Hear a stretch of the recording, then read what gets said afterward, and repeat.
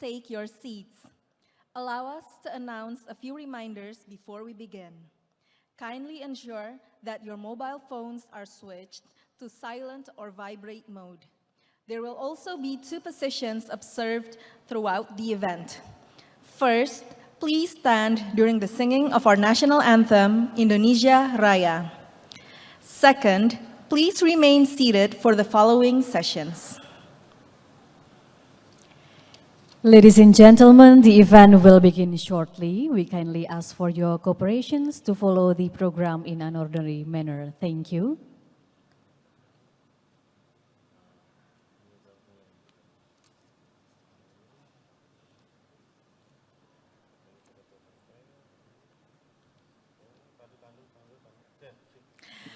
Ladies and gentlemen, please join me in welcoming the Chairman of the Board of Commissioners of the Indonesia Financial Services Authority, Mr. Mahendra Siregar. Distinguished guests, may I kindly request you to remain standing as we begin this event on a patriotic note with the singing of our national anthem, Indonesia Raya.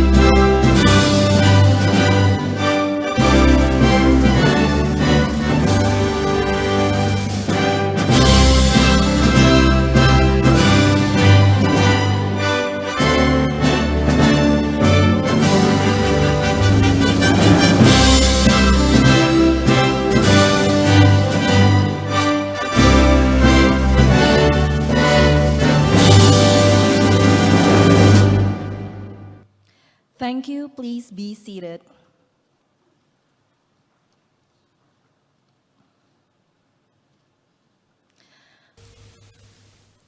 Good morning, distinguished guests, ladies and gentlemen. We warmly welcome you to the third International Research Forum.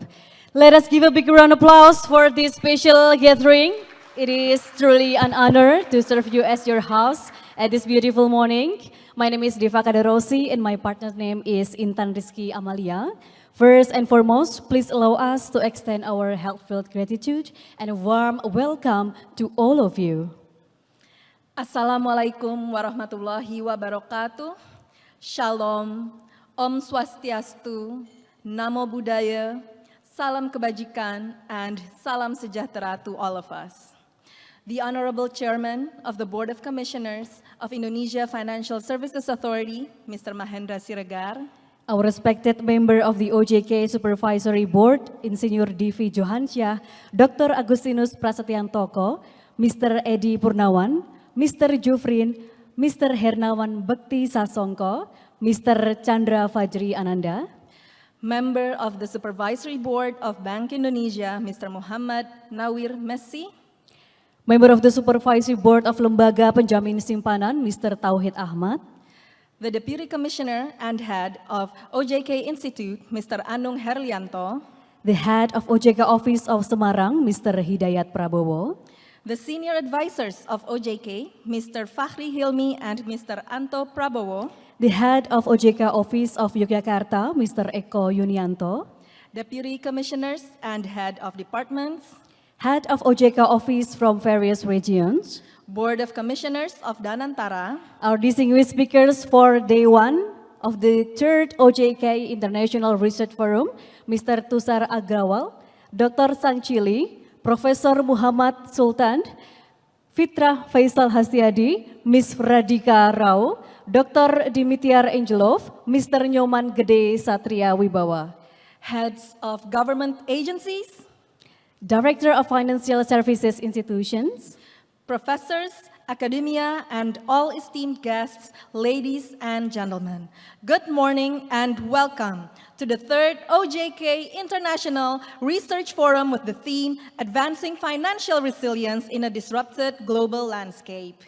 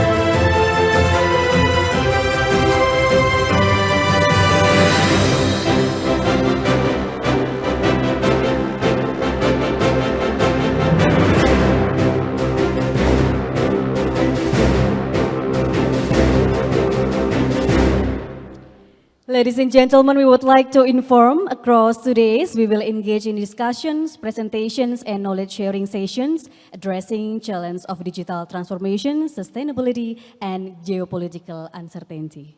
For your information, more than 1,200 participants have joined us representing banking, non-banking financial institutions, academia, government agencies, and others. Today's agenda includes opening speeches, keynote addresses, panel sessions, and interactive Q&A, followed by wrap-up and closing remarks.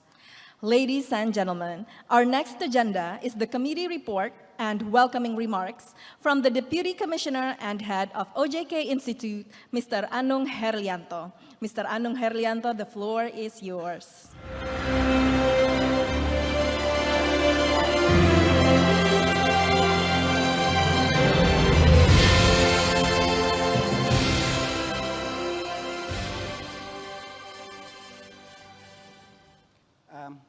Your Excellency, Chairman of Board of Commissioners of OJK, Mr. Mahendra Siregar, distinguished members of the Supervisory Board of the OJK, Prof. Chandra, Dr. Agustinus, Dr. Muhammad Edi Purnawan, Mr. Divi Johansyah, Mr. Muhammad Jufrin, Mr. Hernawan Bekti, Distinguished Chairman of Supervisory Board Bank Indonesia, Mr. Muhammad Nawir Messi, distinguished members of the Supervisory Board of the Indonesian Deposit Insurance Corporations, Mr. Taufik Ahmad, Deputy Commissioner of OJK Institute, Mr. Fakri Hilmi, distinguished Deputy Commissioners of the Financial Service Authority, Head of Department, Head of Regional Offices of the Financial Service Authority, honorable speakers from overseas and Indonesia, commissioners of the Nantara Asset Management, leaders of government agencies, professors, academicians, and all participants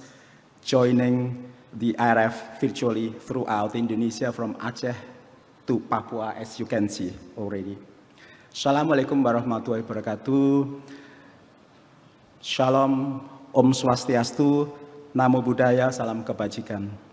Ladies and gentlemen, it is a great honor to welcome you all to the third OJK International Research Forum here in Yogyakarta. Last year, we successfully convened the second IRF in Bali, which was attended by over than 350 participants. Building on the success today, we are delighted to host more than 350 guests in this forum, and over 100 more participants join online. The theme of this year's forum, Advancing Financial Resilience in Disrupted Global Landscape, reflects OJK's strong commitment to strengthening financial sector resilience amidst global uncertainties. This theme is especially relevant as the global financial landscape is being reshaped by two major forces: rapid digital transformations and intensifying geopolitical tension. On one hand, breakthrough in artificial intelligence, blockchains, and digital platforms create enormous opportunities to foster innovations, enhance efficiency, and expand financial access. On the other hand, this technology also brings new vulnerabilities such as cyber threats, algorithmic bias, and fragmented regulatory approaches. But the trouble is, AI makes criminal more efficient too. In a nutshell, cybersecurity is a universal challenge. What we only need is integrated and intelligent security immune systems. Meanwhile, ongoing geopolitical conflict ranging from the Russia-Ukraine war to tension in the Middle East and US-China rivalry to BRICS continue to disrupt supply chains and capital flows, amplify market volatility, and challenge cross-border financial cooperations. These developments underscore the urgent need for resilient strategies, including diversifications, a stronger governance, and adaptive regulatory framework. Over the next 2 days, this forum will feature discussion by world-class speakers offering diverse insight and practical solutions. In today's first sessions, we will hear from Mr. Tushar Agrawal, Managing Director and Partner at the Boston Consulting Group, who will address AI for financial security, safeguarding infrastructure, data, and trust. We also have Dr. Sang Sili, Honorary Research Fellow at the Korea Institute Finance, Republic of Korea, who will address fighting fraud with AI, building and scaling AI models for fraud detections and digital finance. And then the next speaker will be Professor Muhammad Sultan Yaha, professor at the Boston University, USA, who will address responsible AI and finance, how transparency, risk management, and ethics reinforce resilience. At the following sessions, in the afternoon, Dr. Fitra Faisal Hastiadi, spokesperson for economic affairs at the Government Communication Agency of the Republic of Indonesia and lecturer at the University of Indonesia, who will address trade wars and fragmented global order, reimaging financial ecosystem for a new economic era. Mr. Radhika Rao, Executive Director, Economic and Strategy Research at the DBS Bank, Singapore, who will address building investor confidence and policy credibility in capital markets under the persistent geopolitical pressure. Then we have Dr. Dimitri Anguelov, Assistant Professor at the Monash University, Australia, who will address from tensions to transformations, how geopolitical uncertainty reshaped financial ecosystem. Mr. Nyoman Gede Satria Wibawa, Asia Pacific Regional Coordination Association at the United Nations Environment Programme Financial Initiative, UNEP-FI, who will address prevention and mitigations of greenwashing in the financial service industry, a call for collaborative actions. Then, in the second day, tomorrow's session will feature Professor Mulyaman Haddad, Deputy Chairman of the Supervisory Board at the Danantara Indonesia, who will address Sumatra region's stronger economies and the role of AI in decentralized economic development. Professor Tek Yuchia, Senior Advisor at the Boston Consulting Group and Adjunct Professor at the University of Singapore, who will address driving the regional renaissance in Asian and Asia Pacific. Mr. David Knight, Lead Country Economist, Economic Policy for Indonesia and Timor-Leste at the World Bank, who will address from global shock to regional strength, public finance, and policy innovation in Southeast Asia. Mr. Lee Yong-chik, Head of Asian Republic of Korean Financial Cooperation Center at Ministry Counselor of Finance and Economy at the Mission of Republic of Korea to ASEAN, who will address how global geopolitical volatility impacts the Asian regional economic outlook. Distinguished ladies and gentlemen, this forum is also integrated with Charisma 2025, carrying the theme, Maintaining Financial Sector Resilience to Support Indonesian Economic Growth Amidst Global Geopolitical Tension. For your information, Charisma has been organized annually by the OJK Institute since 2021, and since 2024, it has adopted an international scientific paper competition format with the winning works published in OJK's international journal, the International Journal of Financial System. Of the 299 scientific papers submitted this year, 288 passed the administrative selection process, were reviewed by the OJK Institute team, joined with academicians and professionals from the industry. From this, they selected 36 participants to proceed to the international judging stage. And finally, 8 outstanding papers were shortlisted to proceed to the internal judge stage. And finally, 8 outstanding papers, I repeated, were shortlisted, with the other joining us here at the 3rd OJK International Research Forum. And from this 8 finalists, the top 3 will be announced and present their work before all participants with assessment conducted by external judge. We have Professor Insun Kendro from Gajah Mada University and Professor Irwan Tirtonugroho from Universitas 11 Maret. Yeah, alongside myself and Mr. Fakri Hilmi. Before closing, I would like to express my sincere gratitude to all speakers, participants, and especially the research special group of the OJK Institute, who have worked tirelessly to organize this event. We also extend our gratitude to all parties who helped bring together our distinguished speakers and international partners. Terima kasih, thank you. Semoga Tuhan Yang Maha Esa senantiasa meridhoi semua niat baik yang kita ikhtiarkan. Wassalamualaikum warahmatullahi wabarakatuh. Om Santi, Santi, Om. Thank you, Mr. Anung Herlianto, for your report and insightful remarks. You may now leave the stage.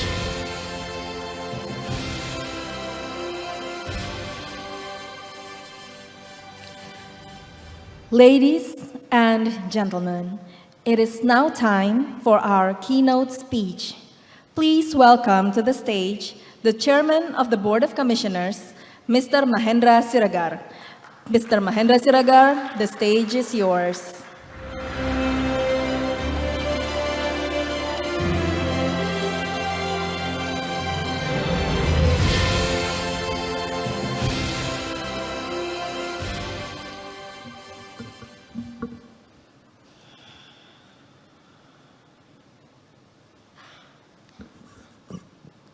Assalamualaikum warahmatullahi wabarakatuh. Waalaikumsalam. Selamat pagi, salam sejahtera bagi kita semua. Very good morning to you all. Om Swastiastu, Namo Buddhaya, salam kebajikan. Yang saya hormati Bapak-Bapak anggota Badan Supervisi OJK, Badan Supervisi Bank Indonesia, dan Badan Supervisi LPS, kawan-kawan saya dari OJK semua yang hadir, baik dari kantor pusat maupun dari kantor OJK di seluruh wilayah Indonesia, distinguished speakers, Bapak Ibu akademia, researcher, praktisi dari industri jasa keuangan, dan semua yang hadir pada acara yang baik ini secara fisik di ruangan yang indah dan megah ini maupun secara virtual. Pertama-tama kita panjatkan puji syukur kehadirat Tuhan Maha Kuasa atas perkenannya lah dan berkatnya kita boleh hadir pada acara yang baik dan penting ini dalam kondisi sehat walafiat. Dan to you all, our international guests, very warm welcome to Yogyakarta, what we call as the Indonesia's capital of culture.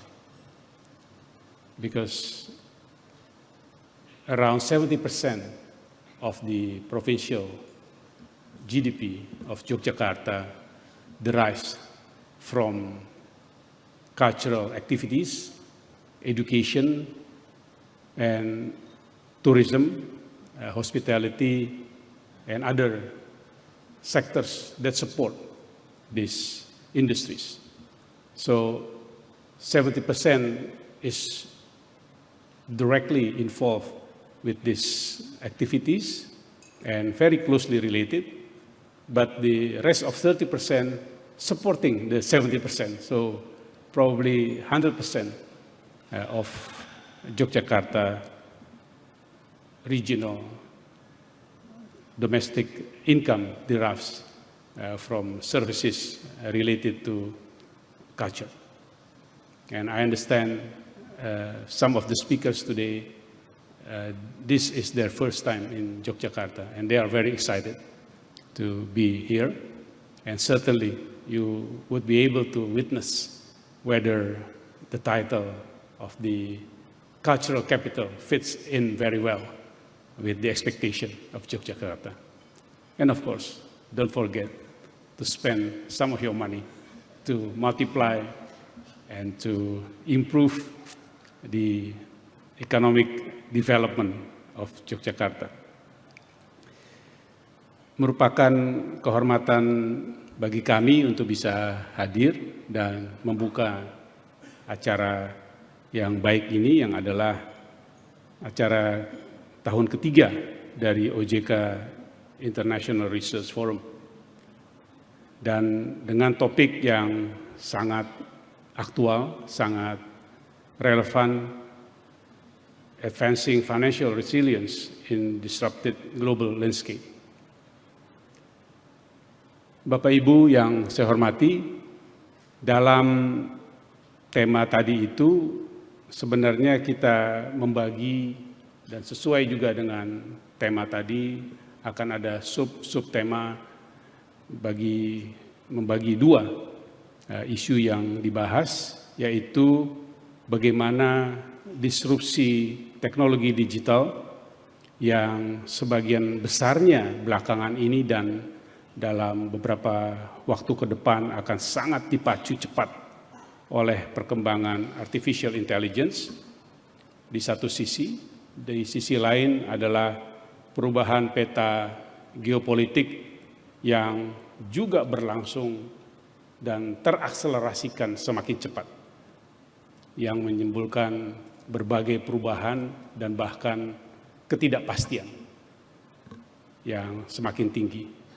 Dan bagaimana dua kekuatan faktor perubahan yang begitu luar biasa juga berinteraksi dan semakin mempengaruhi perkembangan global, termasuk di dalamnya sektor jasa keuangan. Bapak Ibu yang saya hormati, dalam konteks itu kami melihat bahwa revolusi teknologi melalui kecerdasan buatan atau AI, blockchain, big data, hingga platform digital memang telah mengubah wajah sistem keuangan secara masif. Baik dari cara penilaian risiko kredit, pembayaran lintas negara, keputusan melakukan investasi, sampai kepada pelayanan dan pengalaman konsumen, bahkan juga kepada risiko dan pelindungan konsumen serta masyarakat. Namun yang kita lihat dan nanti kita bisa dengar dari para pakar, bahwa perubahan teknologi yang kita rasakan saat ini bisa dikatakan baru merupakan bagian awal dari suatu perubahan yang jauh lebih masif dan intensif lagi ke depan, dan mungkin akan terus berlanjut dengan kecepatan yang semakin tinggi. Dan kalau basis dari perubahan itu adalah kapasitas kecepatan dari semikonduktor yang dihasilkan untuk mesin-mesin yang dipakai bagi artificial intelligence, big data, algoritma, dan machine learning, maka mereka yang mengembangkan teknologi semikonduktor itu mengatakan bahwa apa yang ada sekarang ini baru bagian awal, baru preview terhadap apa yang benar-benar akan terus dikembangkan ke depan, yang masih suatu tanda tanya besar seberapa masif hal itu akan terjadi. Sekalipun demikian, hal itu sudah mendisrupsi kondisi yang kita hadapi selama ini begitu besarnya. Dan dalam konteks itu tentu pilihan untuk mengadopsi, menggunakan dan mengimplementasikan semua perubahan teknologi tadi bukanlah suatu pilihan ya atau tidak, tapi adalah suatu pilihan yang absolut untuk kita melakukannya, menerimanya. Pertanyaannya adalah tentu bagaimana di satu sisi kita memanfaatkan sebesar-besarnya peluang kesempatan yang begitu luar biasa dengan perkembangan teknologi tadi itu, tapi di sisi lain kita juga mampu melakukan mitigasi risiko, mengembangkan pengaturan, dan juga mengembangkan kode etik bagi pengendalian dari pemanfaatan teknologi yang luar biasa itu. Nah, disinilah kata kunci digital resilience menjadi sangat penting, menyeimbangkan antara peluang yang begitu luar biasa dengan kemungkinan-kemungkinan kita untuk tetap mampu memitigasi, mengendalikan, dan mengaturnya. Namun berbeda dengan di waktu yang lalu, di mana pihak yang menentukan kebijakan, pemerintah maupun regulator seakan-akan mampu mengantisipasi dengan baik apa yang akan terjadi dan berada di depan, atau bisa dikatakan antisipatif terhadap perubahan yang ada dengan melakukan pengaturan dan kebijakan yang sudah mapan, sebelum perubahan itu terjadi. Namun sekali ini teknologi yang membawa perubahan begitu besar nampaknya akan diwarnai, dilingkupi oleh pendekatan yang berbeda oleh regulator dan policy maker yang harus melihatnya dalam konteks dinamika yang masih berkelanjutan. Jadi tidak sampai kemudian mengungkung perkembangan potensi inovasi dan kreativitas dari perubahan teknologi itu sendiri. Tapi sebaliknya memberikan suatu ekosistem yang baik untuk memungkinkan pengembangan lebih lanjut, tapi di lain sisi juga mengantisipasi risiko-risiko yang ada. Itu yang terjadi dengan kondisi teknologi yang perubahan ini. Nah, yang luar biasa dalam konteks itu adalah keberadaan dari Undang-Undang Pengembangan dan Penguatan Sektor Keuangan, Undang-Undang P2SK, yang diterbitkan 2,5 tahun lalu dan saat ini sedang dalam proses revisi terhadap undang-undang yang penting itu. Mengapa saya sebutkan luar biasa? Karena di dalam undang-undang itu bukan saja sudah diantisipasi dan diperkirakan akan ada perubahan yang luar biasa dalam teknologi informasi yang mempengaruhi sektor keuangan, bahkan sebaliknya di dalam undang-undang itu sudah diberikan mandat penuh, kewenangan penuh kepada regulator, dalam hal ini OJK, untuk melakukan semaksimum mungkin, seoptimal-optimalnya kemampuan untuk mengembangkan pengaturan, kebijakan, pengawasan, dan pelindungan konsumen untuk seluruh industri jasa keuangan. Pada saat kami berada dalam pertemuan multilateral para regulator global maupun regional dan para gubernur bank sentral, kami sering katakan kepada mereka bahwa apa yang terjadi di Indonesia mungkin tidak terjadi di negara lain, di mana regulator diberikan kewenangan sedemikian besar. Tapi itulah yang terjadi di kita dan tentu kami akan menanggulangi dengan sedapat-dapatnya. Yang kedua berkaitan dengan sistem geopolitik yang baru. Tadi pada saat diskusi di ruang holding dengan Pak Muhammad Sultan dan juga siapa tadi ya, dengan kolik dari Monash University, Pak Dimitar, kami menyampaikan bahwa apa yang terjadi sekarang sebenarnya untuk Indonesia bukan hal baru. Apa yang terjadi sekarang di dalam konteks geopolitik adalah perubahan atau transisi dari sesuatu yang mapan di waktu 20-25 tahun terakhir ini, yaitu kondisi unilateral atau unipolar world, kondisi geopolitik yang bertumpu pada kekuatan satu superpower, kepada kondisi yang akan lebih dinamis menimbulkan multipolar world.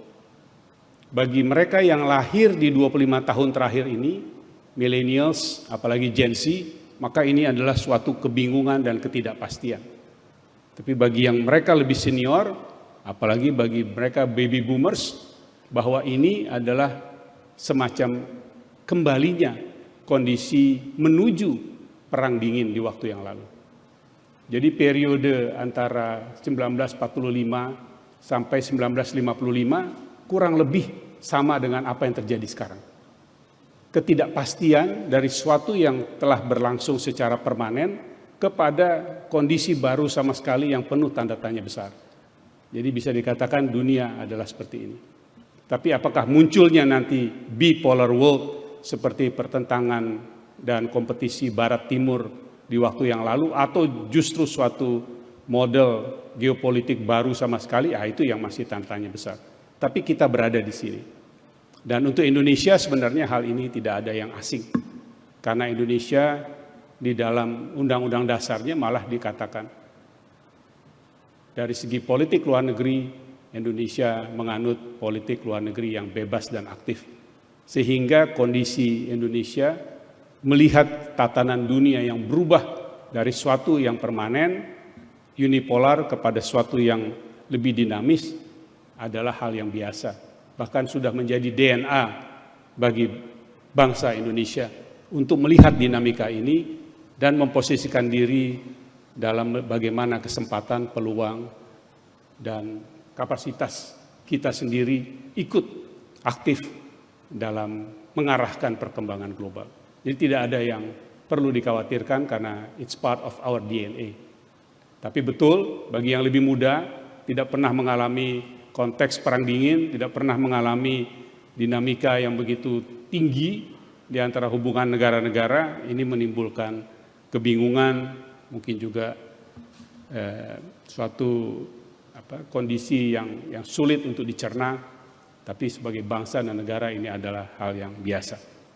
Nah, itu yang ingin saya sampaikan dan dengan senang hati kita nanti mendengar bagaimana para narasumber menganalisis dari berbagai perspektif apa yang menjadi topik utama ini, dan yang paling penting adalah kita bisa benar-benar melihat dua perubahan tadi bukan hanya dari segi ancamannya, tantangannya, potensi disrupsinya, tapi justru peluang yang luar biasa besarnya yang akan kita bisa manfaatkan dengan sebaik-baiknya dengan kemampuan yang ada di bangsa dan negara kita.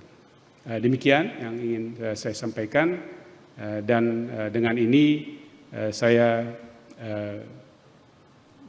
nanti secara resmi akan dilakukan suatu aktivitas tersendiri untuk membukanya, tapi saya berharap agar pertemuan yang baik ini, International Research Forum ketiga di Yogyakarta berlangsung dengan baik, efektif, dan tentu memberikan masukan yang penting bagi kita semua dalam melihat perkembangan luar biasa yang terjadi di dalam perkembangan global. Terima kasih. Wassalamualaikum warahmatullahi wabarakatuh. Om Santi Santi. Thank you, Mr. Mahendra Siregar, for your valuable keynote address. Please stay on stage for the official opening sessions. I am delighted to invite to the stage Mr. Anung Herlianto, Deputy Commissioner and Head of OJK Institute, Mr. Hidayat Prabowo, Head of OJK Semarang Office, Mr. Fakhri Hilmi, Senior Advisor OJK Institute, and Mr. Eko Yunianto, Head of OJK Yogyakarta Office, to accompany us in the official opening of the 3rd OJK International Research Forum. And now, Mr. Mahendra Siregar, please proceed with the opening.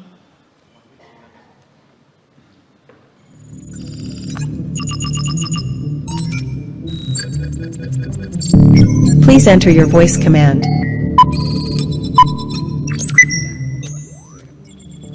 Let the event begin. Voice recognition in progress.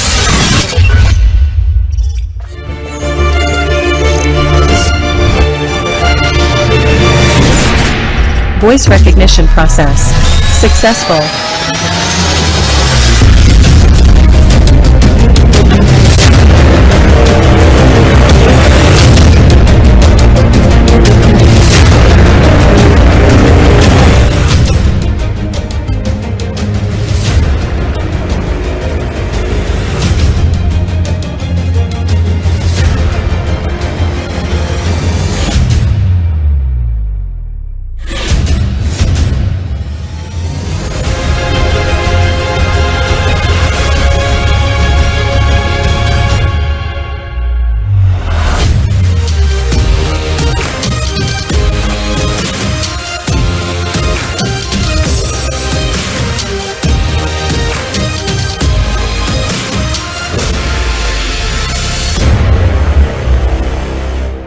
Ladies and gentlemen, once again, let's give the biggest round of applause. The 3rd International Research Forum 2025 is now officially open.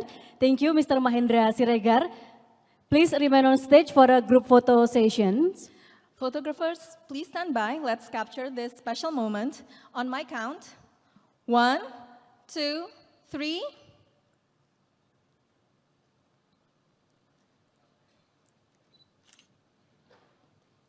Okay, please stand by. Okay, on my count, 1, 2, 3. Excellent, let's take another one. 1, 2, 3. Okay. Superb. Now we invite all our distinguished speakers to join us on stage for a group photo. Mr. Tushar Agarwal, Dr. Sangche Lee, Professor Muhammad Sultaniha, Mr. Fitrah Faisal Hastiadi, PhD, Ms. Radhika Rao, Dr. Dimitar Angelov, Mr. Nyoman Gede Satria Wibawa. Please come up to the stage.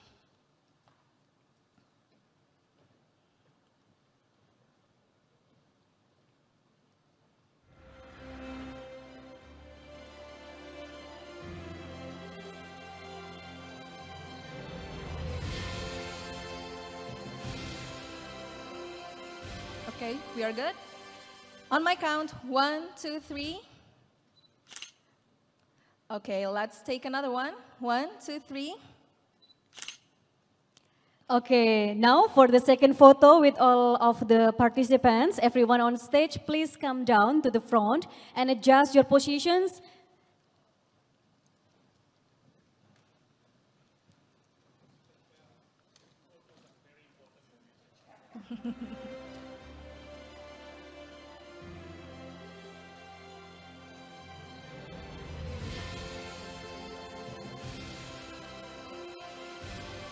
Yeah, can we have all participants stand and smile? Can we have the good people in the audience stand and smile for a group photo with our distinguished speakers and the officials of OJK? Okay, I will count now. Ready? Okay, 1, 2, 3, smile. Once again, 1, 2, 3, smile. Yeah, okay, thank you very much for all participants and please be seated.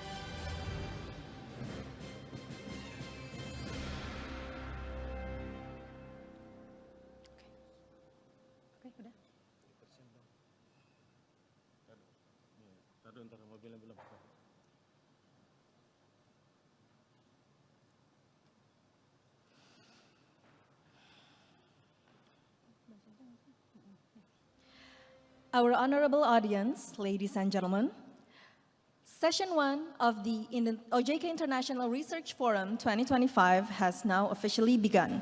Without further ado, let us welcome our moderator, Mr. Reza Prisandi, to guide us through this session.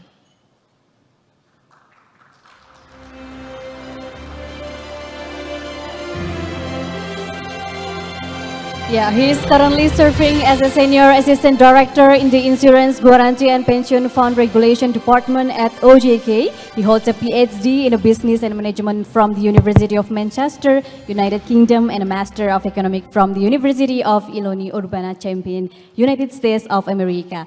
He will facilitate the presentations and Q&A session with our distinguished speakers. Mr. Reza Prisandi, the floor is yours. Thank you. Good morning, ladies and gentlemen. My name is Reza Prisandi, and I'm really honored to stand before you today as moderator for this first session. So this session will focus on the artificial intelligence adoption, benefits and challenges in the financial services industry. So we will explore on how AI can transform the financial sector from enhancing security to detecting fraud and promoting transparency. So we are very lucky today having 4 esteemed speakers who will share their thought on AI.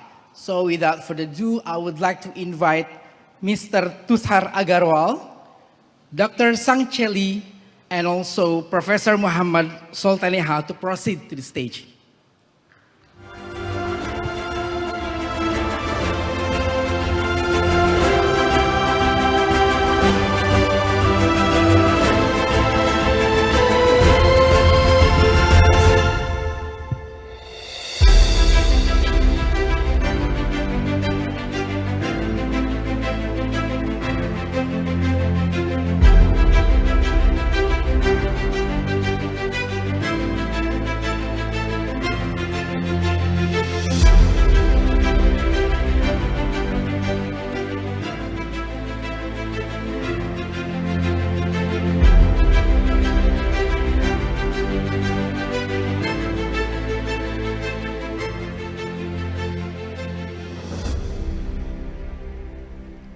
So before we begin the presentation, I would like to remind all of the participants, if you'd like have any question, you can just save your question and you can just raise in the end of the session of the presentation. So now let's move on to our presentation session to hear any thoughts from our speakers today. So basically, each speaker will have 30 minutes for the presentation. And for our first speaker this morning is Mr. Tushar Agarwal, Managing Director and Partner at the Boston Consulting Group, where he leads project focused on the financial institutions, digital transformation, and also sustainability. Prior to joining BCG, Mr. Agarwal was a project leader at Booz & Company in Malaysia and served as an associate at Deutsche Bank Indonesia and Senior Assistant Manager at Citigroup Singapore. In the context of the education, he holds an MBA from INSEAD and BBA from the National University of Singapore. So today, in this morning, Mr. Agarwal will discuss and share with us on the AI for financial security, safeguarding infrastructure, data, and trust. So, Mr. Agarwal, the time is yours.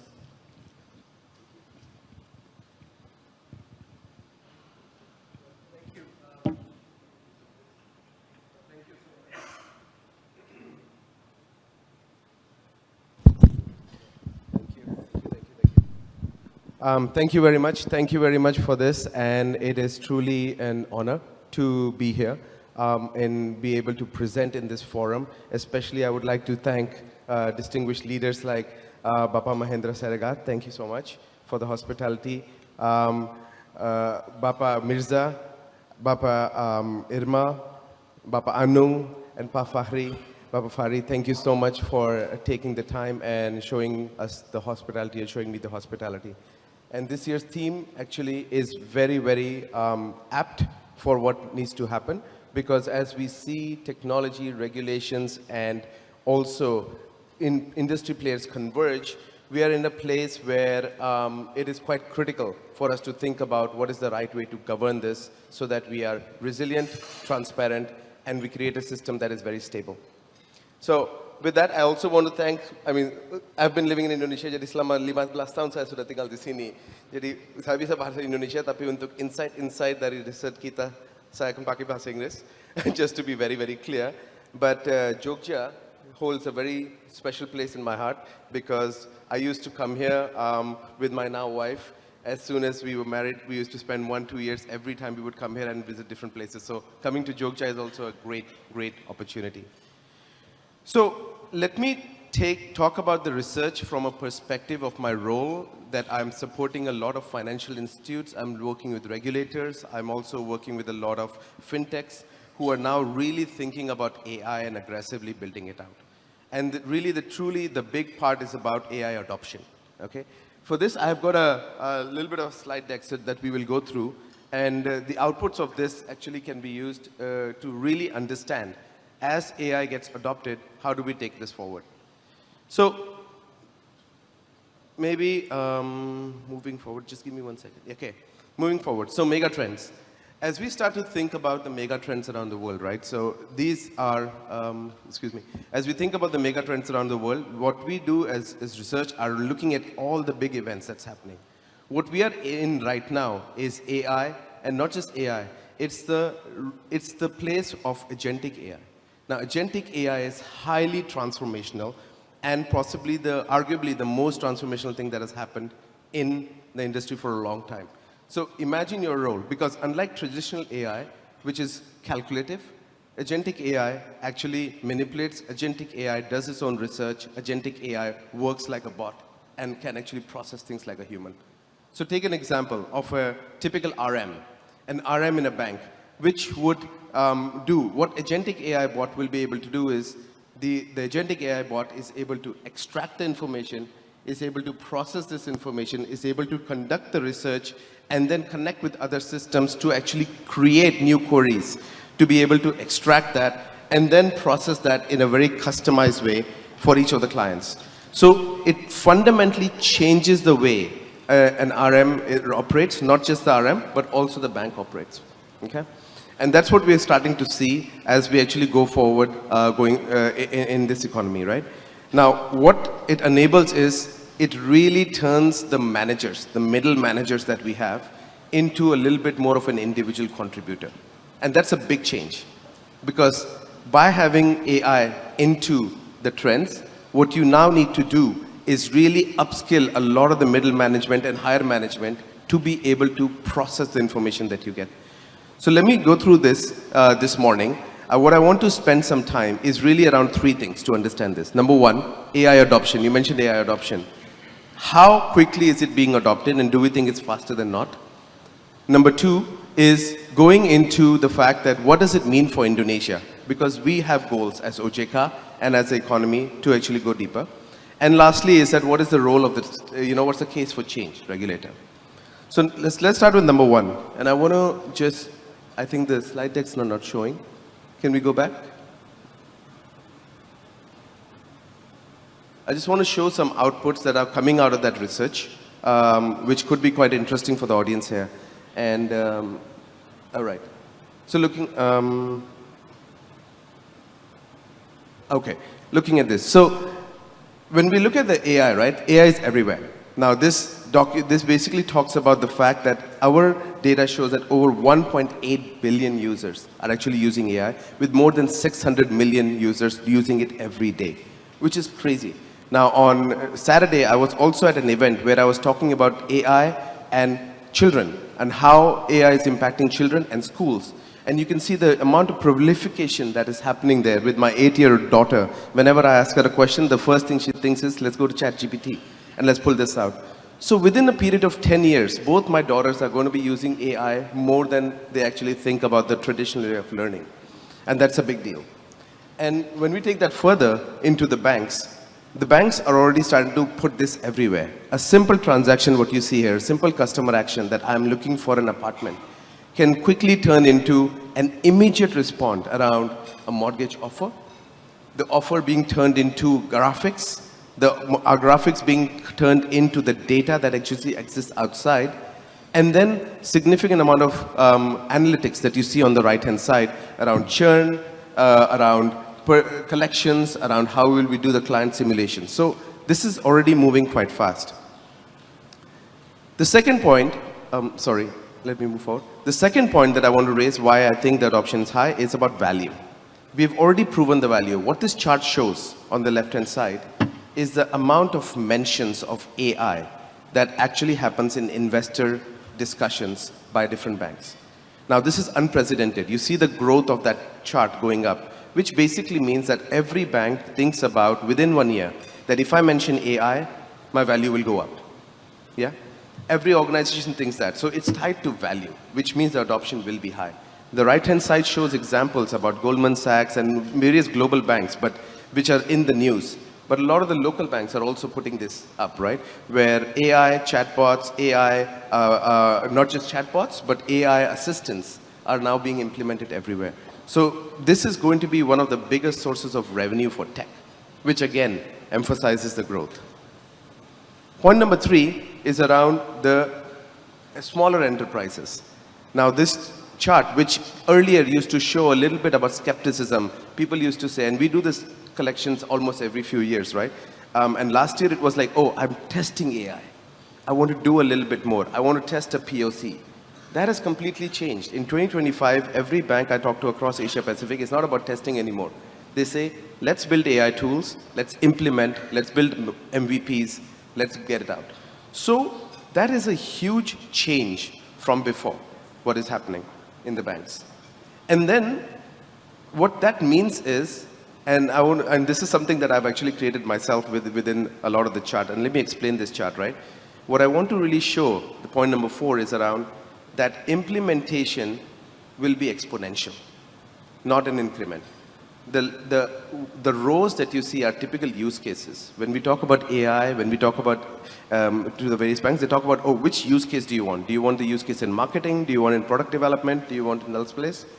But what it creates is the columns. Once you have built a use case in marketing, or once you have built a use case, it creates a muscle around how do you do conversational interface within the bank. It creates a muscle around how do we actually take a lot of knowledge and then combine that into something that you can output, which will then go into every part of the bank very quickly.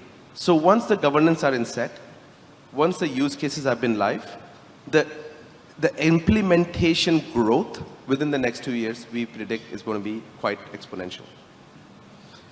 And to fund all of this is the big part, because everybody talks about how much money it's going to take. It's going to take a lot of money to actually build this out.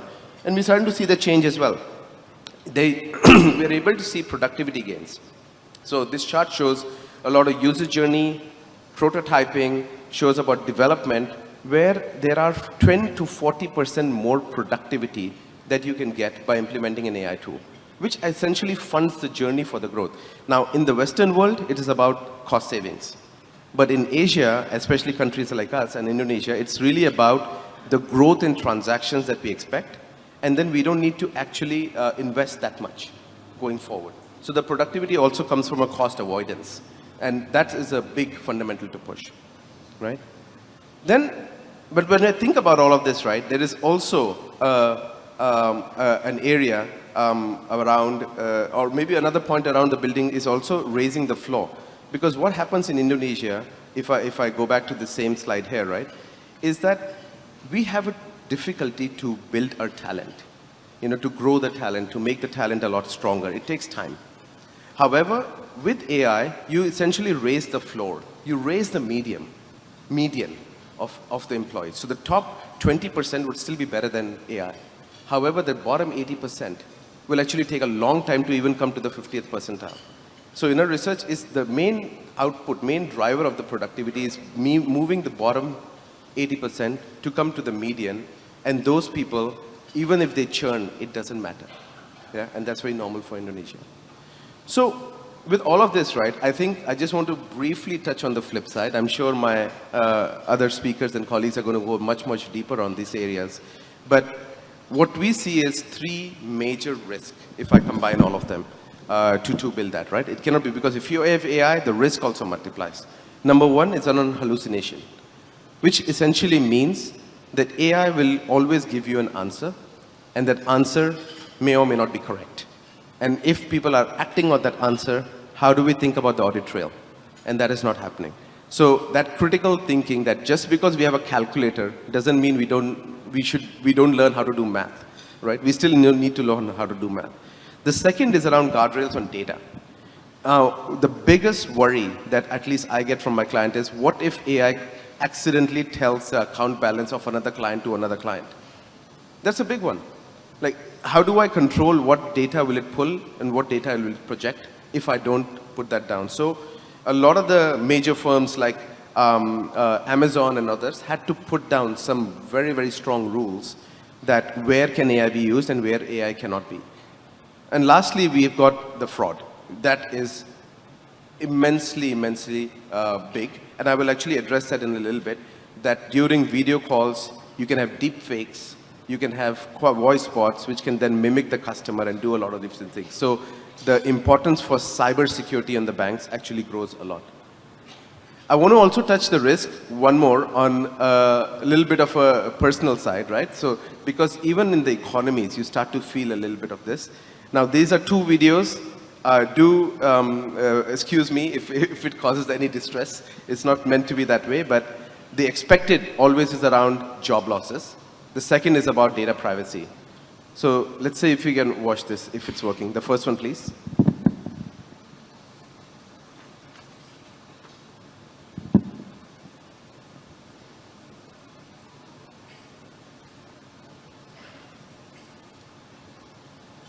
Yeah. While the video loads up, I think the first one really talks about the job fear. And we need to address that as regulators as well. That it is actually not true.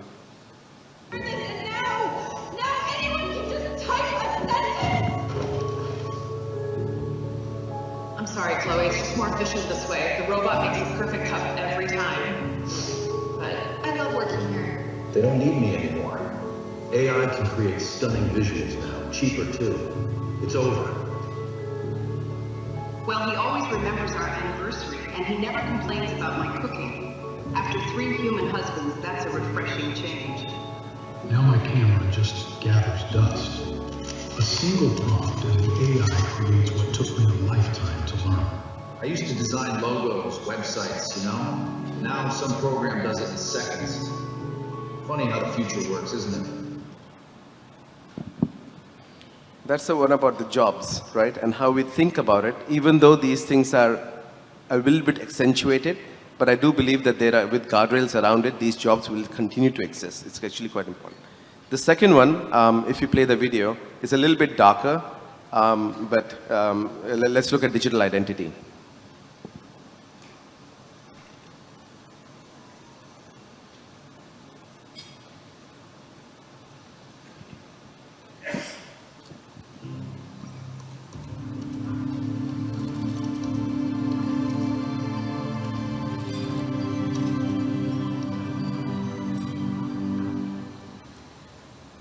Hey Mom, hey Dad. It's me, Ella. Well, a digital version of me, just a bit older. Amazing what technology can do these days, isn't it? All you need are a couple of pictures, like the ones you share on social media, where they can be taken and used by everybody. I know for you these pictures are just memories. But for others, they are data. And for me, maybe the beginning of a horrible future. A future where my identity can be sold, where I can go to prison for things that I would never do. Imagine my credit score destroyed, Dad. Or my voice copied to scam you, Mom. I need you to send me money, please. I don't want to become a meme, humiliated by everyone at school.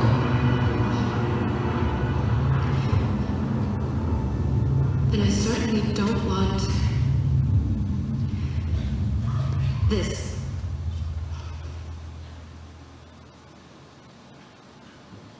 What what you share online is like a digital footprint that will follow me around for the rest of my life. I'm telling you this because I know you love me and would never do anything to harm me. So please, Mom, please, Dad, protect my virtual privacy. Sorry, I know it was a bit dark, but I think it's important to re-emphasize the fact the roles regulators need to play, right? So let's come to the next slide, I think, and that's why the regulations and the role of the regulator becomes quite important on what's happening around the world. If you put up the slide deck, what we're starting to see, and this is a combination of a lot of the research articles, is around what are the regulations that are coming alive. Now, it started with the EU, leading with the AI Act, and going into the US, looking at NIST frameworks. But even China is now really coming up with a very strong set of governance around generative AI because it is moving too fast. Across Asia, we've got Singapore, Malaysia, which is already implementing this responsible AI. But beyond that, and you'll see this in some of the speakers today and tomorrow as well, that there is a lot of governance frameworks being put in early on. Even with Indonesia, we've got the starting that is happening in April. But while it's evolving, I think the 6 things that just come out from all of the studies that we've got is really around what you see in the bottom of the slide. Really around safety, responsibility, transparency, fairness, accountability, and reliability. And at least we believe that that framework could be a way to shape how we think about AI going forward. Now, that was the darker side, but I want to take a little bit use about how we can actually positively use this in Indonesia, right? Why does it matter for Indonesia beyond the darker side? But now, among a lot of the other priorities, these top 3 priorities actually stand out significantly as that comes in the conversations where I'm discussing within the regulators or within any of the government parties that we need to do in Indonesia. Number 1 is around financial inclusion. We have been, thanks to a lot of the changes, have been growing from 20%. When I started looking at this first time when I came to Indo, to about 50+% in the Indonesian economy, which is still low, right? Because MSMEs and other areas in the rural areas still do not have access to financial services as much as they should. So AI can actually play a good role. Number 2 is around digital payments. And now I spoke at the ASPI conference 2-3 years ago where we really talked about advent of account-to-account transfers that is coming in, as you can see, from PIX in Brazil, and you can actually see it from in India coming out of the UPI network, right? But with a wider growth of DPI, which we call digital payment infrastructure, you will have much increased transparency, reduced costs, faster settlement, which increases liquidity in the system, and this also helps with the financial inclusion. And number 3 is around building investor trust.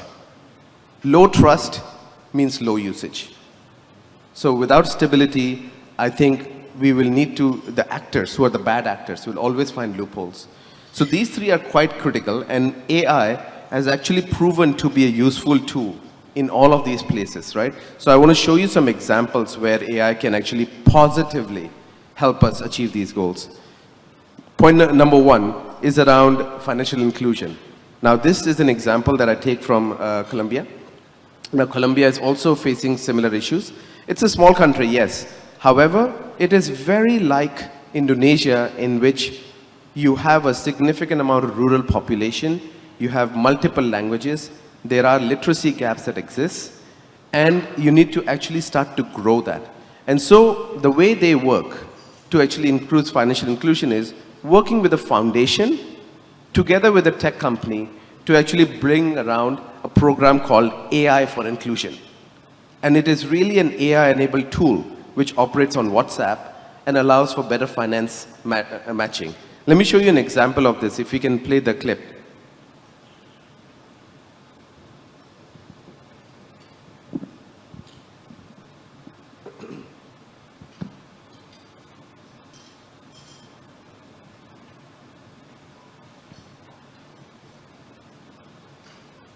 Fundación Capital, data kind and Fundación Capital are boosting the financial health of Colombia's most vulnerable populations. Through the list ahead, users input their savings goals, timeframes, and budgets.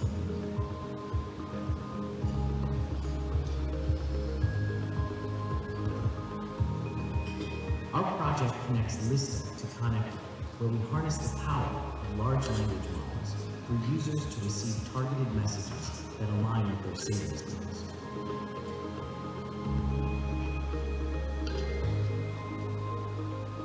This optimizes processes, reducing costs and time for accessing the financial system. So as you can see here, they worked with 2 other partners to actually bring this to light.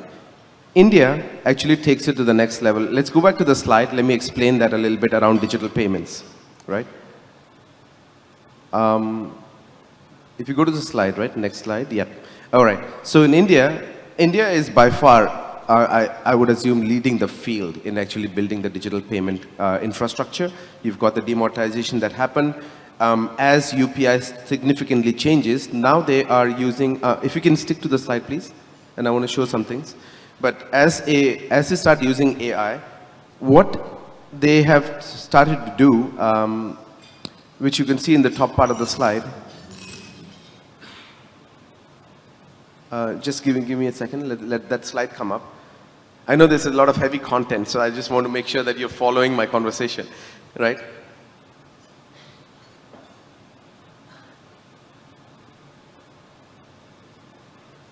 Can we bring back the slide deck, please?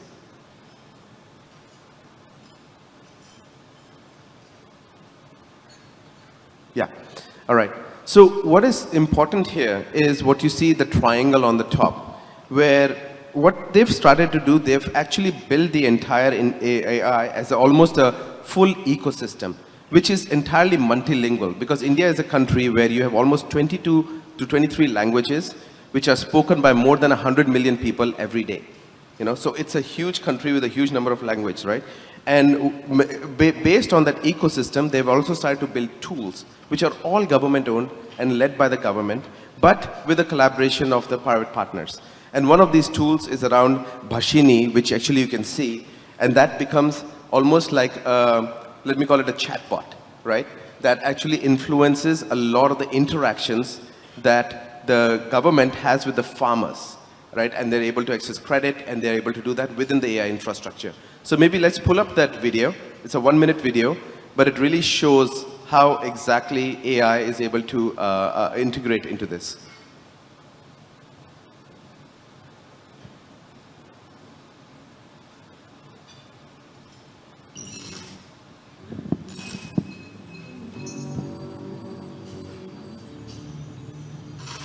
Hi, this is the demo of the Bhashini bot, which has been built combining the open source AI models on Indian languages built as part of the Bhashini project with the surprisingly capable GPT models coming from OpenAI. And this is meant more as a demonstration of what is possible when you have people communicating in their native tongue and also getting back responses in that. This model has been fine-tuned to be highly accurate on the PM Kisan Yojana, which is the Prime Minister's scheme for "Kya main PM Kisan ke liye eligible hoon?" So I just recorded some audio with speaking in Hindi, and of course using code mixing, I said eligible and so on. And then I'm uploading this to WhatsApp. This is being picked up from there, and then you run the Bhashini models, which transcribe it into Hindi text that you see here. Then they are being translated, sent to the GPT model, which has given this response, right? यह देखने के लिए कि क्या आप PM किसान के लिए योग्य हैं. So basically, it's saying I need more details on certain things, and you can, of course, for those who don't read or find it more convenient to listen, they can play. यह देखने के लिए कि क्या आप PM किसान के लिए योग्य हैं, मुझे आपकी श्रेणी, आय की स्थिति और भूमि के प्रकार की जांच करने की आवश्यकता होगी. Right. So this is highly convenient, so you can read it as well. So I'm going to go and respond to this. मैं एक 2 एकड़ की जमीन पे खेती करता हूँ और लगभग 10,000 रुपए महीने का बनाता हूँ. So as part of the persona, I say that I'm a farmer who farms in a 2 acre field and make about 10,000 rupees per month. Now the GPT model in this case has been specialized to factually answer questions on eligibility based on the actual eligibility that the government has laid out. Right? So it says, "Aapne jo jankari di hai," so we believe that there is some care to be taken there. But in principle, in terms of potential, this I think is is fantastic for being able to reach to people in their languages. So I shortened this video for this presentation, but it really highlights the fact using AI and being in a place where multilingual, multi-dialogue, which we have here. And yesterday at dinner, we were talking about it, how many languages we actually have in Indonesia as well, and we are able to converse in the local language, and the AI can do it. It's great. Number 3 is around fraud. So going to the next page, around various markets. I think this is something that we already know. As digital payments grow, so do fraud. With the advent of digital players, we've already seen the number of fraud cases which is significantly growing, and this is in Indonesia alone, which is significant. And countries implementing AI can then start to use AI to track the volume of data that's coming through. So we need to really embrace it and put up things around kill switches, detecting deep fakes. And this is what some of these organizations are doing. So let me take the last 3 minutes that I have just to really talk about the how do we do, what's the cost for change, right? I think collaboration is key. To be able to do this as a regulator alone or as a government alone, it's impossible. Collaboration is key. And that's why we have from FCA is one of the great examples of how people have actually set up a supercharged sandbox. It is a framework that combines access to data, technical expertise, regulatory support to be able to create safe AI innovation, right? And what they're trying to do, they're partnering with NVIDIA because there is no way that they can actually do this alone. And it's still at early stages, but for Indonesia, the measure is it's private-public partnerships. And I've been working with some of the government institutes like SMI and all. It is very common for us to do it. We should actually then take that approach and bring it into this cross-stakeholder ecosystem. And the Indonesian ecosystem is quite big, right? This slide basically highlights what are the kind of players we think are relevant. We've got the government and the regulator, which needs to set the standards and ensure transparency. We've got the banks, which needs to use AI for efficiency, credit scoring, risk management. They need to provide all of that expertise. The telco providers need to provide the infrastructure so that at least I can get this in the hands of everybody else. And the ISPs and the domain hosts are the capability around the industry, right? With the payment ecosystem, I think here is about privacy and how can we actually create a rail that actually is secure, and I'm confident that the person on the other side is actually getting the money that I need, right? And finally, the consumers themselves who need to actually come back. So these ecosystems, we put it together as a little bit of a call to action, some points for discussion. But overall, I think my colleague is going to talk a lot more about responsible AI, which is going to really then, how do we then harness this together? Some thoughts on the page around what we can do. But at this point of stage, I think the cross-cultural collaboration, including not just here, but with ASEAN, as we've got payment network that open up with the cross-border transfers and cross-border curious that comes up, I think we need to think. Okay. Thank you so much, Mr. Agarwal. Can you give applause for Mr. Agarwal? So I think one of the things that I really concerned that you mentioned before is that you mentioned about the AI can boost the P&L value for the company, right? So I think it's one of the good things. Besides, you mentioned about the 3 risks that we face in Indonesia. So also, that's also very good things that you mentioned also about how India and Colombia imply the AI, and we can implement and apply also in Indonesia. I think that's very interesting.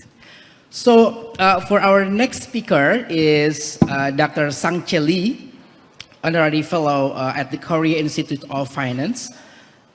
Previously, he served as Senior Deputy Governor and Chief of the Financial Customer Protection Bureau at the Financial Supervisory Service, and as Standing Commissioner and Deputy Chairman for International Affairs at the Financial Services Commission. He holds a PhD in Economics from Columbia University and BA in Economics from Seoul National University. Dr. Lee will share to us on how we can fight fraud with AI, building and scaling AI models for fraud detection in digital finance. Dr. Lee, the time is yours. Okay, thank you for a nice introduction.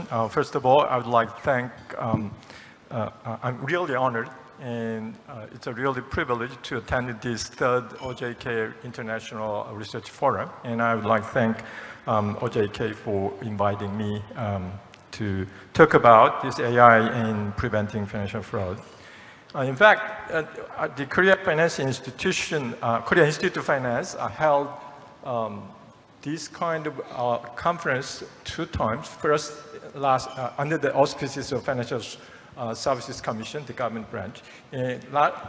First one last year, we talked about AI, how AI is used in financial fraud attacks. And this year, in last April, we had a conference talking about AI, how to use AI to defend that kind of financial fraud attacks. So my presentation today here is kind of summarizing those 2 conferences in 30 minutes. I'll do my best.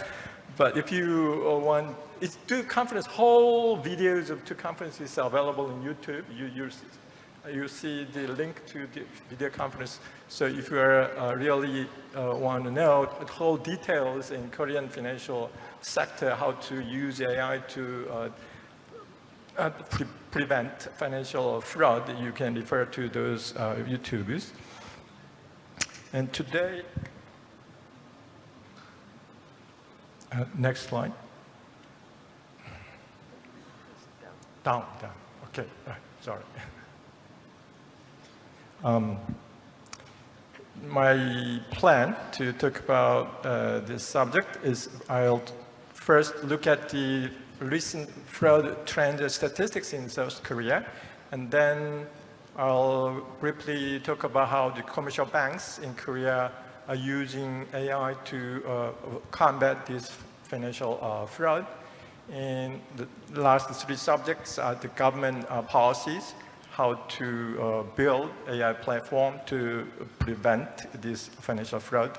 And because these data is involved in AI training and all these AI, building AI models involves very sensitive financial data. As you know, there are many constraints regarding personal privacy protection regulations. I think Europe has GDP general data protection regulation, and I think in Indonesia you have law number, I think it's 27 or 22. And Korea also has Personal Data Protection Act. That kind of, how to overcome that kind of constraint is one way to overcome that kind of constraints is building, utilizing this federated learning, originally proposed by Google, I think in 2016. And then lastly, I'll talk about what are the ongoing challenges to finish this kind of project.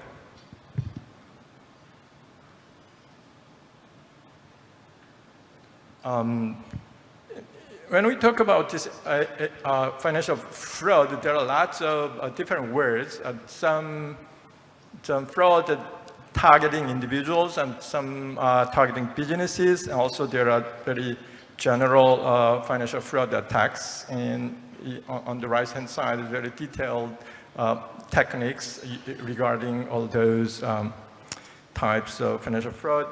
And also there are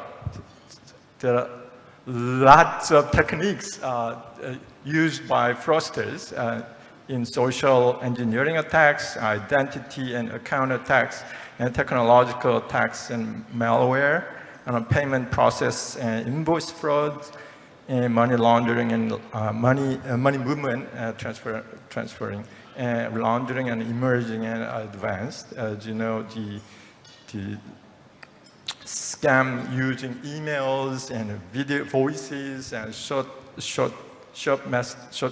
messages and identity and account attacks, and also identity theft and documentary therapy. You probably, some of you already experienced those attacks, and some may lost a huge fortune. Here in Korea, if you look at the numbers, the financial fraud, the events of financial fraud is increasing up to year 2021, and then there is coronavirus pandemic, and because of those pandemic, the activity of financial fraud somewhat died down, but recently it rising again. As you see the number, if you look at the number this year from January to July, the number of incidents is almost 20,000.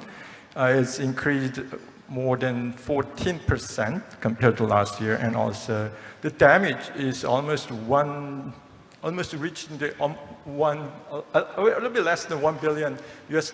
That's 40,000 US dollars per person who lost their fortune. It's a big political issue. So the Prime Minister office is leading these efforts to prevent financial fraud and organizing and coordinating all the policies of ministry level. Of course, there are many other different, here is the characteristics of the Korean financial fraud activities. If you look at the number of events, the commercial banks are relatively, the share of commercial banks are relatively small compared to the non-bank financial institutions, savings bank, cooperatives, all this, because they have less resources to invest in equipment or technologies to prevent this kind of financial fraud. So the fraudster is targeting those weak points. And also, if you look at we have 3 internet-only banks without any offline branches. They are doing their business using online transaction only. So it's very susceptible to these financial fraud attacks because the non-face-to-face financial transactions has very weak point in identity verification, all those things. So it's a portion of those weaker financial service providers in receiving these financial fraud attacks is rising. And of course, there are lots of other types of financial fraud, like insurance fraud, investment fraud, accounting fraud. But in this presentation, we'll focus on this payment service related financial fraud.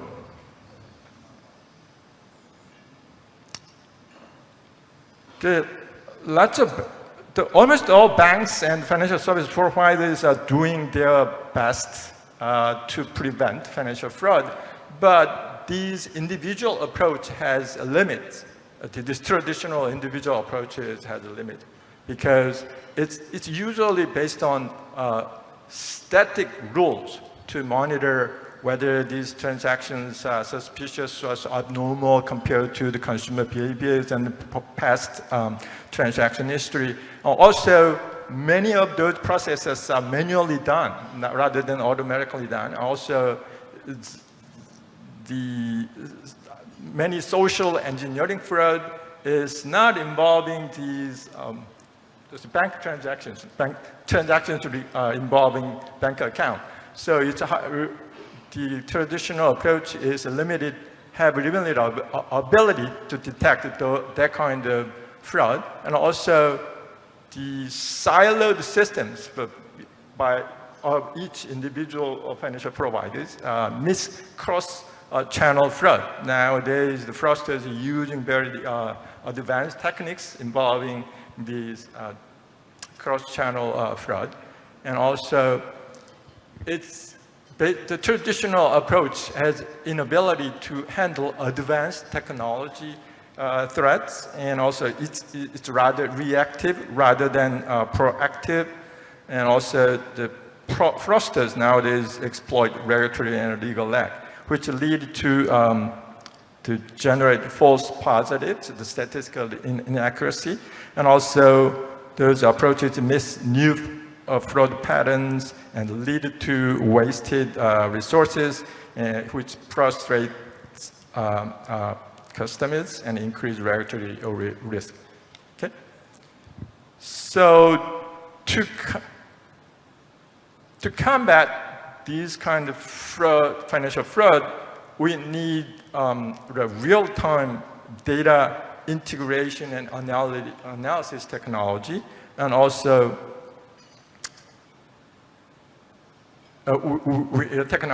the advanced pattern recognition technology, and also predictive rather than proactive prevention.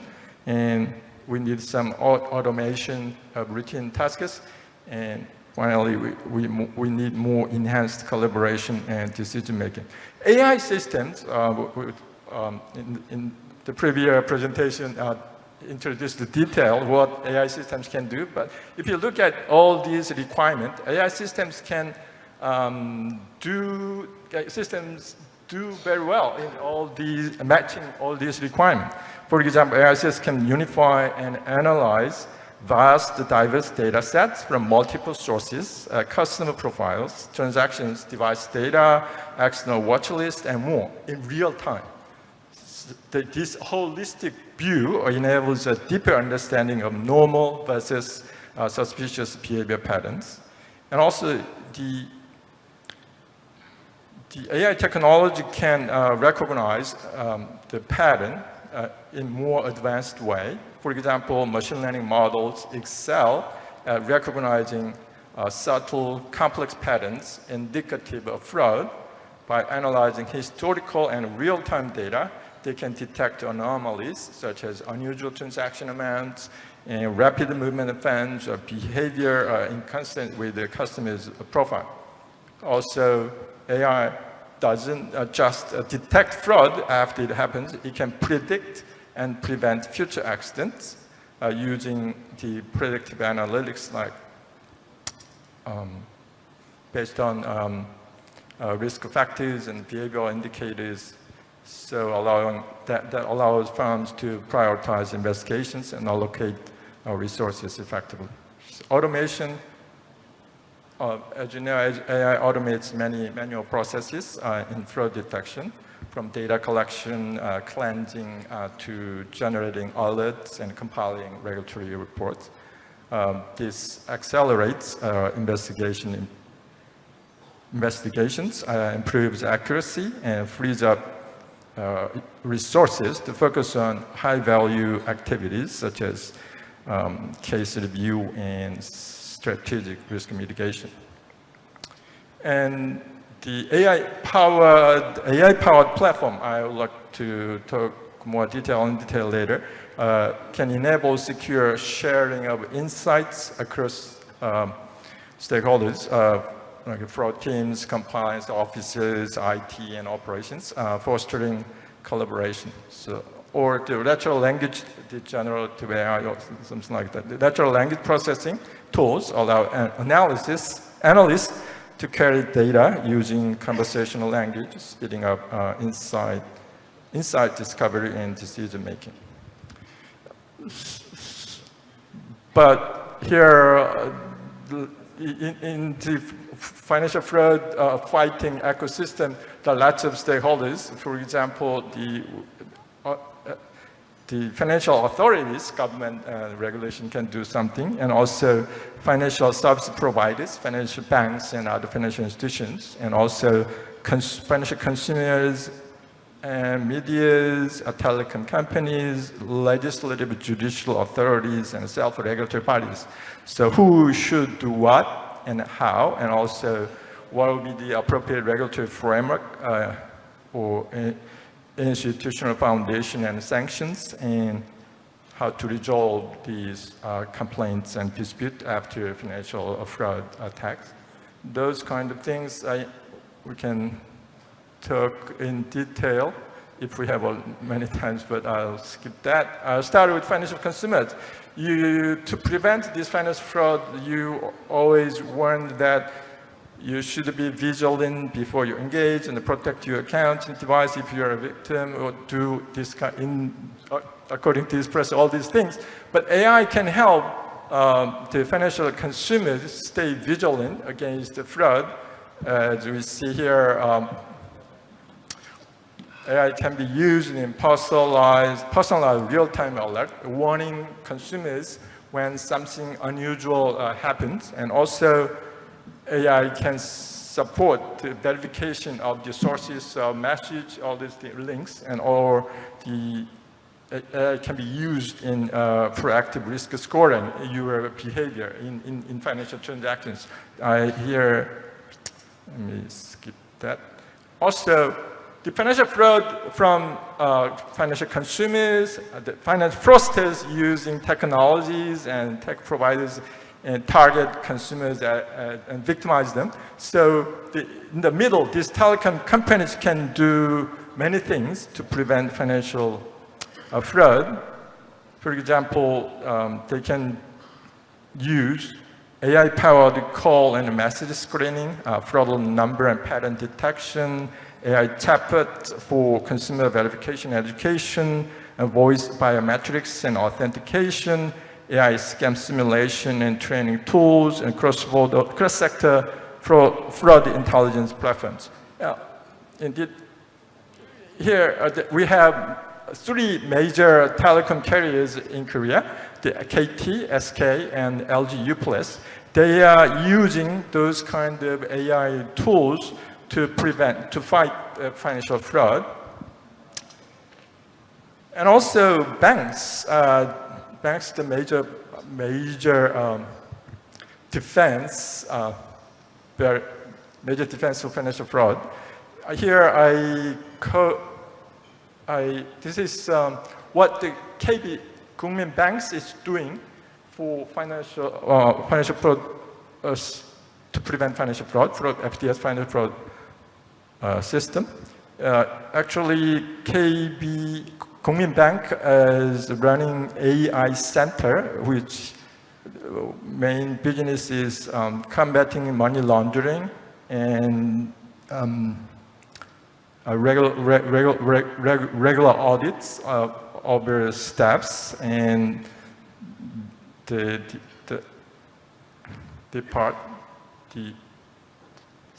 financial fraud detection part. They are basically focusing on voice phishing in money transferring. So if you look at that part,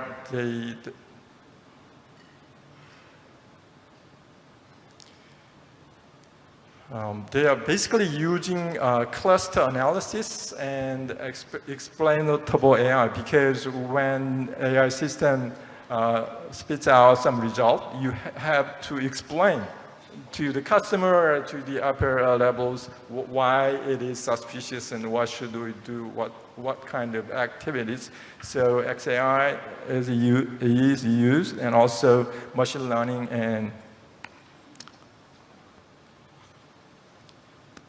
and the technology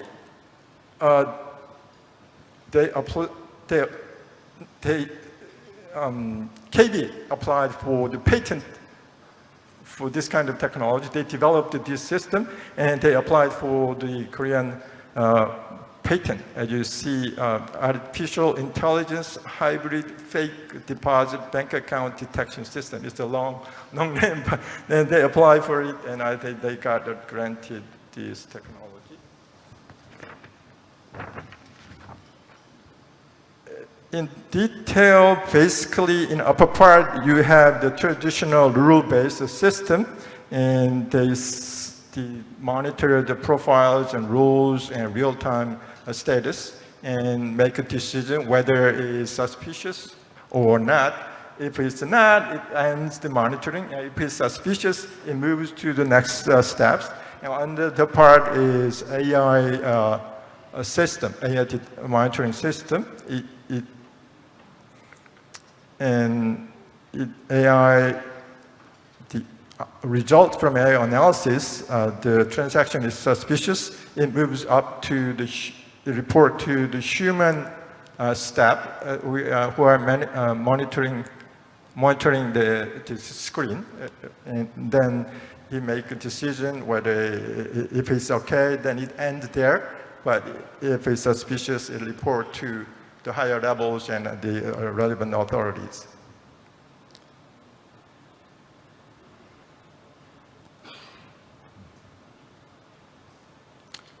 But this kind of individual approach to combat financial fraud has problems and limits. One is detection is based on a limited number of fraud cases at individual financial institutions because they are not sharing all those data and trade patterns with other financial providers. Their models are limited. The capacity of their models are limited in detecting these possible patterns. And also, they are relying on proprietary pattern analysis technology. As you see, the KB Bank applied their patent technology, and other commercial banks are also developing their own AI system to detect fraud. But they are basically relying on their own technology, not the overall data set. And also information is not immediately shared between financial institutions, even when fraud accounts are detected. Also limited information on evolving fraud transaction patterns, and also significant disparities in information volume and pattern analysis capabilities between financial institutions, limiting the effectiveness of proactive fraud detection and blocking. So KB has different resources, and Hana Bank has also different resources. So their capabilities are quite different in detecting all this AI financial fraud, and excessively slow responses and blocking criminal accounts financial institutions, because it is due to some regulatory constraint, as like privacy, private protection and data security, all those things. But this kind of problems limit requires government do something. So here is government policies. Government's major direction in combating financial fraud is threefold. One is governance reform. The government tried to establish an integrated response organization across relevant agencies and strengthen investigation and arrest capabilities. So here, one part is financial authority, the supervising all these financial service providers. Another ministry is the Science and ICT, Ministry of Science and ICT, the telecommunication, all these things. The other one is, of course, police agencies investigating all these financial fraudsters, and also the personal information protection agency. It's like the Personal Privacy Protection Commission. It led to the data information sharing and data integration. All these relevant authorities, policies are coordinated at the level of Prime Minister's office. And so here key is the setting up this organization, orchestrating all this effort. Second one is focusing on prevention and proactive response rather than the responsive late investigation. So block malicious applications, introduce immediate blocking, prevent the opening of accounts with false identity, and establish an AI platform for financial fraud. So AI platform, setting up AI platform is the second most important task the government is pushing. Thirdly, strengthening responsibilities and enforcement. Government is trying to legislate no-fault liability for financial institutions. And establish a dedicated investigation system in the National Policy Agency. Regarding this, establish an AI platform to fight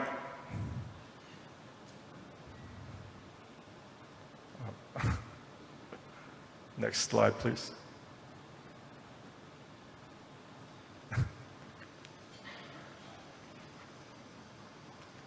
It's not working.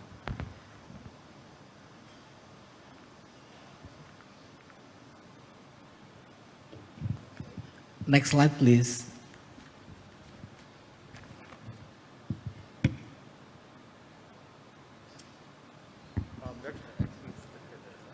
The next slide shows the AI platform to combat fraud, but it's not coming.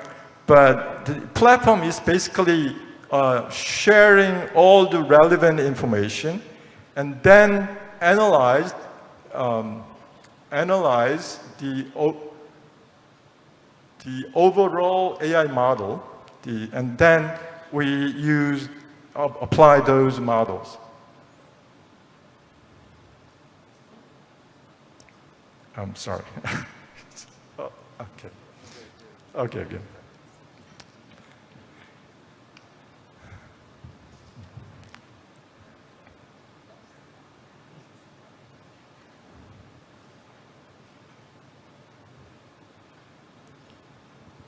As you know, the personal information privacy and security is a major hurdle in sharing this highly sensitive data, because AI model needs data to train them, but in integrating all this data is not an easy task because of all these regulations. Same thing in Korea. So actually, Google proposed an alternative approach. Instead of integrating or assembling all those data, sensitive data, leave the data to the original owners, each financial services holders. Then the central orchestrator, here in Korea, Financial Security Institute, FSI, is set up by the FSC for, they are doing lots of things related to the security things. And they come up, begin with the AI model based on a little bit limited set of data, and send this model to each financial services providers. They have their own data set, and they train them.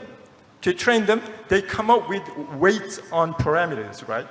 Then I collect only weights rather than original raw data. All the weights for parameters, and there's a strategy to combine those weights. You just average out, or you use the advanced mathematical tools to combine, or how to combine those weights. So you do this, you do many rounds until you get some convergence.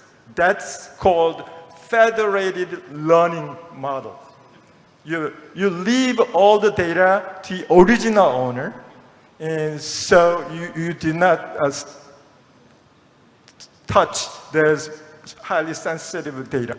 I use only the outcomes from each what you call decentralized learning models. So I think Google supposed this alternative model in 2016, and many countries are now using this federated learning model because of this data privacy and security thing.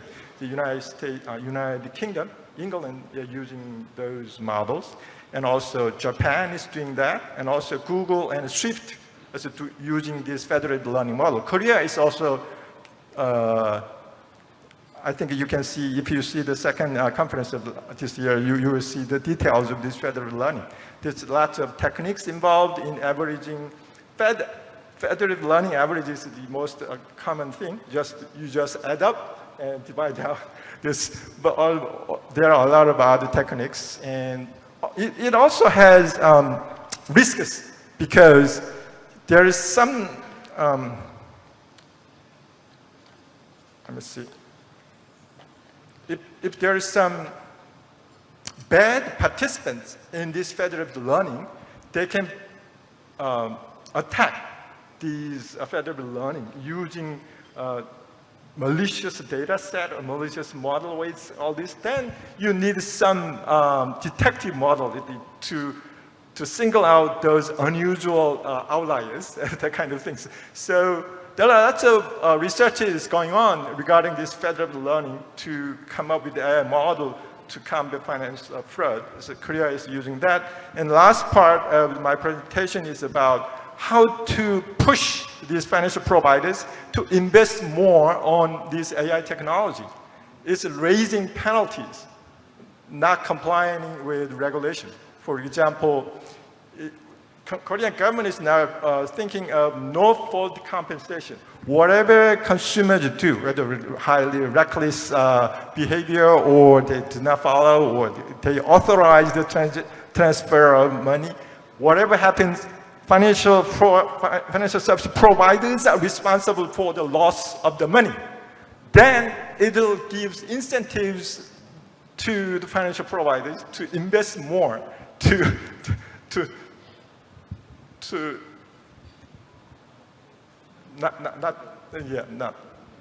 That kind of regulation is ongoing right now. There's lots of discussions on legal reform in National Assembly, but it's not finalized yet. That's what's going on in Korea regarding financial fraud. Thank you.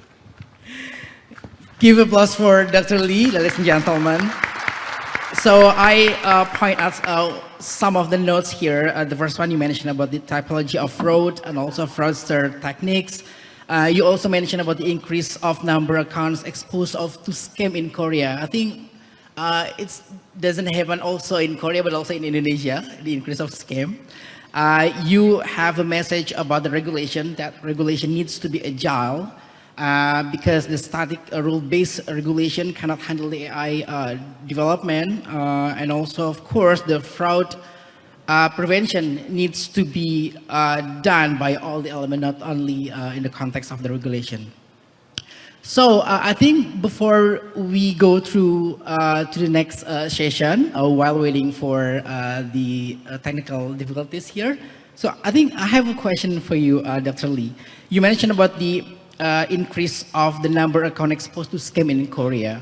So do you think that the regulator can smaller the number of the scam through regulation?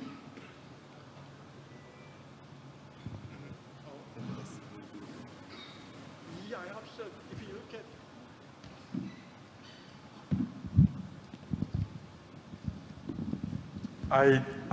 I didn't show you this slide. If you look at each commercial bank's cases, when they introduce these AI models, the number of instances quite reduced, for 10 to 20%. So if we come up with this overall AI model to combat these various evolving techniques of financial fraud, then I think we'll see the downward slope in this number of events grab from now on. So I think we can also, I have also a question for you, Mr. Agarwal, regarding to the, you mentioned about the regulation, that the regulation always leads behind the AI development itself, right? So what do you think, like how far we left behind the development itself? I think I wouldn't say that they are lagging behind, but it's just that AI is moving very fast. And right now, even as the companies, like even the governance that they're trying to establish within themselves is not very clear, it is very hard for the regulators to just put a very strong rule, because the rules then also stifles innovation. So it's not, I feel that the AI, Europeans has saw it up front, so they started to put some frameworks around it. And I think from China, where AI is big, there are also frameworks around. I think across the rest of the countries is where it needs to accelerate. So tomorrow my colleague TechU is going to come in, as he's an adjunct professor with NUS, right? And he's going to speak a lot about the work that he's doing in Malaysia, Singapore, where I guess they are leading the forefront of AI regulation. So yes, we are a little bit far behind, but I think we need to collaborate with others to quickly adapt it. May I add? Sure. Yeah, one of the examples, when you have introduced this more restrictive regulation to burden on the commercial banks, I think if you look at the credit card fraud in Korea, it used to be lots of credit card fraud cases, but right now it's almost none. Why? Because through the regulation, we put the total loss for the consumers using credit card is capped at about around $5, about 50 US dollars. Then the credit card companies, they do their best to prevent credit losses 24/7 hours. monitoring all the activities, and if there is a suspicious trading, they call at midnight, 1 o'clock right now. Did you use your card or not? They verify the transaction. Maybe banks will be doing exactly that. This transfer of money you authorized, is it the right person? All these things may be checked and monitored by commercial banks, and then financial fraud will be down, I guess. Okay, thank you so much for your thought. Okay, ladies and gentlemen, we are go through to the next session. So our next speaker is Professor Muhammad Soltaneha from Questorm School of Business, Boston University. He earned his PhD in computational condensed matter physics from Northeastern University and 2 master degrees from the University of Wyoming and Sharif University of Technology. Before joining the Boston University, he worked as a data scientist at Infor Dynamic Science Lab in Cambridge. His research also focused on the AI, machine learning, and big data application in business. So in this session, Prof. Muhammad will discuss about the responsible AI in finance, how transparency, risk management, and ethics reinforce resilience. Prof, the time is yours. Thank you very much for the introduction. Good morning, everyone. I would like to first start with thanking OJK, Mr. Chairman Mahendra, Mr. Deputy Commissioner Anang, and the distinguished guests here. Thank you for having me, your beautiful country, beautiful Jogja, and at this 3rd annual event. And before I start, I wanted to as you heard in the introduction, I wear a lot of hats. I have been teaching AI and data science in the past 7.5 years, and before that, I was doing data science for a software company. Now I'm also involved in doing AI research in different domains, including finance, macroeconomics forecasting, previously in the cancer domain, before that in the physics domain. I put a lot of different hats. I'm sitting on the board of American Physical Society. I work with Google Cloud as a faculty expert capacity. So it's kind of, I'm coming from a multidisciplinary background and would like to look at this emerging trend and problem, and building on top of the amazing talks that my distinguished panelists here, they just gave, to talk about responsible AI and how we are able to execute this amazing technology that is coming at our way with a fascinating speed, how we can harness it in a safe way. And so let's see if the clicker works. I will start with some historical lessons and areas that we can learn from the past. And then we'll talk a little bit about, again, more examples of what we already saw earlier in the session about the value creation AI and the pace of adoption in the especially financial sector. And I'll focus on risks for most of the talk, and regulations, as well as some recommendations on best practices. All right, my first slide after this, it's not going to be about AI. I wanted to start, I love giving examples in my classes, and I wanted to start with an example that is not AI, but we can draw from it. I don't know if people in the room can identify what is happening in this image. The hint, the name of this device is fluoroscope, used in the 1920s, well, basically patented in the 1920s and all the way up to, in some places, up to 1970.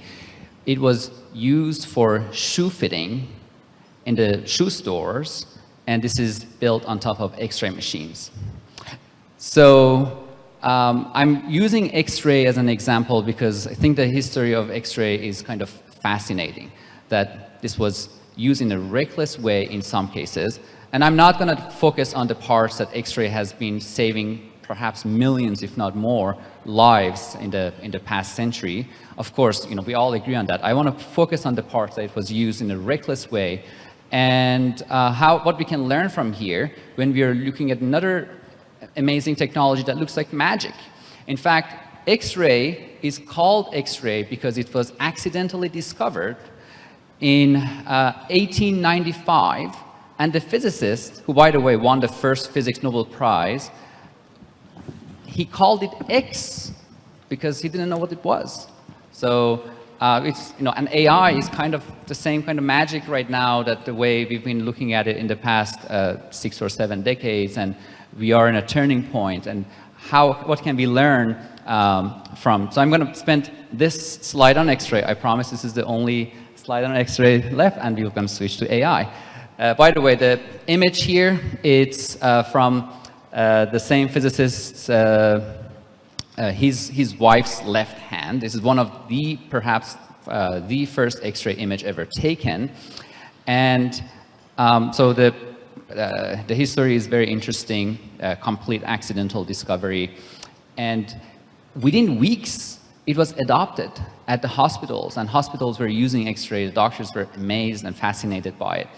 And it didn't take very long until there were entertainments. There were traveling companies that they would bring a booth that you could go in and look at your bones. And in fact, his wife, after seeing her bones, she said, "I've seen the death." And so it was used in a reckless way, at the same time in ways that was very beneficial. It wasn't until within a few years that the burns and some immediate dangers were discovered. And then a couple decades in, they found the correlation with cancer, and a lot of doctors and nurses that were at a high exposure, they unfortunately suffered from the unnecessary exposure because we didn't know any better. So in 1950s, the risk was formally recognized and protections were included. 1977, US FDA excluded women of childbearing potential from early clinical trials. And this had huge implications. It meant a lot of other clinical trials also excluded women from being a part of the clinical trial, not pregnant women, childbearing potential, women with childbearing potential. So for something around 17, 16 years, women weren't involved in many clinical trials because there was the fear of getting sued. As a result, a lot of the drugs that are developed during that time do not have any sort of precautions, or the doctors cannot prescribe those drugs to women. So we started somewhere very reckless, and with things like fluoroscope that was banned later on, and adopting it in everywhere, to a place where over precaution, we thought, all right, this is too dangerous for for birth defects and other dangers, so we stopped it for women, and we lost opportunities. It was like missed opportunity. Almost half of the population excluded from these clinical trials. Now, where does it land with AI? Well, the reckless adoption, that's potential harm, over conservation and precaution, it's missing opportunities. So the balance here, which my distinguished panelists also mentioned, is putting safeguards as opposed to banning it. So I could stop right there. I think this is the message what I'm going to get to, but I'm going to jump to AI and talk a little bit about the trends and where we are.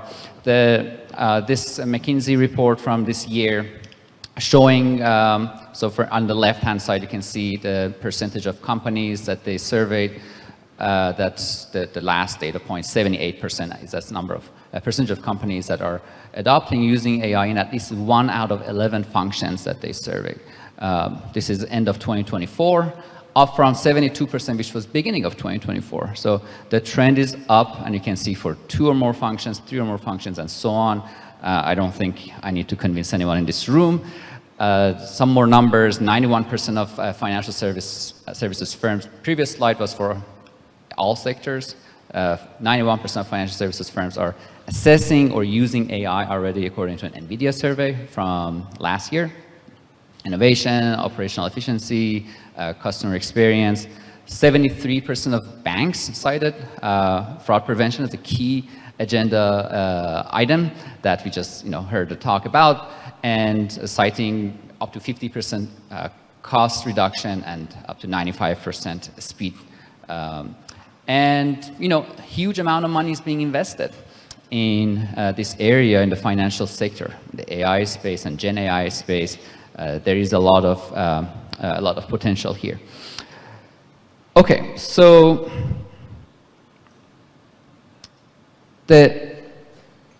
looking at share of organizations' digital budget spent on AI, this is another McKinsey survey from 2024. And on the left-hand side, we're looking at the Gen AI, and the right-hand side, the analytical AI.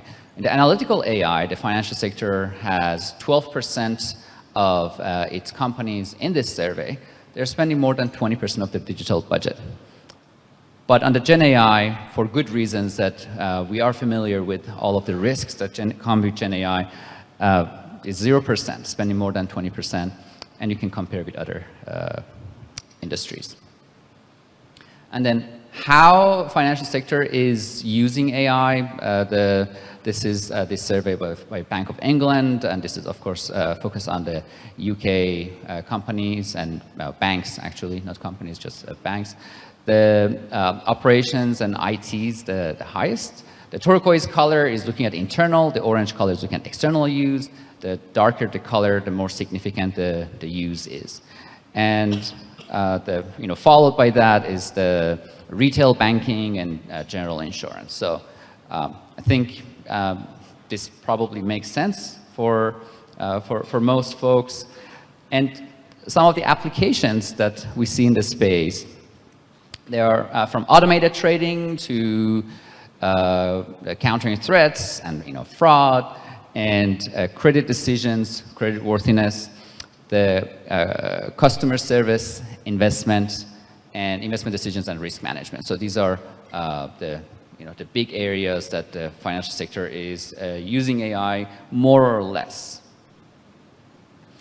But let's talk about a few examples, because I'm going to talk about risk, transparency, and bias and ethics. And let's talk about some examples that have happened in the past, and what we can learn from them. The first one I'm going to start is around transparency, the lack of transparency, in fact. The Apple cards, the credit card launched by Apple in 2019 and offered through Goldman Sachs. So this became controversial because many of its applicants, including Steve Wozniak, one of the co-founders of Apple, they raised the issue that their spouses, their wives, were getting much lower credit while they were sharing the same kind of finances. And they raised the gender bias issue in this automated AI-driven Goldman Sachs algorithm. And the New York State Financial Services, Department of Financial Services, they launched an investigation. In 2021, they found no evidence of systemic bias. However, they raised serious issues of with the opacity and poor explainability of these models. If they weren't able to explain why one of the spouses is getting 20 times more credit line than the wife, and just even there was no obvious issue found there, bias found there, still just because they couldn't explain it, that became controversial and erode trust. Second example, when AI goes wrong, is around racial and socioeconomic bias. So we're talking about ethics. This just came out very recently, actually, where I live, in Boston, Massachusetts. The issue was around the student loan, and the goal of this lender was to automate student loan applications. And the issue was the model was picking up on some proxy variables that they were biased. And this included things like the cohort, default rate, so depending on which college you're coming from, or whether you're Black, Hispanic, or non-US citizen applicant, it was denying those applications. And just in July, the Massachusetts Attorney General, they basically fined $2.5 million. And so this is just an obvious example where things could go wrong. You don't have to have a variable in the model that is explicitly biased. Even like proxy variables, you should be testing. The burden is on us building these models, and we have to make sure we have to test. I shouldn't be denied for a loan just because the name of my university is this, right? So, or because of my immigration status. I should be assessed based on my creditworthiness, right? Based on my credit history. And yeah, so this, you know, the transparency, but also removing the bias from the models. And the last example of when AI goes wrong is around risk management. Perhaps everyone in the room is familiar with this infamous example, Knight Capital disaster in 2012. The software deployment went wrong, and the legacy dormant application, the code was triggered and sent thousands of unintended orders to the market. The company lost over $440 million in 45 minutes, and nearly bankrupted the firm. And it caused a major stock drop and eventual merger. So poor testing and not safeguarding enough to avoid such catastrophe. And I also looked around more to find more AI incidents in finance. This is one of the papers that came out last year. They don't have a lot of examples. Thanks to these regulations, the AI incidents now, the companies are obliged to report. So hopefully we are going to learn more what is going wrong and how we can protect our own systems. But based on the 5 examples they have, it's very limited data. The company is losing 21% in their stocks after a major AI incident. Even there's a spillover in the financial sector. So this is not like your friend, they can mess up and your stock would go down. The bankruptcy risk going up, the profitability and operating cash flow going down. And one of the examples actually they included in the study is Knight Capital. There are some other ones here you probably have heard. One of the interesting ones is the First Republic Bank, which their case, they didn't do anything wrong. It was the bots on the internet, the short seller bots, that they were spreading misinformation and false information about the bank. And that was an AI incident that they couldn't control at all. And they weren't safeguarding for that. So we're living in a very dynamic world that we can't anticipate what is coming our way, and the external factors are becoming more and more, whether it's the, being at risk to get hacked, or in this case, misinformation, disinformation, that's becoming a huge deal. All right, now let's talk about some characteristics of trustworthy AI systems. This is just generic AI system, the guideline coming out by NIST, National Institute of Standards and Technology in the US in 2023. So these are the general characteristics. If you haven't looked at this document, it's very well written. I encourage you to look at it. The accountability and transparency, validity, reliability, safety, obviously security, and interpretability of these models, explainability, the transparency is very important. The privacy is on top of all of this, as well as fairness. So these are just the general categories to look at the general AI systems. And they came out with the guideline in 2024 around Gen AI. So the obviously new sets of risk categories, they emerged by Gen AI.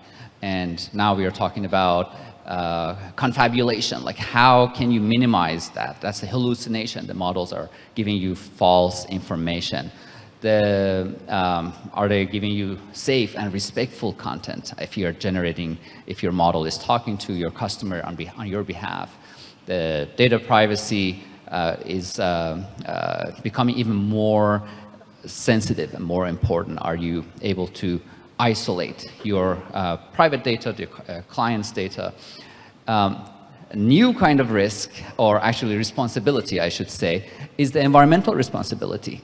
How can we ensure that we are using AI systems in a responsible way, that it's not, we are reducing the carbon emission. In fact, the transparency in the model design, if your model is transparent to begin with, it reduces the carbon footprint. It might reduce the need for you to later on go and investigate where data come from, where did the information that you're populating come from. So the transparency itself could reduce that.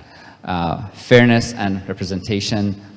So you want to make sure that your data and cohorts are diversified, and to mitigate bias. Language, the AI models are very much biased toward English and some other major languages that they have seen more of the data in the training on the web.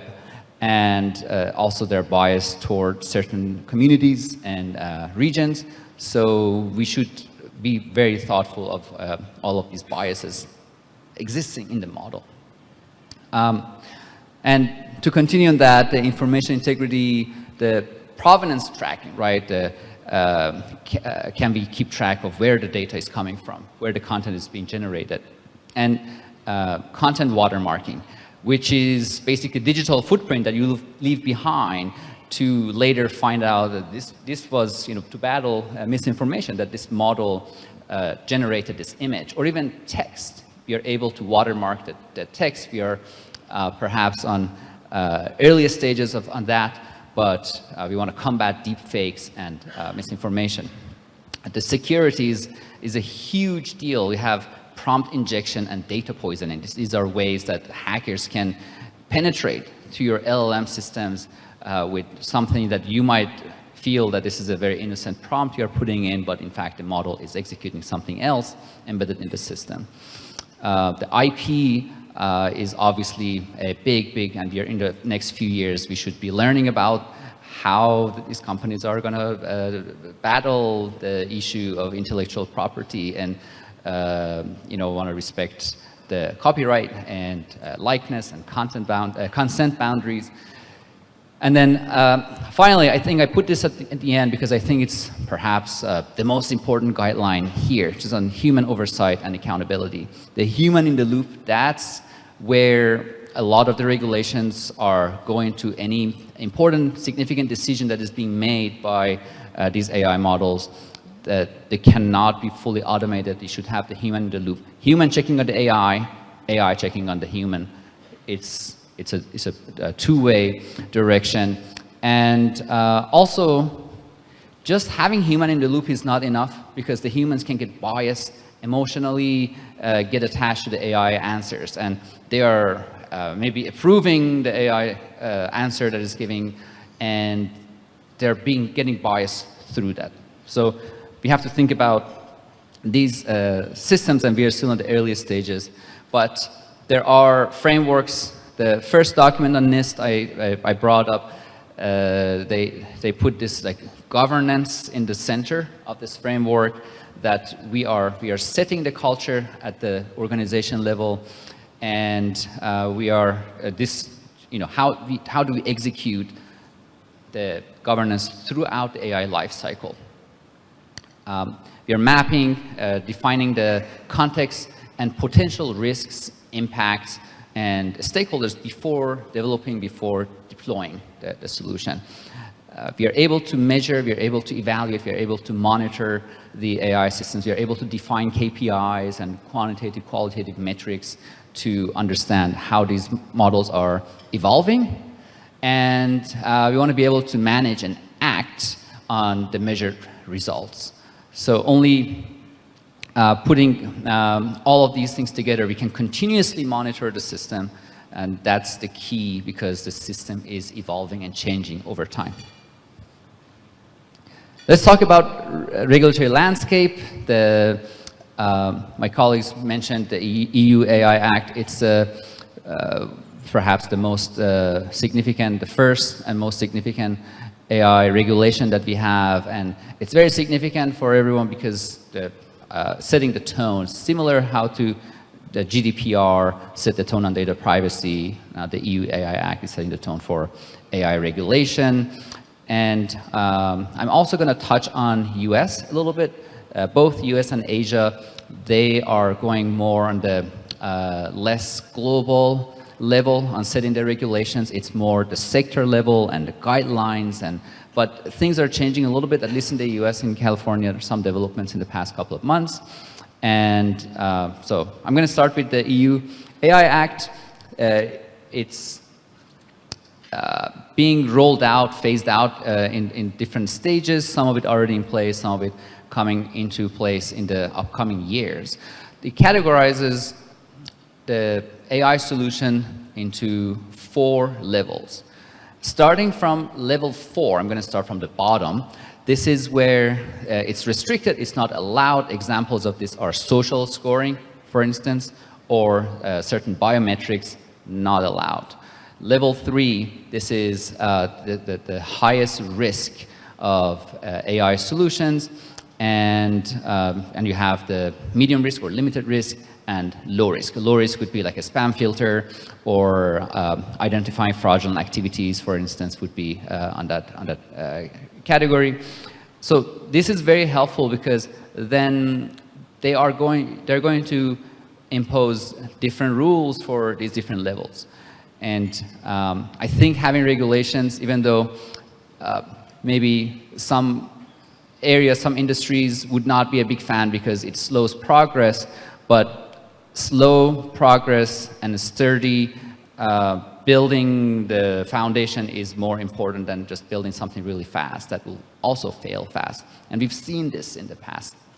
So I think collaboration is the key here. If you want to be able to create an ecosystem that is successful, we want to bring in people, different stakeholders. People are building, people are using the government and regulators, and it's moving so fast. You cannot do this as just the government. We need to have everyone involved. Okay, so EU AI Act and Finance, look at the high risk classification, credit scoring, credit worthiness, loan and insurance underwriting, risk assessment in general. These will be subject to strict rules. And again, this is important not because only it's setting the tone for the rest of the world, but also if you are giving services within EU, you are obliged to follow regulations. Key obligations: bias testing, data governance, explainability, human oversight, and documentation for auditors. And when it comes to GPAI, general purpose AI, the institutions using them must ensure compliance with disclosure. All right, now switching gears, going to the US, California had 2 regulations coming out. One in July, which is the California Privacy Protection Agency, right? CPPA. They set a rule. It's a new California Consumer Privacy Act, CCPA, very similar acronyms there, which applies to businesses using automated decision-making technology in hiring and lending and insurance and healthcare. And this is important because a lot of the AI companies are within California, obviously wouldn't apply if you are outside of the state. And also the consumers should be able to opt out to have the right to opt out when they're using AI. Basically, a lot of the AI management risk that involved in the NIST documentation is being applied here. So it strengthens algorithmic transparency, fairness, and accountability. And the second piece of regulation, this is SB 53, that was signed actually just last week, 7 days ago, that by the Governor Newsom, Governor of California. This targets the frontier scale AI developers. These are the Googles and OpenAIs.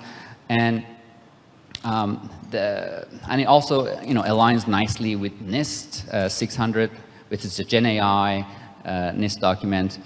And it is around transparency, safety, and also it follows some of the EU principles. And the benefit here, because a lot of these AI big foundational models are being built in California, now they're obliged to give us safety metrics and transparency. So we could use, when we're, it doesn't matter if you're in California or not, it is enforcing these companies to make it more safer for everyone.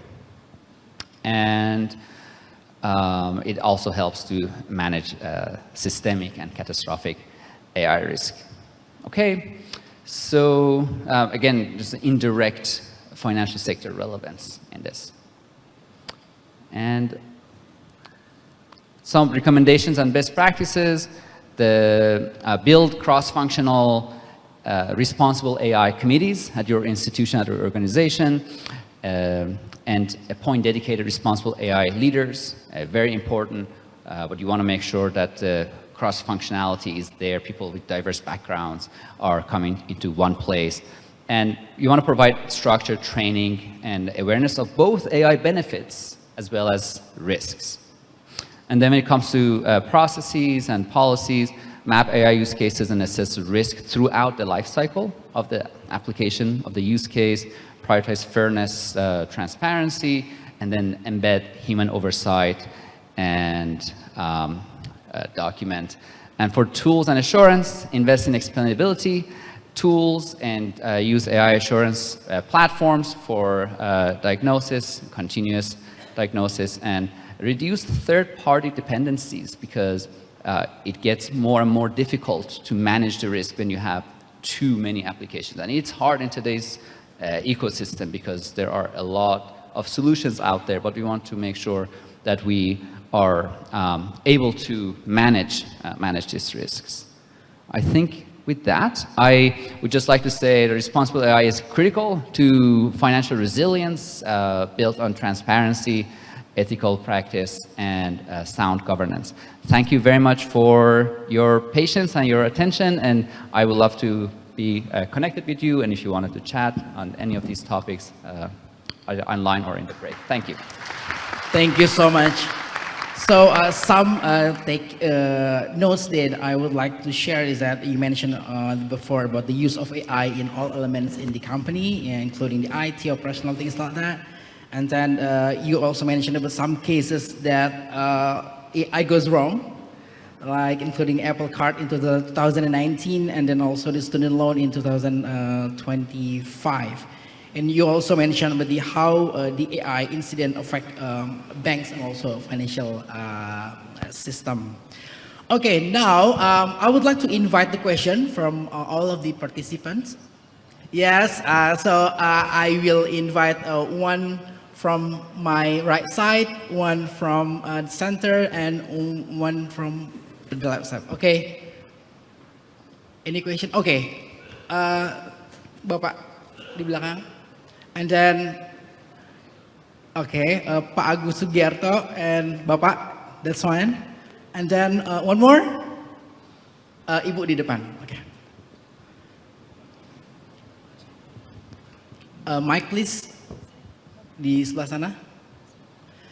Could you please mention your name and your institution first before proceeding the question?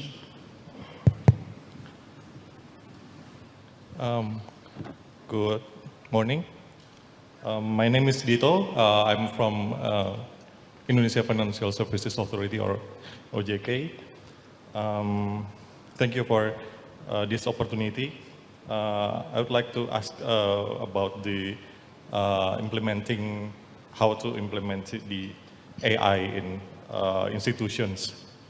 For institutions that haven't embedded AI in their corporation yet, but actually need to have the technology, what are some first practical steps, or like first year roadmap to use AI or machine learning technology in day-to-day activities or day-to-day analysis? And then is it more important to build an integrated or dedicated internal data functions such as data scientists or data analysts in the organization, or just rely on external function or vendors? And how about the governance or risk controls? And then second question about responsible AI. Responsible AI often focuses on how models are built, but how should it also ensure end users apply AI responsibly in practice, although it doesn't means always breaking the law. Are there any enforcement or disciplinary mechanism for end users to remain accountable for safe, ethical, and compliant use? Yeah, thank you. Okay, thank you. So, what's your name again, Pak? Dito. Pak Tito? Yeah. Okay. Okay, for the second question, Pak Agus. Thank you, Pak Reza Prisandi. Thank you for the gentlemen, the speakers. You already have excellent presentation. Thank you very much. My name is Agus Sugiarto. I work for Indonesian subsidiary of Advanced AI Singapore. I have two questions for you, gentlemen, for all of you, the three speakers, because this is related on AI. First question is that some people say that with the adoption of AI in financial services, you can apply more sophisticated, more personal experiences to the customers, especially the financial industry. The problem is that one of the limitation and one of the biggest weakness of AI is they cannot feel what the human feeling. AI cannot think about whether you are sad, you are happy, you are satisfied or not. That's the problem, because AI is not human. And therefore, they cannot feel whether you are happy, yeah, whatever about the human feeling. How can you say that AI can personalize your financial services, yeah, regardless the weaknesses of the AI? My second question is that since a decade ago, we already admitted there are subtech and regtech in financial industry. Subtech is supervisory technology, where we can use AI-based supervision from the regulator. The problem is subtech now is almost standstill in some countries, but in some countries they go very advanced. They advance very far. What are the problems of the AI on subtech? Yeah. Whether subtech is the correct answer or the baseline for supervisory technology, and for the industry itself, the financial services industry, we already have what we call it regtech, regulatory technology. Regulatory technology is very important as a tool how the financial services can comply, yeah, to the regulator. Please further explanation how we can adopt AI for regulatory technology for the financial services industry. Thank you. Thank you, Pak Agus. The next question, Pak, please.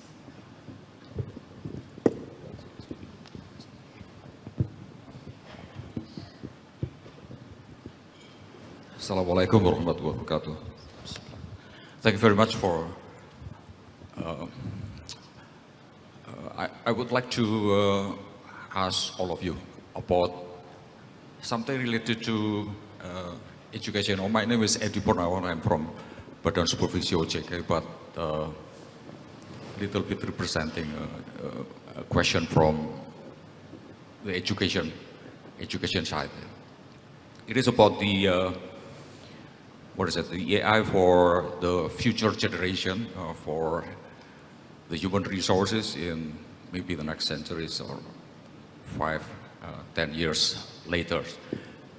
Okay, I think in the world where the the education hangs in more competitive, more demanding with the technology, how can Indonesia, according to yourself,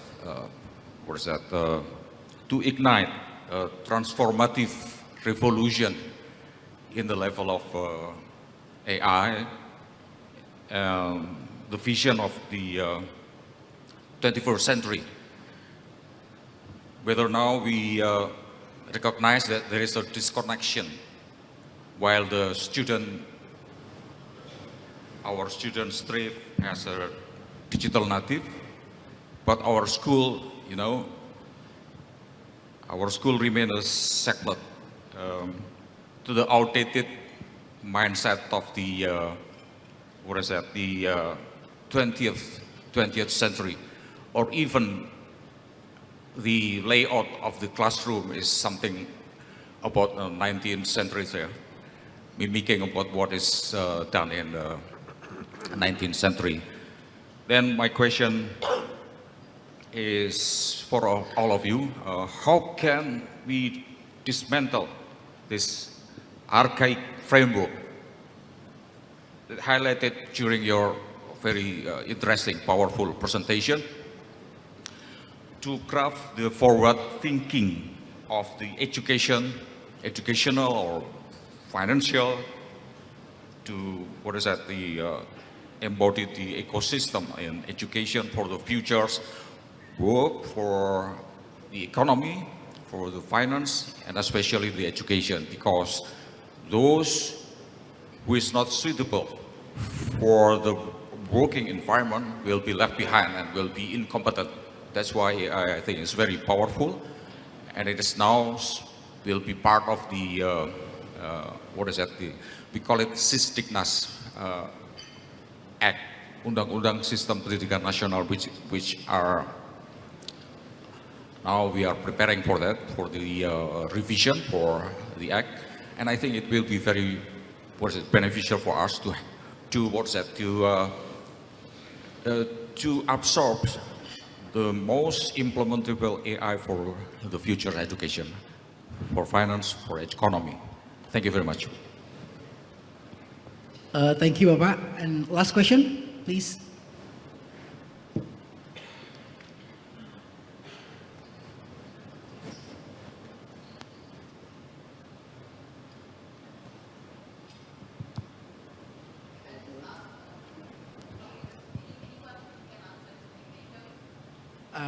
I'm not sure. Any, that's fine.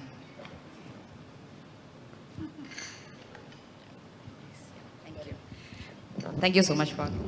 Hi, so I think for a specific, probably my question is not so much about financial resilience, a bit more emotive kind of a question.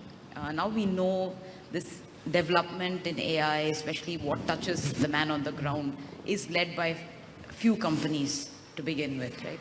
So my two parts to my question. Number one, if this regulatory framework and ethics and governance, why is there no push to start with these companies, use them as a case, so even before they release any products? So for example, Sora is an app that was released by OpenAI very, very recently, perhaps just late last week. Why not put these frameworks, requirements on them before these products become public? Because even Sam Altman, there is a deep fake video now with him doing some shoplifting. So that's how fast people and the community gets used to new products that are out there. So the crux of the question is, why not start with these companies and their products first, to then set a base that the governments or the regulators are very serious on implementing and emphasizing on the ethics of AI in general. And the second one is on the background, which is the compute, the compute infrastructure that is required for AI. It requires a lot more. It's very electricity and utility intensive. So do you think it will push countries to consider, so it could be one of the triggers to become more green, because this transition from brown to green is taking forever. So because of this compute infra, do you see the transition happening at a faster rate? Thank you so much. Check. Thank you, Bu. Sorry, what's your name again, Bu? Radhika. Okay, Radhika. Okay. So we have 4 questions here from the 4%. The first, I would like to summarize all of the questions so you can just answer in general. The first one is from Patito regarding to the how AI can implement it in the context of day-to-day activity in the organization. And also the second question is regarding to the feelings of AI, because AI cannot have a feeling like humans. So what do you think about that? Also in the context of the subtech and regtech, and how AI can support the implementation of the subtech and regtech itself. And also the third question regarding to the how can Indonesia have the transformative revolution in the context of the AI, in the context of education.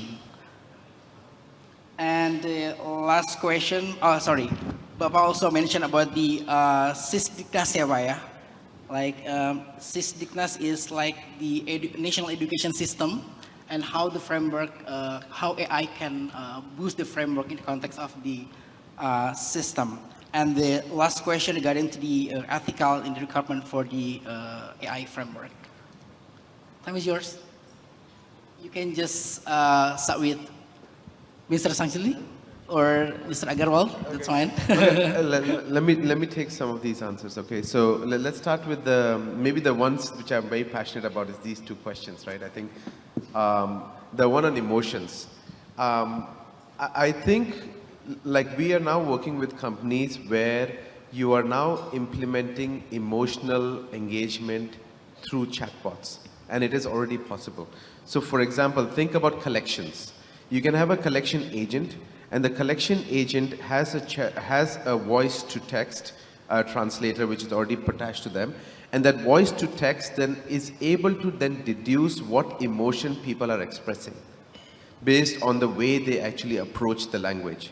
So AI is able to detect simple emotions like anger, simple emotions like frustration, simple emotions like pleasant conversation, simple emotions like need or confusion. And all of these things, based on the way the tonality is done, it is able to do. And that actually has significantly changed the way collection agents cross-sell. So for example, if a customer is calling and he or she is frustrated, then there is no potential for cross-sell. And so the triggers that are given to the agent is don't cross-sell, but rather empathize and then use a different language.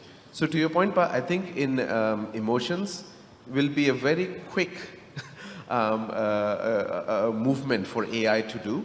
However, that doesn't mean on the sales side, AI will always take over. At least what we personally believe on the pure sales side, there needs to be a human interaction, because the very human interaction, because there's a level of trust people have with other people. But in terms of servicing, the emotions will come in. And maybe I want to also talk about education a little bit, and maybe the others can contribute on the other questions, right? Can I add something to the emotion before you jump to the other topic? I think I agree 100%, and also voice-to-voice models are going to not only convey the emotion of the human to the AI, but also pretend AI is carrying emotion, right? So for us, we're also perceiving some sort of emotional response, for better or worse. And I think for some parts of it is actually just fine. If you're talking to your bank, you're not looking for an emotional conversation, and as soon as you get your job done quickly and you move on with your life, you're happy.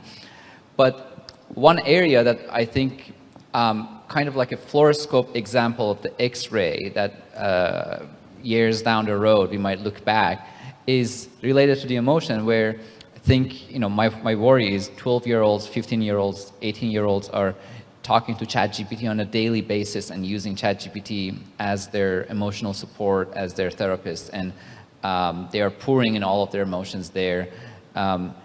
Maybe these kids wouldn't have had access to a therapist. Now they have access to something, but what are the downsides?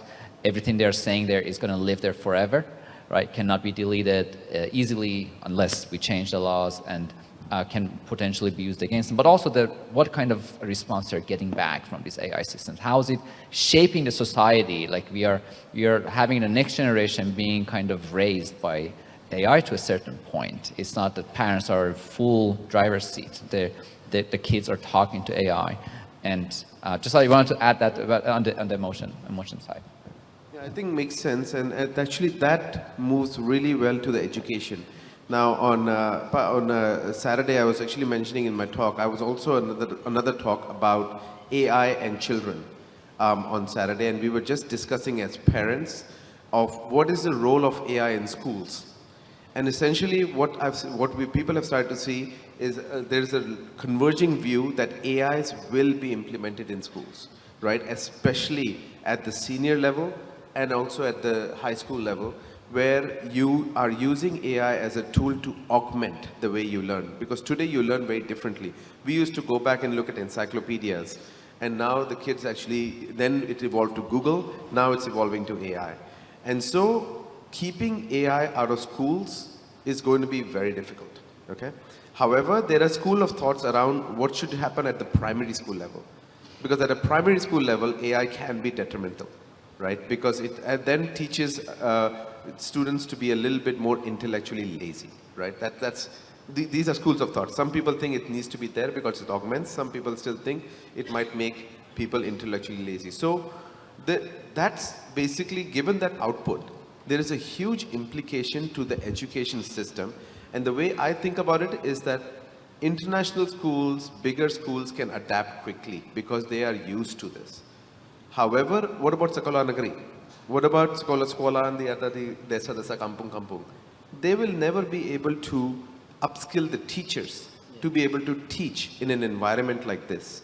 And so the biggest hurdle and investment that as a government we need to do is how do we upskill those teachers so that they can be able to teach in a much more open way. And that's the implication to the education reform, is that AI will come, but the teachers need a huge upskilling, right? So that's education. I think maybe anything to add, otherwise we can move to the financial, right? I think on the financial question, our experience has been I mean, what the points brought up were correct. Like, do we think about data scientists? Do we think about, do I have enough AI engineers? Our view always has been that this is secondary. I think the first area is you need to define the business case and the business problems that is solving, which creates the real productivity uplift, right? And once that happens, the business case becomes real tangible. The implementation is very fast. Where a lot of organizations have faltered is that it becomes a tech-led initiative. Technology, we are focused on the tech side. And an example is one of the banks, it got implemented just as a Gen AI tool for helping IT professionals write code, which is very, very narrow, whereas AI could do so much more. So the way to implement it and getting it really onboarded is first focusing on the business side, building out some of the cases, and then building out the muscles, as I showed in the thing. But where it stops is governance. So as soon as the banks start, an example is, I was discussing with one of the banks, and they started to use AI for marketing material, okay? And marketing material is good. You have credit cards, and then you can continue to change each of the marketing collateral daily. The AI can do it in 10 minutes. But at one of the times, it came up with a picture of a person who's actually real. So the person sued the bank or called the bank, how are you using my image when I have not approved using my image? And the AI didn't do anything. So now the question becomes, oh my God, we need to have governance so that we can deal with these things. And that's when the banks are now stepping back a bit. And when I talk to them, they always talk about, shouldn't the regulator come up with some regulations? So that I know how to use my AI, and I can define my SOPs based on that and then build on it. Financial services, anything? I just add to the day-to-day example, I would say if you are not already using AI in a formal capacity, I think the first phase would be experimentation. I would pick a task that I am comfortable with.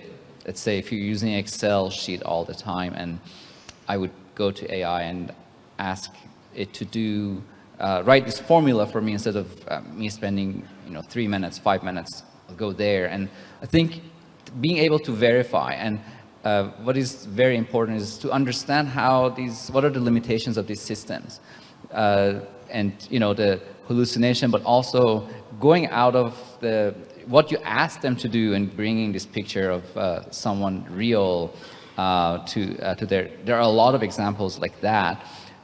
Getting comfortable with them in a situation where you can verify first, because when you're designing solutions that are more complex, that perhaps you are maybe a little bit outsourcing some of your attempts for less sensitive tasks, you're able to build safeguards around and check. How do I check when it's making those mistakes? But I would go with those things that I already know how to do it. I'm going to use AI to speed it up, and I'm going to learn where the limitations lie. And one point on the education question that came up, I think what could be revolutionary is that every kid, I mean, with some caveat, because not every kid maybe has access to a cell phone, to a smartphone, but almost every kid could have a personal safe tutor in their pocket, and safe in a way that we can control how the kids are interacting with AI and helping them learn. And it's just so fascinating. I'm sometimes jealous of my students where they're learning in this environment, and I show them different tools. And I don't know if you've used a Notebook LM. It's a tool by Google. You can go upload a bunch of documents and YouTube videos and builds a podcast for you. And you can just sit back and listen to a podcast, and you can ask it questions and it references where the answer is coming from. But we can go further, and we can build a personal tutor for every kid. That it knows a lot more than the parent. It knows a lot more than the teacher, where you didn't fully understand, and you can go back there and make sure you're fully learning. It brings equity to the society. So I'm excited for the future of education and what AI can do. Okay, thank you so much. So as we conclude our discussion today on financial innovation, I'd like to thank you for all of our speakers today. Give applause for our speakers for today. So as the resume, I would like to highlight a few key takeaways from our discussion today. So the first one is Mr. Agarwal mentioned about the AI will impact productivity within the financial service workforce, but also things brings new challenges and threats also. And then the second one, Dr. Lee point out that the context of AI for the government needs to be comprehensive measure, and also needs to have a framework in the context of the ecosystem. And the last one, Prof. Muhammad also mentioned about and share about the global has a regulatory framework, of course, and in the context of AI and in the finance to tackle the AI, to tackle the AI goes wrong, as you mentioned before in the some cases that you mentioned before. Okay, we hope that this discussion has provided with valuable insight for today, and thank you for all the participants and your active engagement. Thank you so much, and have a great day. Now I would like to hand the session back to Ms. Intan and Ms. Deva. Thank you so much. Okay, thank you very much. Please give a round of applause to our speakers and moderators for the first sessions. Thank you to the speakers and moderator, and please remain on stage. May I now invite Mr. Anung Herlianto to present the tokens of appreciation.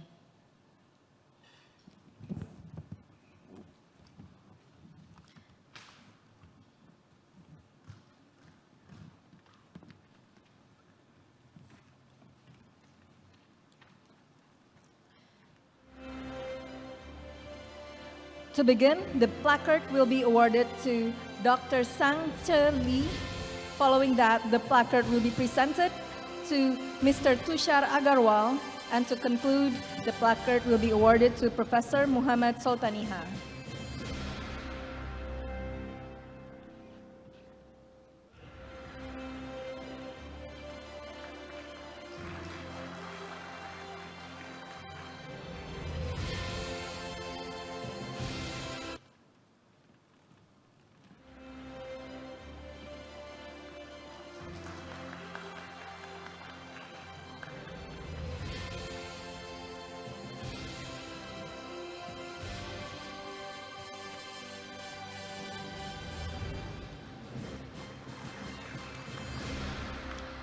Please remain on stage as we take another picture together with all 5 of you.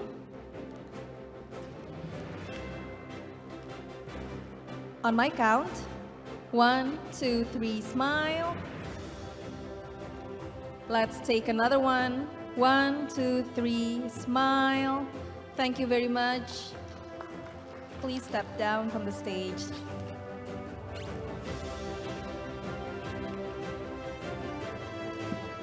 Thank you for your active participation this morning. It is now time for a well-deserved lunch break.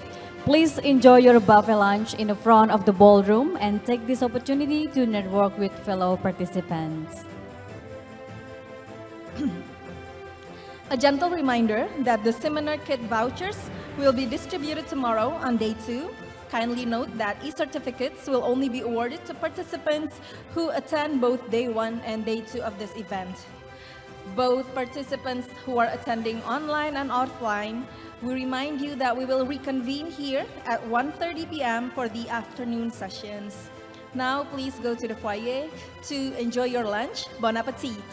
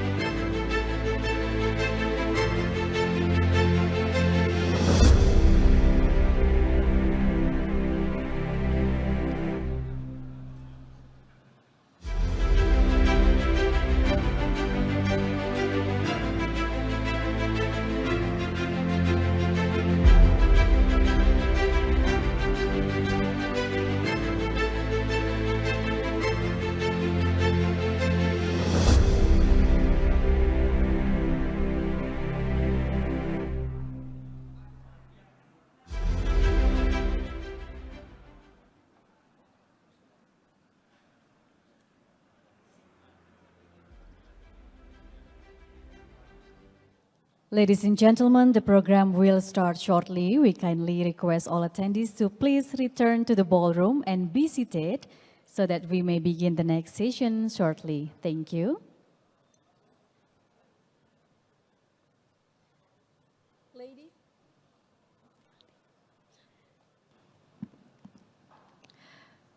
Ladies and gentlemen, welcome back. Before we start our program, we would like to kindly remind all participants to ensure that your mobile phones are switched to silent or vibrate mode.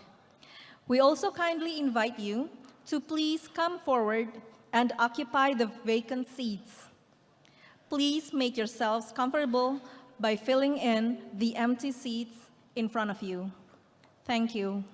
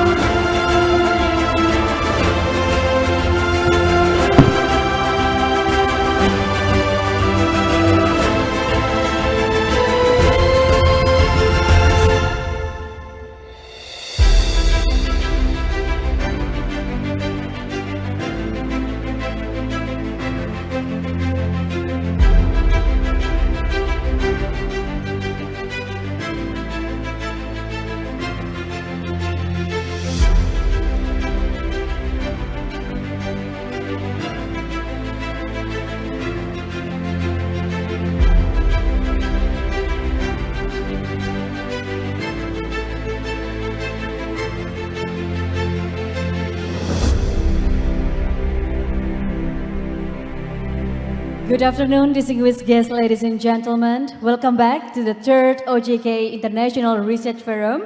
Now it's time to begin our second session. We would like to invite our moderator for the second session, Mr. Boyke Swadi. Mr. Boyke Swadi is the Executive Director of the International Affairs and Anti-Money Laundering and Combating of Financing of Terrorism Department at OJK. He holds an MBA from the Anderson School of Management, University of California, Los Angeles, and a bachelor's degree in economics from Universitas Gadjah Mada. Mr. Boyke will facilitate the presentations and Q&A session with our distinguished speakers. Our second session will discuss maintaining financial ecosystem stability in turbulent times, geopolitical uncertainty, and global realignment. Mr. Boyke, it's our honor to hand you to the floor.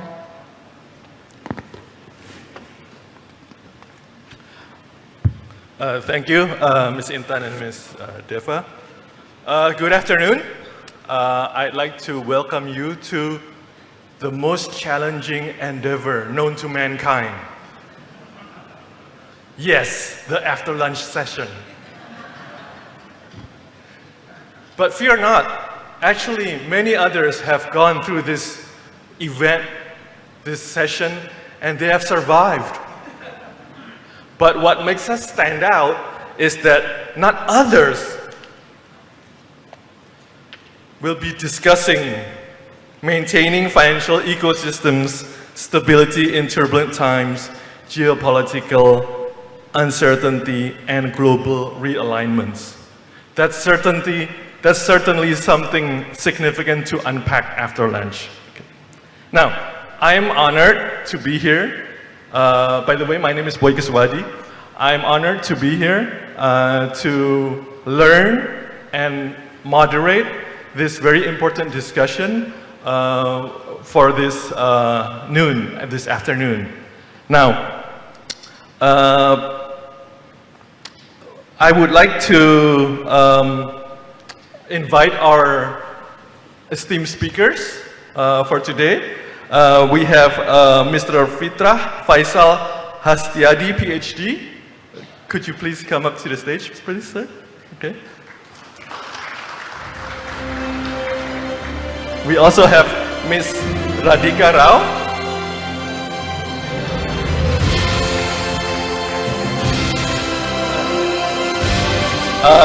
Dr. Dimitar Angelo.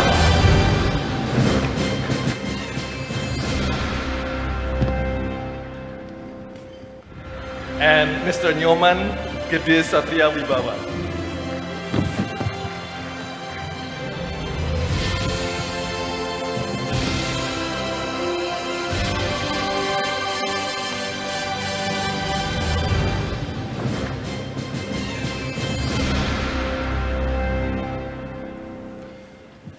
Okay, each speaker will have 30 minutes for his or her presentation, and I'm glad to invite our first speaker for this afternoon, who is Mr. Fitra Faisal Hastiadi, PhD. Mr. Fitra is spokesperson for economic affairs at the Presidential Communication Office and also a lecturer at the University of Indonesia. He holds a PhD from Waseda University and an MA from Keio University, an MSc from the University of Indonesia, and a BEc from the University of Indonesia. Mr. Fitra, the time is yours. Oh, please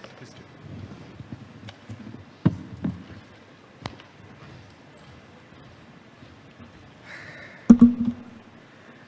Okay, good afternoon, ladies and gentlemen. So allow me to use the podium. Fear not, I'm not going to pound the podium. So, yeah, but sometimes I also pound the podium, so if I get too excited. So today, I'm going to deliver optimism.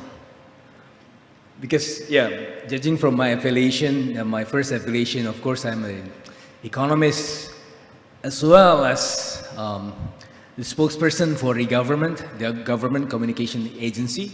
Previously, it was known as Presidential Communication Office, but now transformed into Government Communication Agency.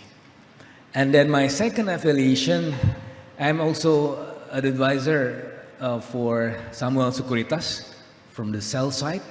So communication from the government, sell side should be double bullish, right? Yeah, double optimism. But I have my third affiliation also as faculty member for Universitas Indonesia. I'm teaching international economics. So my optimism is bounded by my academic background. So we can call it a bounded optimism. So it's rational but optimist.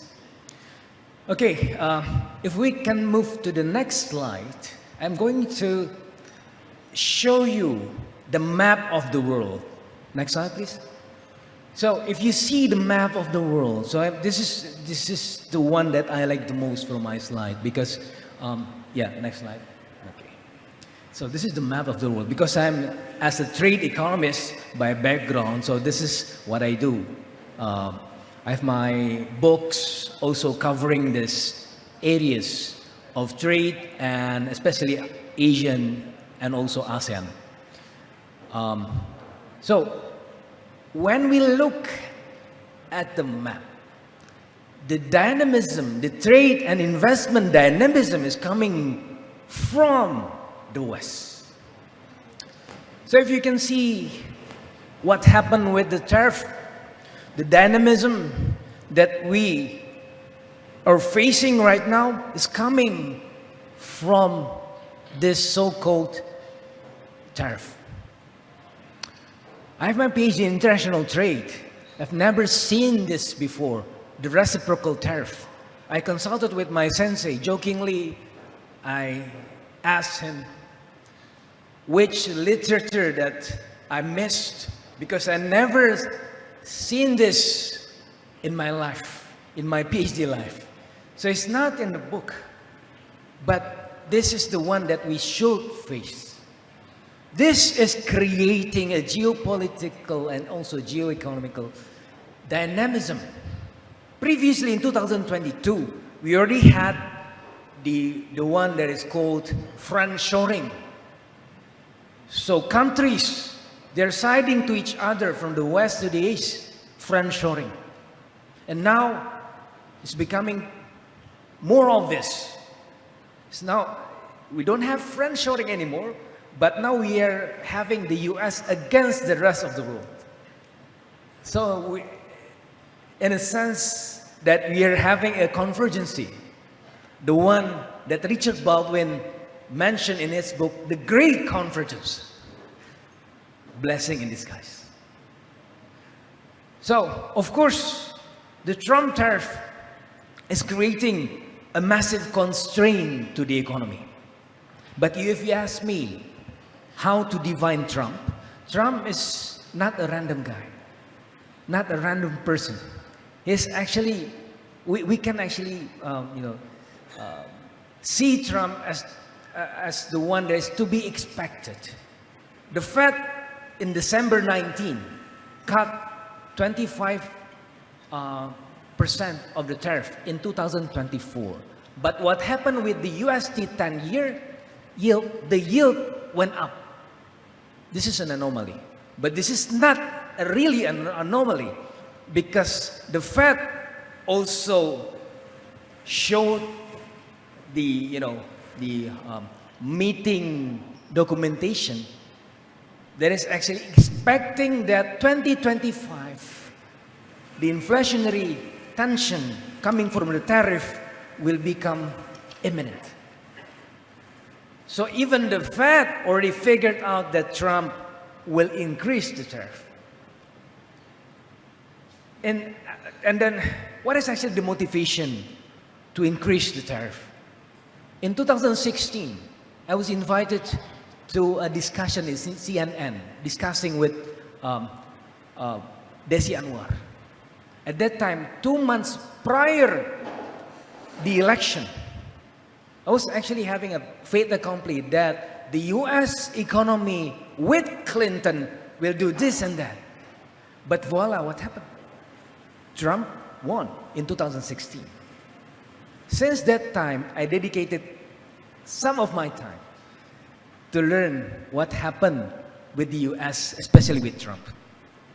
If you see the dynamism that is being created, trade in goods. What happened with trade in goods? If you're seeing the services, it's okay. But why trade in goods? Because most of the constituencies, maybe, correct me if I'm wrong, Dimitar Barbatov, he's a US citizen. The major constituency in Michigan, Tennessee, Wisconsin, the industrial belt, was actually pretty much constrained with the ongoing dynamism in the world after China inclusion in WTO in early 2000. China went to become one of the most efficient global and regional production network. And that also invited the US to hollow out their industry coming to China. And that is actually one of the main purpose why Trump did this. Yeah, to serve for the constituency. That's why we have the trade in goods. So that's the first motivation. Why trade in goods? I already explained it to you. And the second motivation, what is actually implied. You remember in April 2nd, when Trump first introduced the so-called Trump tariff, reciprocal tariff. What happened with the USD 10-year yield? Went down. Why? If you see the tweet from Muhammad El Arian, you will understand why. Because Trump is shifting the risk perception from the equity market because the risk went up. So we go to safe haven assets, which is the USD 10-year. The demand went up, the yield went down. But the one person that Trump cannot control is Jerome Powell. Because after that event, Jerome Powell said that this will constrain our policy in cutting the rate this year because the inflationary tension will be going up. So, and then we saw after which the yield rate of the USD 10-year also went up. What happened after the yield rate went up? Trump halted the tariff, 90 days tariff halt. And then the one that Trump could not control at that time was China. China keeps struggling tit for tat. And then, although at first the tariff halt, we can see that the yield rate went down for a moment. But because for the tit for tat between US and China, what happened with the USD 10-year yield, it also went up again. And then we have the May 13 event, which is the tariff halt with China. Then the yield rate also went down. So it's actually, you have the pattern, you have the event, and you have the pattern. Why Trump is putting extra effort in shifting the risk perception so that the demand for USD 10-year going up. Why? Because Trump is also posing and focusing more on expansionary fiscal policy. So, cheap financing will be another issue. So with the risk perception shifted, the demand went up, the yield rate went down, the financing risk also went down. So it's actually quite easy to see why Trump did this. Okay, so what happened with the rest of the world? Of course, the world is pretty much constrained. But nevertheless, we have opportunities, especially in Indonesia. Next. Okay, so later maybe. Please go back again to the earlier slide, the map. Okay. Coming back again to this. What happened with Indonesia? Our first positive result. In the second quarter of this year, 5.12% of growth. The majority of economists actually quite surprised with this figure. But it's not that surprising. Why? Because the majority of the producers, they produce early to send the product also early to the US market. For example, if you're seeing in the manufacturing sector, in second quarter of the year, the growth was 5.68%. Compared to the manufacturing sector growth in the first quarter of the year, 4.55%. What happened with the manufacturing sector? You have machineries spiked to 18.5% as opposed to the first quarter performance, minus 0.65%. And another spike happened in the cluster of pharmacy industry and herbal. What happened with this cluster is not the herbs, it's not the pharmacy, but the chemicals. The chemicals industry. So what happened? So if you see some anecdotal evidence, for example, in the CPO cluster, the CPO trees, you have the CPO and then you have the olein, and then after olein you have FAME, fatty acid metal ester. I checked with the emittent. I checked with the industry. For example, TBLA, the sales went up 109%. Also happened the same with Chandra Asri, Lotte Group, and so on and so on. Also in the first semester of the year, the CPO export, 11.5 billion of US dollar. And then non-oil export, 12.5% growth. Never happened before in the last 5 years. And then if you see also the logistic, the emittent in the logistic, they are actually trying to find a way to go to the US. It happened with the US growth as a trade partner in May and June, 9% and 11%. So there was a front-loading behavior that spiked our economy in the second quarter of the year. And another blessing in disguise is actually the USTR concern of deregulation. So I remember just 3 months or 4 months ago when President Prabowo gathered economists and also entrepreneurs, he mentioned one thing that I remember the most. He mentioned that we need to eliminate local content requirement, which is too high. We need to change the trade policies and import quotas, corruption. So this is actually the one that I preach every week, almost every week in my class, to have a trade deregulation, which is pretty much because of the pull factor of the USTR concern. 16 concerns from the USTR.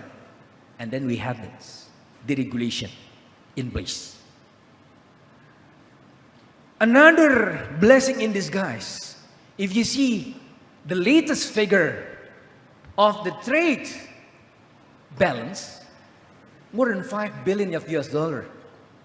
The last figure, beyond consensus of 3.9 billion of US dollar. What happened? Because of the trade diversion.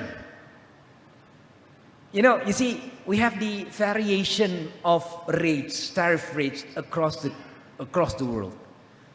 And then we are competing with some countries to enter the US market. For example, for meat, Canada, Brazil. And then because they have higher tariff, so there is a trade diversion, so we can actually enter the US market. That is also a blessing in disguise. Another blessing in disguise with this so-called tariff dynamics is EU-Indonesia Comprehensive Economic Partnership Agreement. It actually mimics the one that happened in 2020. In 2020, when I was serving as a spokesperson for the Minister of Trade, at that time, we concluded the RCEP, Regional Comprehensive Economic Partnership Agreement. You know what? It was initiated in 2011. It was actually very hard to conclude the agreement. But voila, in 2018, there was a first Trump tariff that expediting the process. Then we concluded in 2020 the RCEP agreement. In 2025, it has been initiated since 2016, or maybe even earlier. Now, we have concluded Indonesia-EU Comprehensive Economic Partnership. My fellow Australian, I met with senior economist from DFAT. He mentioned to me, it took you 10 years to conclude the EU, but we are actually struggling for almost 20 years. We had nothing with the EU. Is it correct, Dimitar? You don't have anything in Australia with EU, right? So Dimitar is also teaching in Monash University. Not Monash. Monash is in central Jakarta. In Monash, in Australia, it's not Monash. We have also Monash here in Jakarta. But it's actually the national monument. We call it Monument Nasional, Monash. So you're teaching in Monash, right? So it's different. Okay. Now, so another blessing in disguise. Of course, we are pretty much constrained. In the third and the fourth quarter of the year, we won't have this kind of, event anymore, black swan. The seasonal effect fading away. The Trump tariff is already in place, which is actually constraining the global demand. What happened with the third and the fourth quarter of the year? So we have the liquidity injection. Okay, so you can go through the slides. So I'll be speaking and then you decide which slide to show. So we have the liquidity injection, 200 trillion of rupiahs. It's not actually a liquidity injection because it's government money in the central bank accounts, and the government is taking the 200 trillion of rupiahs, put it in the banks, the state-owned banks. What happened? According to the simulation, the 200 trillion rupiahs will be pretty much affecting the economy in the second quarter after the shock, after the injection, which is if we had this in the third quarter or the fourth quarter of the year, maybe in the first quarter of the second quarter of 2025. There will be an additional growth of 0.3 to 0.4% because of the liquidity injection.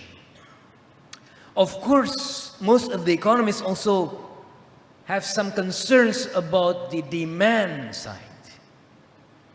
Who is actually going to use the money? Because people are afraid the demand is not here. So the government created the stimulus, 8 plus 4 plus 5. Okay, it's not very much, only 16.3 trillion of rupiahs, but it's focusing more on the sectors that gives you the highest multiplier effect. So this can actually move up the demand side. At the same time, the banks have ample amount of money. So if the credit demand is going up, so this can actually absorb the liquidity. Because the demand is here, ladies and gentlemen. I bought this. So I need to show this. I bought this in the UK. You know what is it? Hey, Mera, please take picture. Okay, so now your face in my cell phone. Meta AI. It's not here yet, but it is elsewhere. You know, when I bought this in the UK, when I had an academic visit in Cambridge, I'm not the first one, the first Indonesian buying this product. I'm the second hundredth, maybe, of people, of Indonesian buying this product. So, the Indonesian people is not lacking of money, but they're spending it elsewhere, not here, because we don't have enough signaling effect, positive signaling effect to spend the money. I also told this 2 weeks ago in Asian Mall Association. They also justify my findings. Indonesian people are rich, but they're not spending the money here. Of course, we have the middle class, yes. Of course, we have the middle low, yes. But if the rich people spend, they will be better off. Of course, since 2019, we have a drop in the middle class. In 2019, the number of the middle class is 57.3 million of people. In 2024, 47.3 million of people, 9.5 million of people dropped from the middle class to the aspiring middle class. And they are serving more to the informal sectors. That is why the government also aiming to push the industry, to push the higher ups to spend, to produce. So we have the industrialization, we have the incentives and so on and so forth. So that's the way to do it, both the supply and the demand. Why we had this kind of demonstration, riots? Because the middle are struggling. They're struggling alone. Why? Not enough transaction.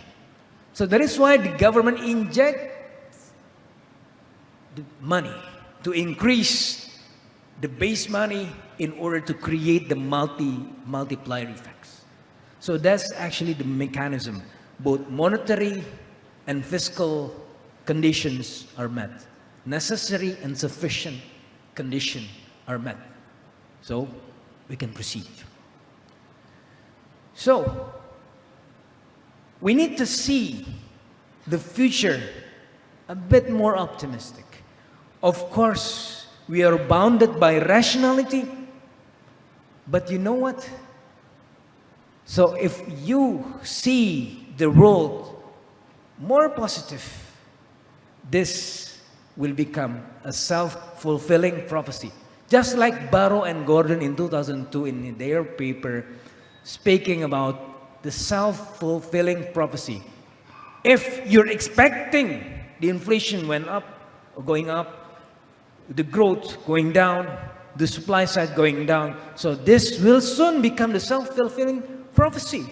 And the policymakers won't have much to do, because it's pretty much constrained with the expectation. So expectation is also the key. Rational expectation, Lucas critique. So you need to understand what happened in the future. So what the government is trying to do is to create the positive signaling effect. It's not the money is not there, the money is elsewhere. So we need to create the incentive so that the economy can grow. To wrap up my session, later my colleagues will also have another perspective. So of course we have the constraint of growth. Of course we have challenges. But the government is trying to cope with the challenges, and it needs all of us to go together. It needs quadruple helix equilibrium. The university, I'm also coming from the university, the private sectors, the government, and also the community. Some said it's pentahelix, but my other paper, actually telling about the quadruple helix ecosystem. The government as the ecosystem enabler. Some of my fellow economists also criticize the government that is actually doing too much for the economy, so it created the crowding out effect. So with the liquidity injection, 200 trillion of rupees, the government is trying to pave the way to the private sector to use the money, so they are actually doing it themselves to create the economic profit, to create the economic equilibrium, not the government. Because the government is the ecosystem enabler, not the player. And then, if I am to define this period post Sri Mulyani is a very excellent goalkeeper. Excellent. Shoot stopping. You know, the Italian football team, Catenaccio. One of the famous goalkeeper in Italy, Gianluigi Buffon. But he retired. Now, we have the era of ball-playing goalkeeper. It's not only trying to save the goal, but to distribute the ball evenly to other players, so we can have a more fluidity in the game plan. So, the deficit is still there. We are still complying with the Maastricht Treaty. Maximum 3% of deficit, maximum 60% of debt to GDP ratio, which, by the way, we have 40%, which is pretty much okay. We are trying to cope and to comply with that. But now, we are trying to be more aggressive. For example, this year, the deficit is at 2.78%. If you remember during Bu Sri Mulyani time, 2024, when it was set in the half year, the first semester, so we'll be going to have a 2.7% instead of 2.3% because of the global tension. And then what happened after the end of the year, because the global tension was actually quite moderated during the second half of the 2024, what happened? So we have enough money to be saved. So it's not circulated to the economy, but it's going to the central bank. We put it as a SAL. Now, the deficit has been set 2.78% this year. So it will be spent as projected.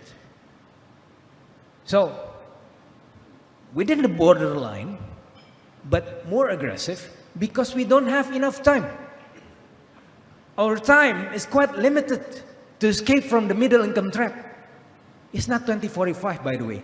You can see from my book, Global Production Network in ASEAN, in chapter 3. I wrote in this chapter that at least we need until very maximum 2038. Because there is actually the foundation of the demographic dividend, which is ending there.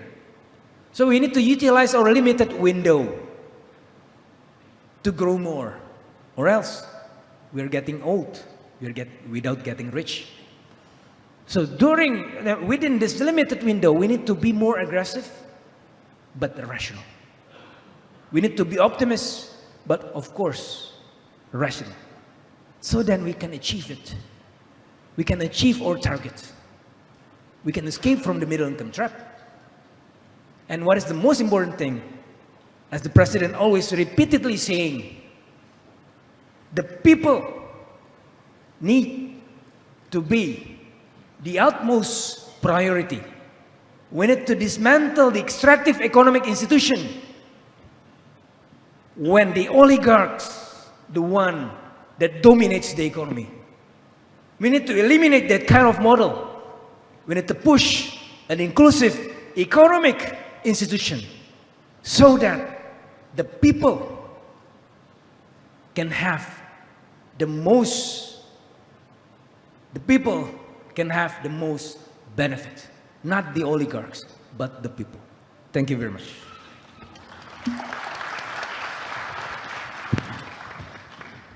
Thank you very much, Pak Fitra, for your excellent presentation. I must apologize. I forgot to inform the audience that the main theme of Mr. Fitra's presentation was on trade wars and fragmenting global order, reimagining financial ecosystems for a new economic era. And I would like to thank Pak Fitra for injecting a healthy dose of optimism in this situation created by powers overseas. And also, I note that there has been several silver bullets,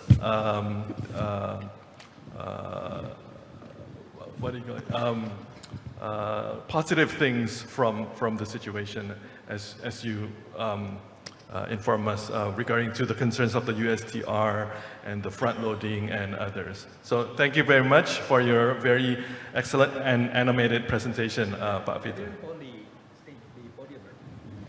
Sorry? I didn't pound the podium. No, you did not. But I left my phone there.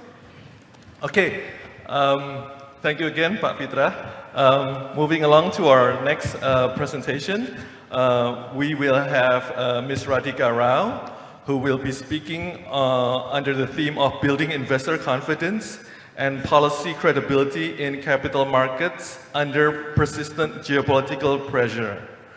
Now, Ms. Rao is Senior Economist and Executive Director at the Economics and Strategy Research Department at DBS Bank in Singapore. Prior to joining DBS, she worked as an economist at a financial institution and at 2 private sector research firms, all based in Singapore. Ms. Rao holds a master's degree in economics and international finance from St. Xavier's College. Ms. Rao, the time is yours. Thank you so much, Pak. Salamat siang, everyone. Thank you so much for your time this afternoon. I think we've been handed a very interesting topic. I think it really depends on the eyes of the beholder, where you want to discuss and what aspects you want to discuss from here.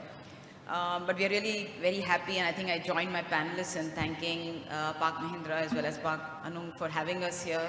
We were, the excellent hosts, and we're happy to be here this afternoon. So let me start off my part. I think I'll shift gears a bit to talk more about markets. When I say markets, we touch upon a bit of debt market effects as well as rates. And I'll touch upon Indonesia, and I happen to cover Indonesia for the economics team that I belong to as well, so I'll try and give some color as we go along. So like I said, the topic of geopolitics, I'll probably seek help to change the slides. So in the opening slide, if you could please help change the slide.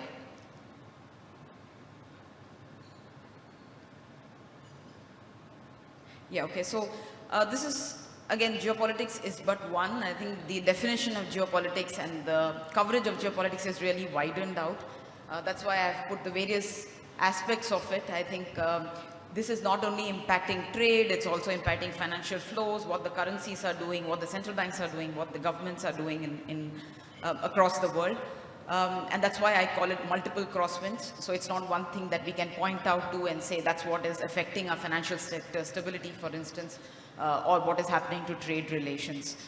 So the way I'm hoping to post this presentation is in the first few slides, I'll just share some observations with you in terms of what's happening, especially what the FX markets are looking at or what the bond markets are looking at. And the second part of the presentation would be, as was suggested for my topic, we look at the risk mitigation to mean as from a regulator's point of view, from a central bank's point of view, from a company's point of view, what are the frameworks that are usually used to mitigate some of these macro risks. So going on to the next slide, what you see is the first aspect is, of course, you kind of take a geopolitical index. So this is kind of a risk parameter. It very simply put really swings a lot based on which part of, is it a high risk time for geopolitics, is it low risk time? But regardless of those spikes, what you do see is in the past 5-6 years, there's been a significant increase in risks in general, right? It could be from, the Western world, it could be from the Middle East, it could be from Asia, it could be from her neighborhood. But overall, you do see kind of secular rise in uncertainty. Many such indices that we follow, especially to do with economic uncertainty, but I thought this one is interesting because even though if you argue that the last line is down, which is basically the last couple of months, but overall you can see that the trend has been up, going securely up. So that's about the index. Now I go into asking some of the familiar questions that I think Pak Mahindra also touched upon earlier in the day, and some of the other speakers also spoke about, which is, are we going from an era of globalization to slowbalization, right? Here we take, this chart is from IMF, and they have taken a kind of a historical look on how trade has done. Essentially, we call it the trade openness to mean how fast has trade grown, and as a percentage of GDP, what the lines, what the trend looks like. And you can see that this has been split into eras. Way back, we are actually seeing what we call the industrialization era. At that time, it was about, are we getting things from one country to another? Are we able to bring down logistics costs? Are we able to bring down travel costs? That was the focus on it, and also on infrastructure, all of that. So building the necessary blocks. That was the industrialization era till the early 1940, about 14, 15. Then you kind of saw the interwar era. Obviously, wars, when they do gather momentum, trade is the last thing on your mind. All the governments want to do is to build up better defenses, try and spend on that. So you kind of saw trade by the sideline. And thereafter, the two specific eras, especially the Bretton Woods, followed by the liberalization, is when bulk of this globalization, making trade a big engine of growth, really became important. And I think this is not only, so this is of course from a global point of view, but if you draw this down to Asia, especially in the liberalization phase, we saw Southeast Asia, including Indonesia, grow quite fast. If you talk about Indonesia, Thailand, Malaysia, all of the countries in Southeast Asia. This happened to be a time when China was liberalizing as well, and then many of the ASEAN countries kind of follow suit. But the most important question is the extreme right part of the chart, which is what is termed as globalization. This is essentially after we coming out of the global financial crisis, growth in general, there has been trade happening, there has been exports driving growth, but overall in terms of volume and in terms of value, you don't see a significant increase compared to say about 10 or 20 years prior. And what you would see, so this chart goes up to 2021, and if I draw the last 4 or 5 years, you kind of see a similar trend, and hence these questions about are we going from globalization to deglobalization, right? Are we going in reverse? I would argue that we are not. I think it's quite clear, say even from Indonesia's point of view, when you participate in the entire value chain, starts with commodities, goes downstream. You talk about any of the supply chains, electronics, semiconductors, EVs, there is no a country that can produce it all. So if anything, the supply chain has become a lot more fragmented, to mean there are a lot more countries that are involved. So while at the headline level it will look like there's deglobalization happening, but if you go to the nitty-gritties, what you see is that if anything, it has gotten, many more countries are participating in the same space and taking a piece each, one taking the steering wheel, the other one taking the engine chassis, one taking the fuel, so on and so forth. So that process has certainly not moved in reversal. So again, to give you a bit of a global gist on what are the bigger trends that are taking place. Then this question on, and I think this is more closer to this year, in the past about 8 to 10 months, this topic on is money going out of the US, right? There's been a change in government there. The new government has its own policies. The US dollar actually corrected quite sharply. The question being asked was, does that mean the confidence in the US has gone down to the extent that flows are coming out and flooding all the other countries? We do think it's a half cup empty, half full issue. In these 7-8 months, we have tried to chart here. The numbers are, the lines are very, quite a few lines, but you can just pay attention to the line in black, which is essentially the money going into the US, money going into US equities, US bonds. And what you notice is that despite this big talk about loss of confidence, money coming out of the US, it is again a half-truth. Money is still going back into the US. When I say money, I mean foreigners investing, money going into the equity markets, money going back into the bond markets. So while we might say that overall, there's a bit of uncertainty on the political climate, on the economic climate in the US, just being one of the biggest markets helps the kind of volumes it attracts. So we have seen, so as a rough gauge, about 200 billion plus money going into the equity markets, 300 billion plus going into the bond markets. So net you have still seen inflows. But that is not to mean that Asia is not getting its fair share. So you have seen some amount of portfolio readjustment happening towards Asia as well. When we talk about Asia, it's a mix of Southeast Asia, including Indonesia. Indonesia has also seen a bit of inflows coming into the equity markets, a bit of inflows coming into the bond markets as well. In fact, bond markets is somewhere where Indonesia has done very well because the bond yields actually fell quite sharply again in the past 3-4 months. But when you look at the money in terms of volume, you kind of see, again, China is one of the big markets where money has gone in the past 7-8 months of this year. So 2 takeaways. Number one, that money coming out of the US does not mean money is not going in at all. Yes, there is some reallocation happening. Yes, there is money moving from debt to equity and so on. But still net you see money going back into the US. And when it's coming to Asia, it's coming to different countries. But in terms of volume, it's going into China. But we have seen, when we track in the team, flows quite closely, and you can see that coming into Southeast Asia, coming into Indonesia as well, there's been quite positive foreign flows. So these I refer to are portfolio flows, not the FDI. FDI, as we know very well, the past 5 years, Indonesia has been seeing record FDI flows. Just in the past couple of quarters, there's been a bit of moderation. So we spoke about, generally multiple crosswinds, this globalization, deglobalization argument, going into the financial flows, and how true is this de-dollarization argument in terms of flows at least. One more thing that you might have heard of when we talk about de-dollarization is also, are there any other alternatives that are coming up to the USD? Yes, there are a few, but none of them have been able to, gain traction. So that way, from that angle, I would think dollar is still dominant, quite a dominant player. From here, we move to bond markets. Like I said, we'll have a bit of FX going into the debt markets. And this is something that is going to be very, very closely watched. I think this is, when you look at it, when you talk about global bond markets, yes, debt is going up everywhere. But I think this aspect is going to gain a lot of momentum, and it's going to become very, very important, because as countries build more debt, the problems don't show immediately, they always show with a lag.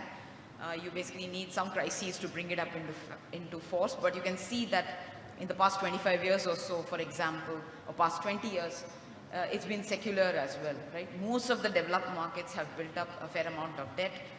These are not just governments, these are households, these are businesses, these are also sovereign wealth funds as well. So you can see, again, I've got a selection of countries here. In Indonesia's case, just like Park mentioned, the debt levels have gone up, but you don't necessarily see it anywhere close to 60% of GDP. So still at the peak of the pandemic, we were still talking about 39 to 40% of GDP. And compare that with some of the other countries, of course, developed markets, the US, you talk about Europe as well, Japan, all these countries are something that have been facing with quite high risk. Moving on from bond markets, I don't want to give a picture that everything that's happening outside is bad, or rather geopolitics, there are only negatives that have been happening. There are quite a few positive takeaways as well. And we talk about the positive takeaways. We are in an exciting decade and a half, I would think. This need to be able to compete, risks or geopolitical risks arising in different parts of the world, what is that doing? It's kind of making tech a bit more deconcentrated. It used to be in some parts of the world, but everybody now wants to have a bigger say. So we do see that China in particular has really climbed that part of the curve quite quickly. We track this robo intensity index as well, as in a manufacturing sector, how many robots are being used. And you see some countries like South Korea, for instance, is the highest. Then there is Singapore, of course. Singapore, because it's a ratio per 10,000, it's quite high for Singapore's case. And there's Germany, and then there are some few other countries. So not everything is bad when we talk about the side effects of globalization or side effects of geopolitical risk per se.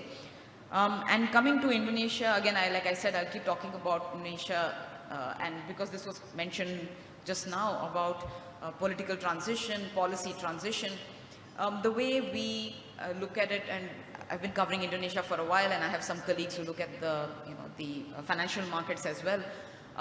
It's very encouraging to see that if you look at the rupiah assets, so when we talk about the bond market, equity, or the rupiah, the currency itself, it has buffeted risks quite well in the past 6-8 months. So you do see volatile movements, but you really don't see it breaking out of very, very big ranges, right? And we have also noticed that there's a particular spike in dollar rupiahs. Thereafter, you tend to see quite a sharp pullback as well, meaning rupiah appreciate. So if you see the chart on your right, we kind of try to trace what happened in 2025 yet far. We really do think that the benefit of doubt has been resting with the Indonesian assets. We haven't seen many big blow-ups, any kind of negative reaction. It's been more what happens day to day usually in terms of risk assets. Like I said, so this was the first part where I talk about the macro and some of the observations we have made. I'll then shift on to the kind of frameworks, and some of this as being financial experts in your field as well, you might have come across. I'll try to take a top-down view, basically from a government regulator point of view, coming down to what the companies adopt as well. And again, these are unpredictable impact. It's not, it used to be the case that the Middle East was facing a lot of geopolitical tension. You will immediately see the impact on oil. You will immediately see the impact on current account.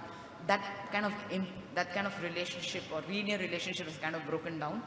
And I think the channels of impact have certainly widened a lot more. So with this background in mind, when we talk about macro risk mitigation, this is a term, a thought process that we came up with, which is basically, now if you need to fight a difficult trade environment, we have introduced this concept called TOTUS, which is basically trade outside of the US. Because if trading with the US becomes difficult, the countries outside try and trade with each other much more and have a kind of a concentrated or a particular, say, I would say, trade avenues or trade agreements to supply to the US. And why do we make that argument? Because if you see, in terms of the amount of the population that is outside the US, the amount of trade that happens outside the US, the amount of capital market action that happens outside the US, it is equally important. And I think this kind of trade war or trade disruption is pushing us in that direction. I think taking Indonesia's example, many of the trade agreements, so Indonesia does have a working trade agreement with the US. Not all the countries have that. I can tell you that India right now faces about 50% tariff. They started talking about trade agreement back in February 2025. There wasn't much of progress on that, but in terms of Indonesia has been able to get that trade agreement together. After that, you've seen another trade agreement with Canada, which is the first for the region. You've also seen another trade agreement with Europe, which is the third in the region. So kind of that quickening relationship with non-US trade partners has become very important. And I think we kind of put that into this TOTUS bracket. And we see this happening again. This is just the beginning. In the next 3-4 years, as the relationship becomes very fraught, you're going to see more and more of that. Moving on from diversification is the policy coordination. What do the economic stakeholders do? The governments, the central banks, they try and coordinate to reach a common purpose, which is basically financial stability or to boost growth.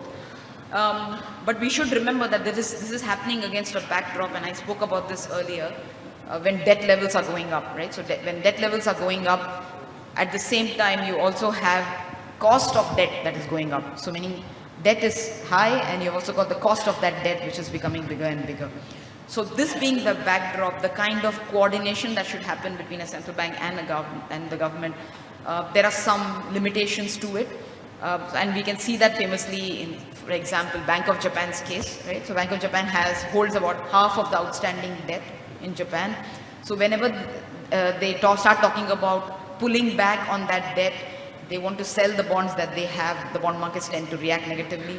Secondly, whenever the government says, I want to spend more, I want to boost growth, that time as well, the bond markets tend to behave difficultly. So there's a volatility in the markets.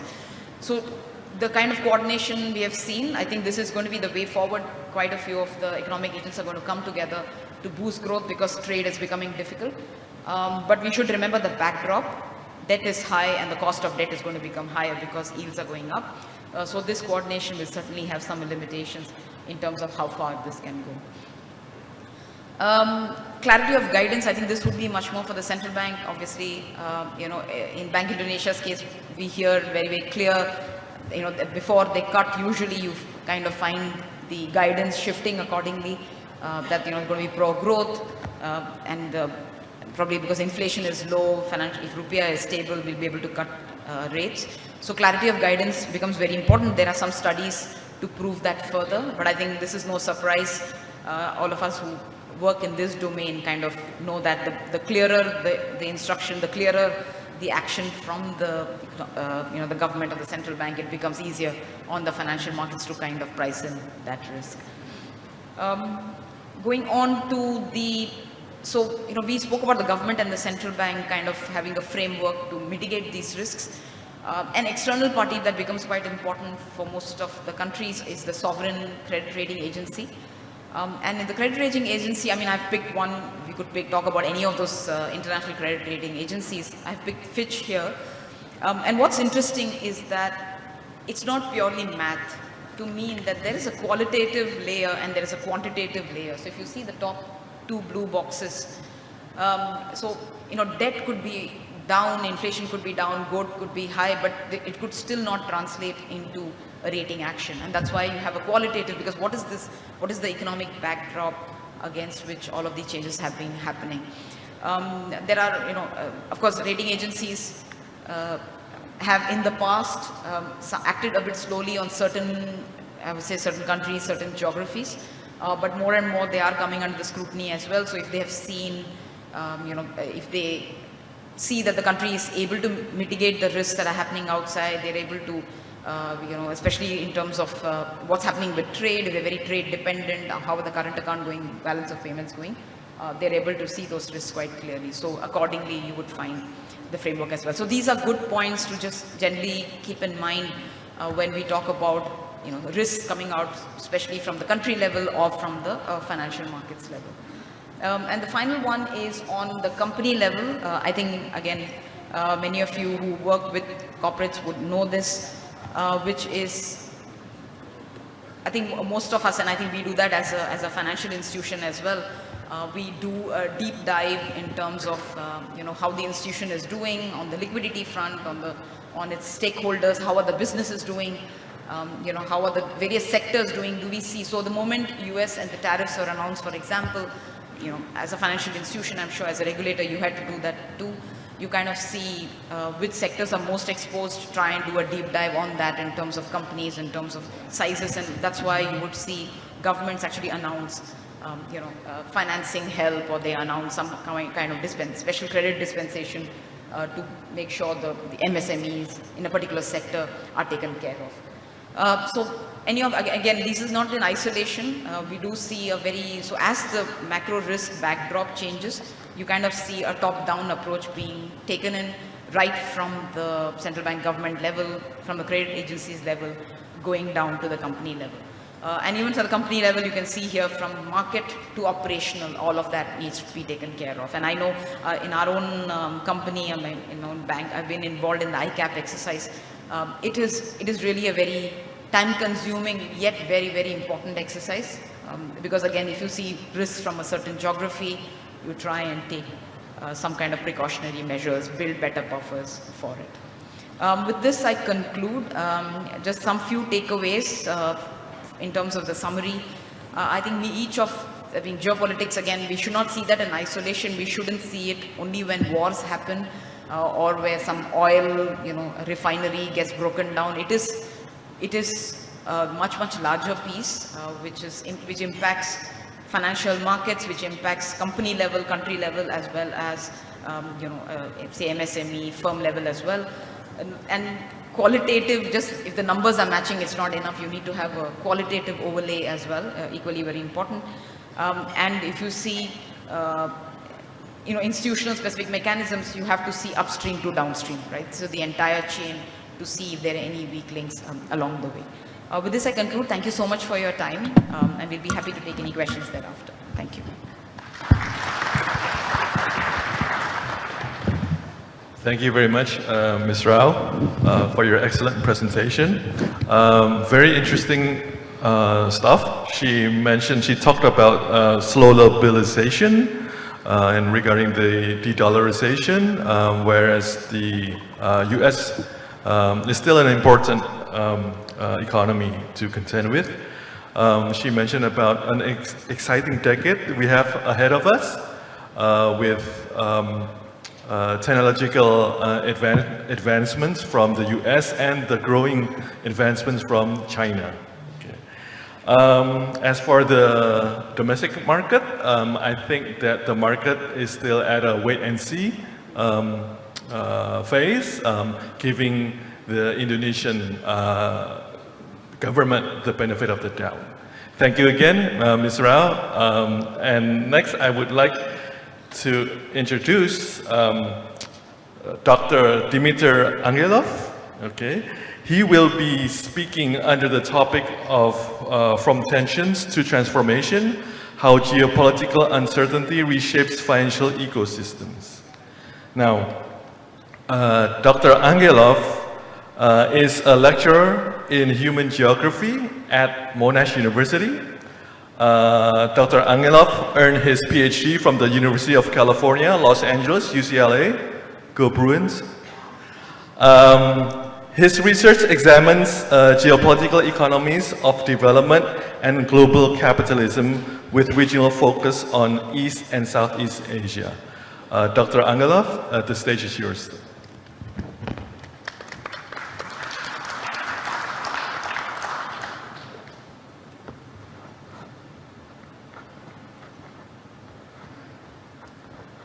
Good afternoon, selamat siang. Can you all hear me? Great. Lovely to see everyone here. I hope you're overcoming your food coma from that wonderful lunch we all had. I'd like to start off by thanking our hosts and organizers, OJK, our honorable commissioners, but also the rest of the OJK staff for making sure everything runs smoothly and for putting together this fantastic event.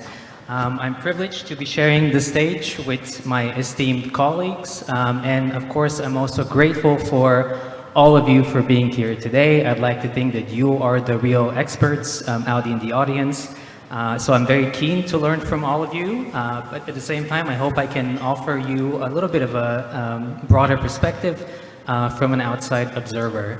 And this perspective is a geographical perspective, or a geographer's view of how we understand the things that we're interested in discussing here today, namely geopolitics, geoeconomics, and finance. There's three interrelated points that I'd like to make. First, geopolitics is never just about geopolitics. It is always also inherently about the geoeconomics. So beyond our traditional view understanding geopolitics as being about grand strategizing for territorial control and conflict, it is also about competition, namely competition for the accumulation and reproduction of capital on the global stage. And on this global stage, this kind of competition and conflict reflects or represents the internationalization of political economic interests on the global stage, domestic political economic interests. This internationalization of political economic interests also reflects the crises and contradictions within those political economic systems, but also the uneven interdependencies and asymmetries through which countries are differently integrated into the global system.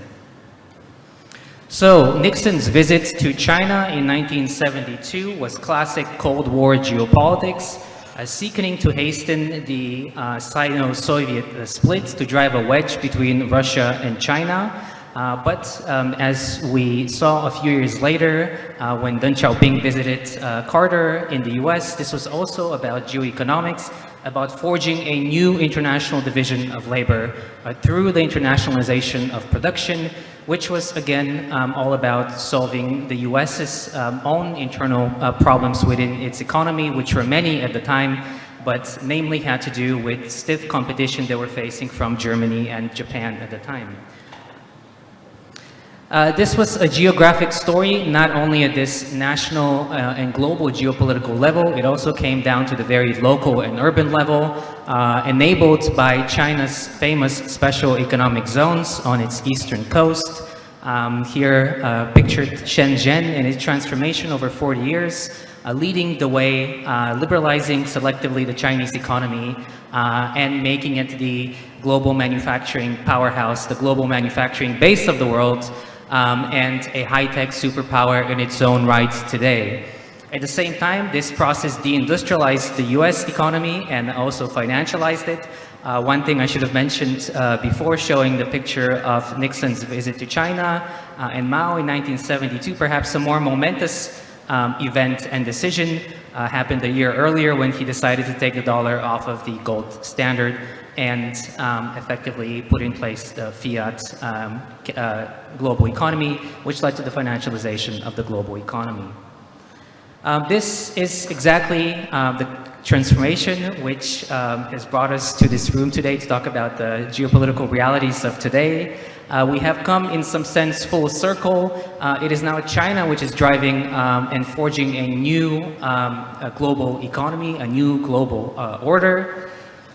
It is doing so by building and shaping new connectivities and relationalities around the world, famously through the Belt and Road Initiative, which had to do as much with geopolitics and ideology and soft power as it did, of course, with geoeconomics. So again, not just geopolitics, but also geoeconomics, needing to internationalize and export its capital and technologies.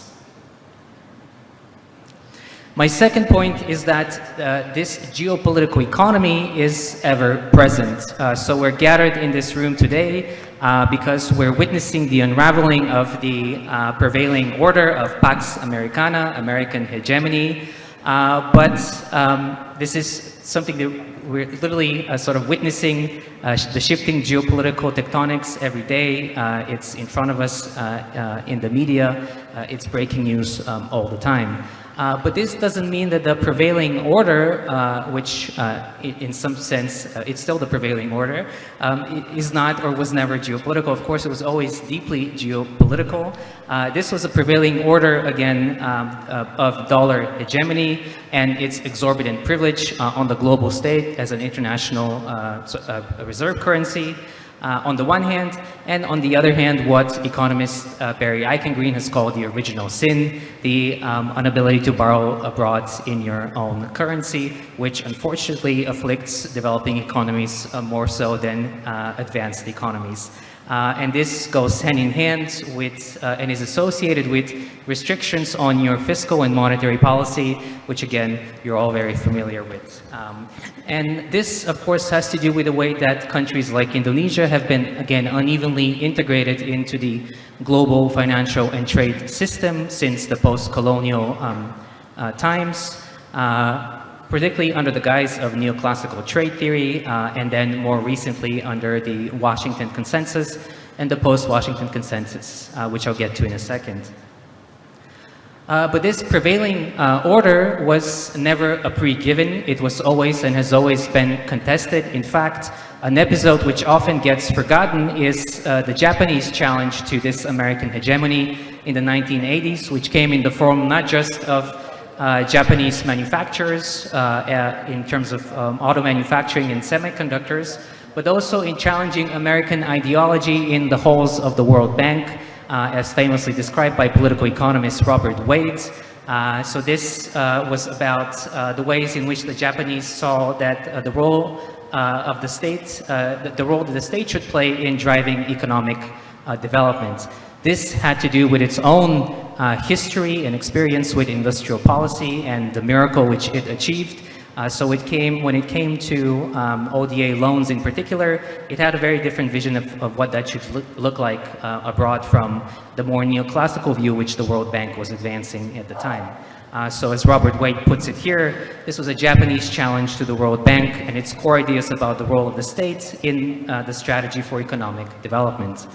Unsurprisingly, it was the American view that won out, again under the banner of the Washington Consensus, which had tremendously devastating impacts on economies in Southeast Asia, perhaps most notably Indonesia's.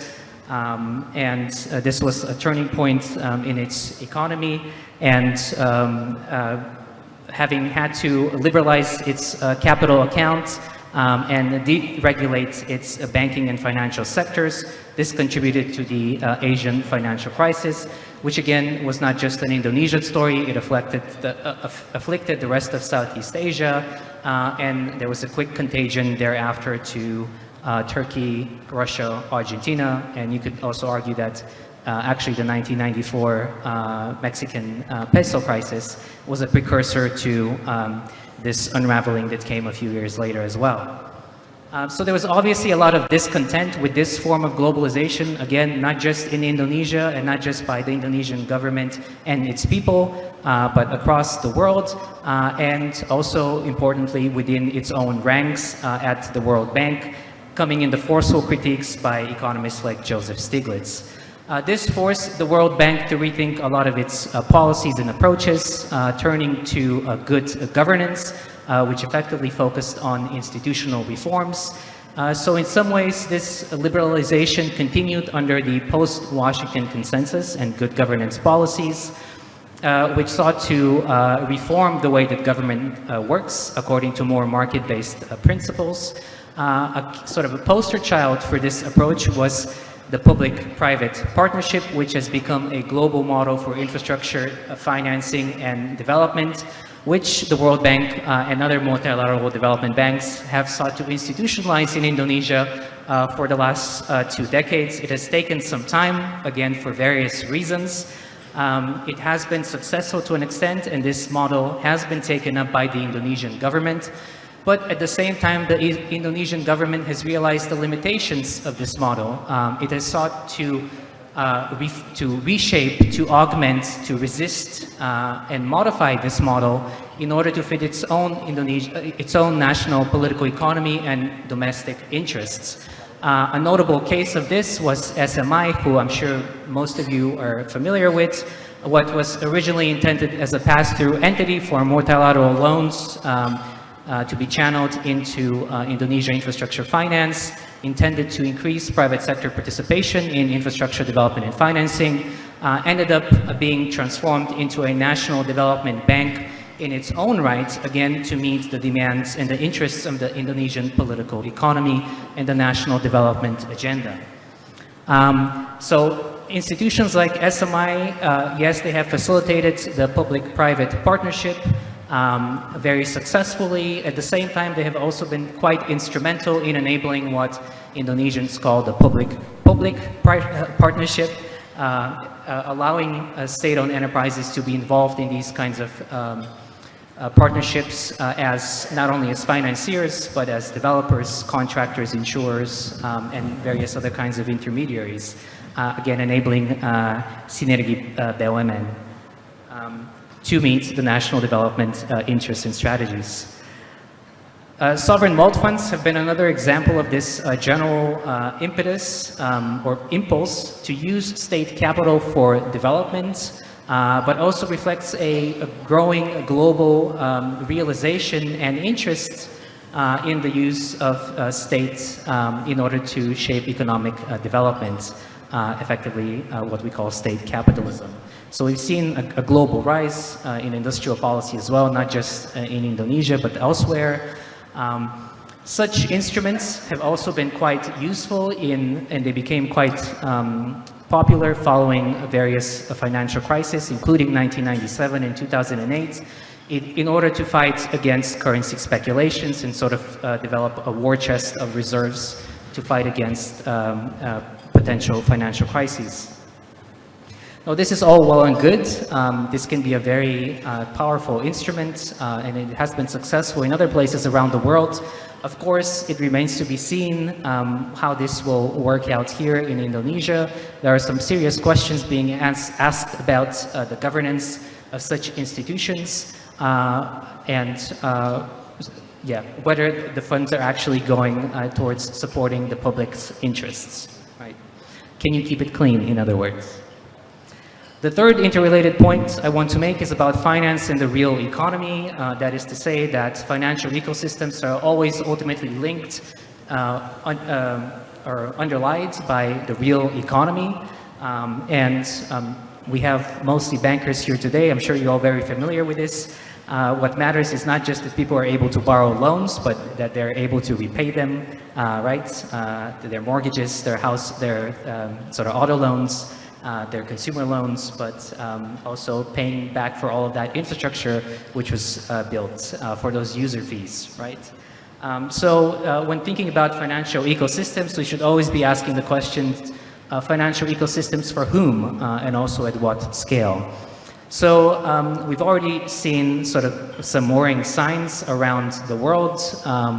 We're seeing the US labor market weakening and consumer sentiment declining, which is having an impact on financial sentiment as well, even though we live in a world where financial assets and their valuations are increasingly divorced from reality. Nonetheless, the real economy does matter, and this is something that Pak Fitra talked about. We've seen some worrying signs in the Indonesian economy. The middle class appears to be shrinking, especially over this period since COVID. The population who falls in the most vulnerable is also expanding. Something that my colleague here also mentioned is we see the effects in terms of pushing a lot of people into the informal sector. Right, so this is in a sense a COVID story and a post-COVID recovery, which never quite happened. And again, this is not just an Indonesian story, it's a global story. At the same time, there are some worrying trends within Indonesia, which is the decline in the shares, manufacturing share of GDP, which has seen a steady decline over the last 2 decades, pictured here on your right-hand side. So unsurprisingly, and I should mention, while the manufacturing share has declined, services have climbed quite significantly, while commodities still make up a big part of Indonesia's economy. So unsurprisingly, we see discontent. Again, this is not an Indonesia-only story. We've seen this across the region over the last year. And what we can tell is that people are clearly on edge because they don't feel like the system is working in their favor, right?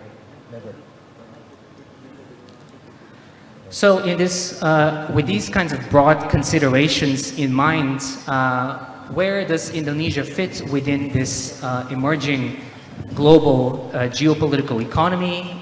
Where is it positioned and where is it going is an important question to ask. In regards to finance, of course, we have to talk about its relationships with technology. We're all aware of this. This has been the theme of our panel earlier today. This is because financial systems are increasingly being integrated with technological systems, and as data is increasingly being transformed into cloud capital. And we see the emergence of dominant global platforms which are centralizing power. In particularly, there's big competition between China and the US for this digital space. So where does Indonesia's tech stack up in this race? Well, there's much to be desired. In some sense, there is a positive story. There has been a lot of good things happening in Indonesia. But it's not just about creating platforms like e-commerce and marketplace platforms. We also have to think about the underlying innovation ecosystem that is driving such technological change. Indonesia has made quite impressive gains over the year in its ranking in terms of its innovation system. And you can take this for what it's worth. If you buy into these kinds of indices, it seems to have made significant strides. At the same time, it's still lagging on a global stage. So within its income group, it's relatively high up, number 8 out of 36 in the high middle income group, but still 54th in the world. So there's much room to grow. In this geopolitical economy, Indonesia has to contend with a increasingly fragmented or bifurcated world where, again, China and the United States are battling for network centrality and digital supremacy over digital networks, technological standards, and data governance. Will Indonesia be able to forge its own path, or will it have to fall into one of these camps? When it comes to trade, Indonesia has to worry not only about where to send its biofuels, but what to do with its data fuel. So there's increasing conflict about how to govern cross-border data flows. So while Trump has been pushing his tariffs and protectionism, at least for the last decade, the US, in its free trade agreements, has been pushing for the liberalization of data flows across borders. And on the other hand, China has been using protectionist measures known as digital mercantilism, famously through its Chinese digital firewall, through which it has been able to protect its market from American firms and also to develop its own competitors in the likes of Baidu, Alibaba, and Tencent. At the same time, China has sought to preserve space for its digital sovereignty in trade agreements like the RCEP, and making big exceptions for national politics within those frameworks. Indonesia likewise has sought to push back against the prevailing trade regime on the global stage when it comes to digital services. Famously, along with India and South Africa, it has been pushing to end the moratorium on custom duties on electronic transmissions, which has been in place since 1998. It seems, however, that Indonesia has conceded and recently walked back that commitment under pressure from recent negotiations with the Trump administration, which has pushed Indonesia to remove any kinds of tariffs on US digital goods and services, right? It remains to be seen how this sort of commitment walks back, as Indonesia has been forced to kind of walk back from pushing against the removal of the moratorium. The Trump administration also pushed back against the likes of QTIS because they saw it as impacting American payment firms, and this reflects the broader geopolitics around payment systems, which I'll get to in a second. So is there hope for Indonesia's digital unicorns and for Indonesia to catch up through services in the context of what observers are calling premature deindustrialization? Well, I think Indonesia has to do a much better job in protecting its cloud capital and its data, much like China has done. And I think a recent example is quite instrumental here, or two recent examples around ByteDance and TikTok.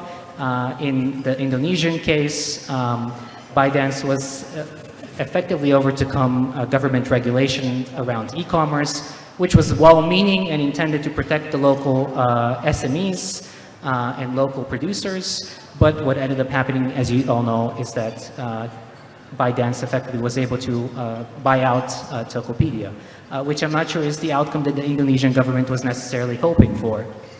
On the other hand, ByteDance has been forced to divest its US operations and also localizing its data servers in the US, which highlights in some sense, well, obviously a different kind of policy that the US is pushing, and a different kind of leverage and power that it has.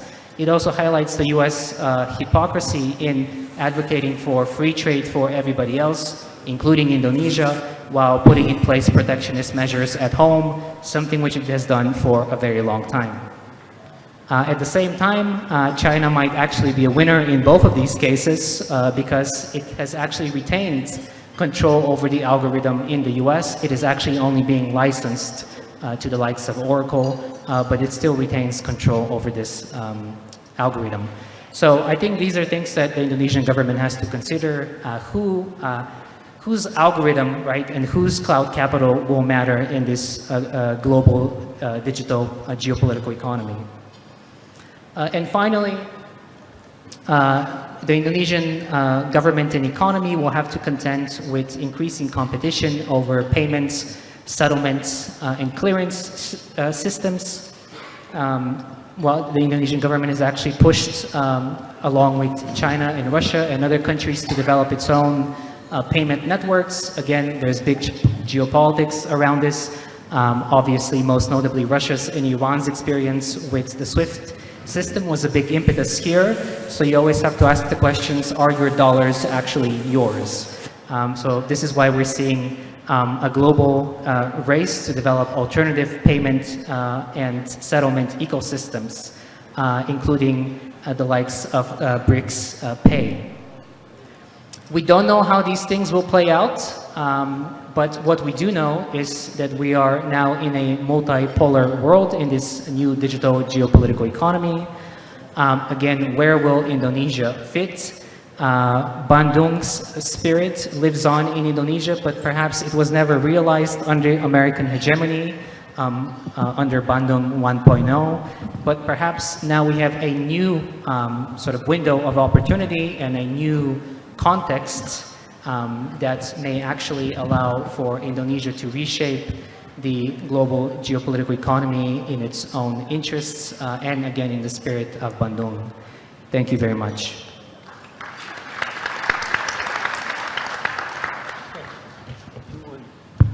Matur nuwun. Thank you very much, Dr. Angelov. Very interesting presentation. Dr. Angelov talked about the tight relationship between geopolitics and geoeconomics, whereas it is mainly a competition to accumulate capital and also soft power. He also talked about the importance of public policy partnerships, and that it should be tailored to meet one's economy. Interesting also regarding on financial ecosystems, it's to have the right level of scale and the targeted audience for the ecosystem. And I think something that we can see right now is that regarding the pull between the Western world and the BRICS, and I think that is very, and it's a war fought on various fronts, not the least, of course, the digital front. So thank you again, Dr. Angelov. And with that, I would like to invite our last speaker for this session, Mr. Nyoman Gede Satria Wibawa, who will be speaking under the theme of prevention and mitigation of greenwashing in the financial services industry, a call for collaborative actions. Please help me into welcoming Mr. Satria. Mr. Satria is the Asia Pacific Regional Coordination Associate and Indonesia Country Coordinator at the United Nations Environment Program Finance Initiative, or the UNEPFI. Mr. Satria has extensive experience in sustainable finance, SME banking, and climate action, supporting financial institutions in adopting responsible banking and insurance principles across the Asia-Pacific region. He holds an MBA in finance from the DePaul University in Chicago and a bachelor from economics from Trisakti University. Mr. Satria, the stage is yours. Terima kasih, Pak Boyke. Assalamualaikum warahmatullahi wabarakatuh. Salam sejahtera untuk kita semua. Om Swastiastu. Terima kasih banyak saya ucapkan kepada Pak Anung dan juga tim OJK Institute yang sudah mengundang UNEPFI untuk menjadi salah satu panelis di acara International Research Forum dari OJK. My name is Satria Wibawa. I'm from UNEP-FI. And I'm delivering the greenwashing research report result in a presentation titled Prevention and Mitigation of Greenwashing in the Financial Services Industry, a call for collaborative action. And this is something that was emphasized by previous panelists in the first session, and I would also mention this several times throughout my presentation. So even though I'm the face of these operations of this research, but there's a team behind this research. The research was initiated by Pak Agus before and continued by Pak Anung. Also under the guidance of Bu Ida, Pak Mulia, who's retired now. And then the team of Pak Sanjung, Bu Farah, and also Asfi Hanifah from UNEP-FI, they were the core team of this research. So I would like to start by providing some context on sustainable finance development in terms of the regulations throughout the world. So by now, most of the financial institutions in the world, to some extent, they have good understanding of climate risks and also opportunities. And countries in which they operate also have issued regulations, such as sustainable finance frameworks, nationally determined contributions, and BSAP in the biodiversity and also taxonomies. And almost all countries, sorry, I forgot to flip this. So this is basically the list of countries and also regulations in which sustainable finance are being regulated. You can see the detail in the presentations that's distributed. In terms of the sustainable finance taxonomies in ASEAN, 5 countries within the sub-region have already published their sustainable finance taxonomies, and 5 others are developing or in the process of adopting the ASEAN taxonomies. You can see the report that we published also on the right side. And of course, the implementation differs from country to country and also within the subregions of APAC. Before I continue with the report, I would like to give a bit of background about UNEP-FI because I'm pretty sure not everybody is aware of who we are. So we are part of the UN system under the United Nations Environment Programme. So UNEP-FI is a partnership between the UN and the global financial services through the implementation of sustainable finance frameworks. In the banking side, it's called the Principles for Responsible Banking, or PRB, and on the insurance side, it's called the Principles for Sustainable Insurance. So UNEP-FI acts as the secretariat for these 2 initiatives, providing guidance, tools, research, and also convening knowledge sharing between stakeholders through our global roundtable and regional roundtable. And we also have country-specific capacity building or projects, including in this country, in Indonesia. So we are supported by the UN Joint SDG Fund, and one of the activities is the greenwashing research that we conduct collaboratively with OJK.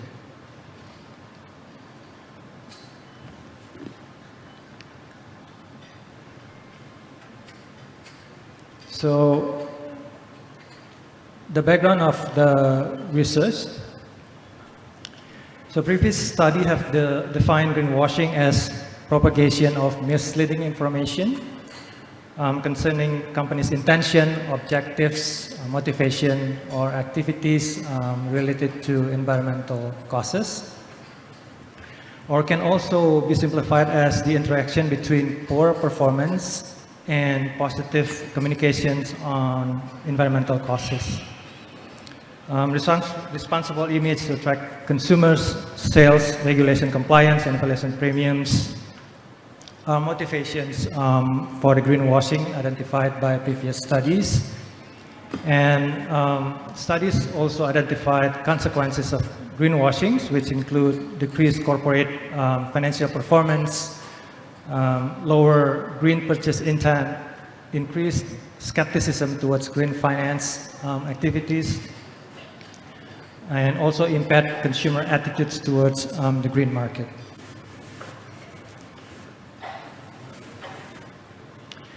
So several financial industry regulators have also recorded greenwashing cases and allegations in several regions. For example, the European Banking Authority reported an increase of greenwashing cases from 2021 to 2023 in all regions except for North America, and we all know why not in North America.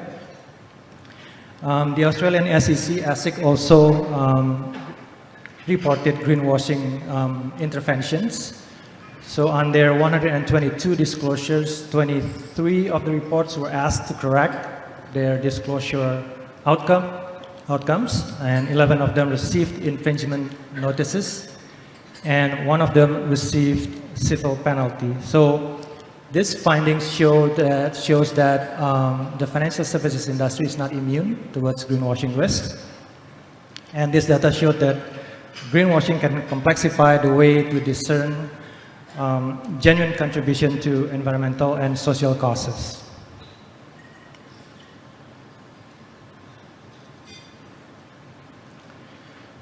So what are the objectives of the research? As you can see on the screen, recognizing the urgency of the issues, OJK along with UNEP-FI, we conduct the research aim to deepen the understanding of greenwashing phenomenon in financial sector, to raise awareness of the topic within the financial services industry. So the research aim to provide a comprehensive understanding of the greenwashing challenges in sustainable finance sector and explore strategies for mitigating risks associated with greenwashing practices. Specifically, the research aimed at addressing the objectives as stated on the slide. Now we are talking about the methodology of the research. So the data collection method, we are using a qualitative method, a combination between academic papers and also in-depth interviews. For academic papers, data collection method is as stated on the screen, resulted in 42 peer-reviewed academic papers that are extracted from Scopus and Google Scholar to identify existing theories around greenwashing practices in financial services industry. And then about the in-depth interviews, to gain more insight on the current trends and state of greenwashing in the global financial services industry. We collaboratively conducted 8 in-depth interviews with regulators and professionals in the sector related to sustainability and sustainable finance, and they were conducted in 2024. The interviewees consisted of 1 academia, 1 civil society members, 3 private consultants from Europe, 2 regulators from Europe, and also 1 from Asia. Sorry, 2 from the Australia and New Zealand, and then 1 from Asia. Due to the scarce number of experts specifically in greenwashing, the purposive sampling method was conducted.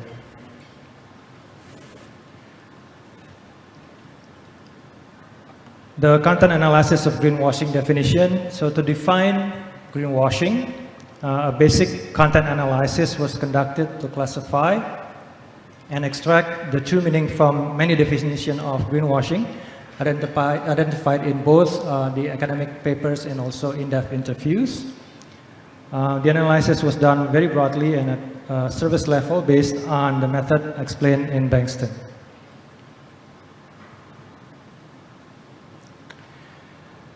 Due to the nuanced nature of greenwashing, thematic analysis was considered the best analysis method to enable insight extraction from identifying recurring patterns in an organized manner. And moving on to the results and discussions. So this data was based on definition provided in both in the interviews and also 2 academic papers that we studied. So you can see on the screen in bold, based on the words commonly used to define greenwashing. Greenwashing may be defined as misleading claim, communication, marketing strategy, or statements to appear environmentally friendly or sustainable. And the thematic analysis identified 3 general themes that reflect the intricacy in understanding and defining greenwashing. The first one is definitions. The second one is subjective interpretation, and then the third one is selective wordings. On the first theme, it was found that different definition of sustainability and the lack of unifying definitions create a gap in defining sustainability concepts, which later may lead to greenwashing by taking advantage of this gray area. And to complicate matters further, the second theme found that the subjective interpretation add another layer to the intricate nature of greenwashing investigations. So due to these gaps, the third theme found that a company might commit to greenwashing by being selective on defining greenwashing and picking definitions that work in their favor. So the variety and evolving definition were also found in existing studies where, for example, Grattan Research Institute on Climate Change and Environment, and also the DLA Piper coined a new term called climate washing to define climate solutions and carbon offset projects that claim exaggerated emission savings when actually contribute to corruption, and carbon offset projects that exaggerated emission savings when actually compromise the integrity risk in the climate solutions. However, without unified definitions, investigation in greenwashing cases may be difficult, as found in previous study.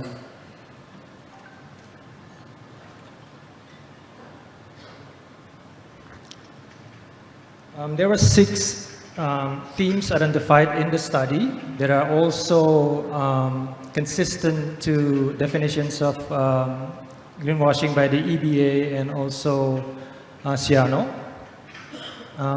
So therefore, it can be concluded that in general, greenwashing is either providing misleading information or being selective in reporting unattractive information.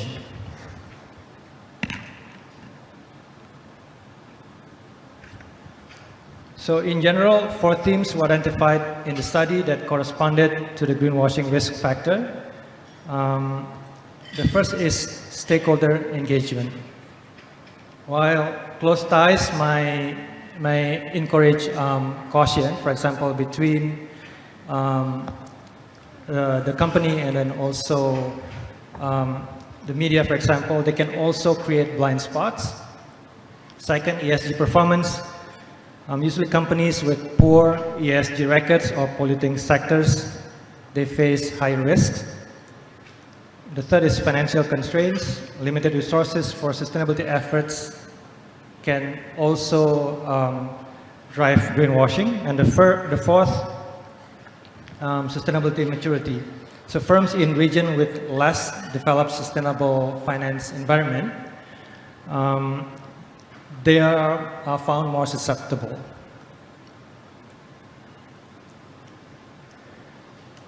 And then here are the stakeholders identified in the study that has direct implementation of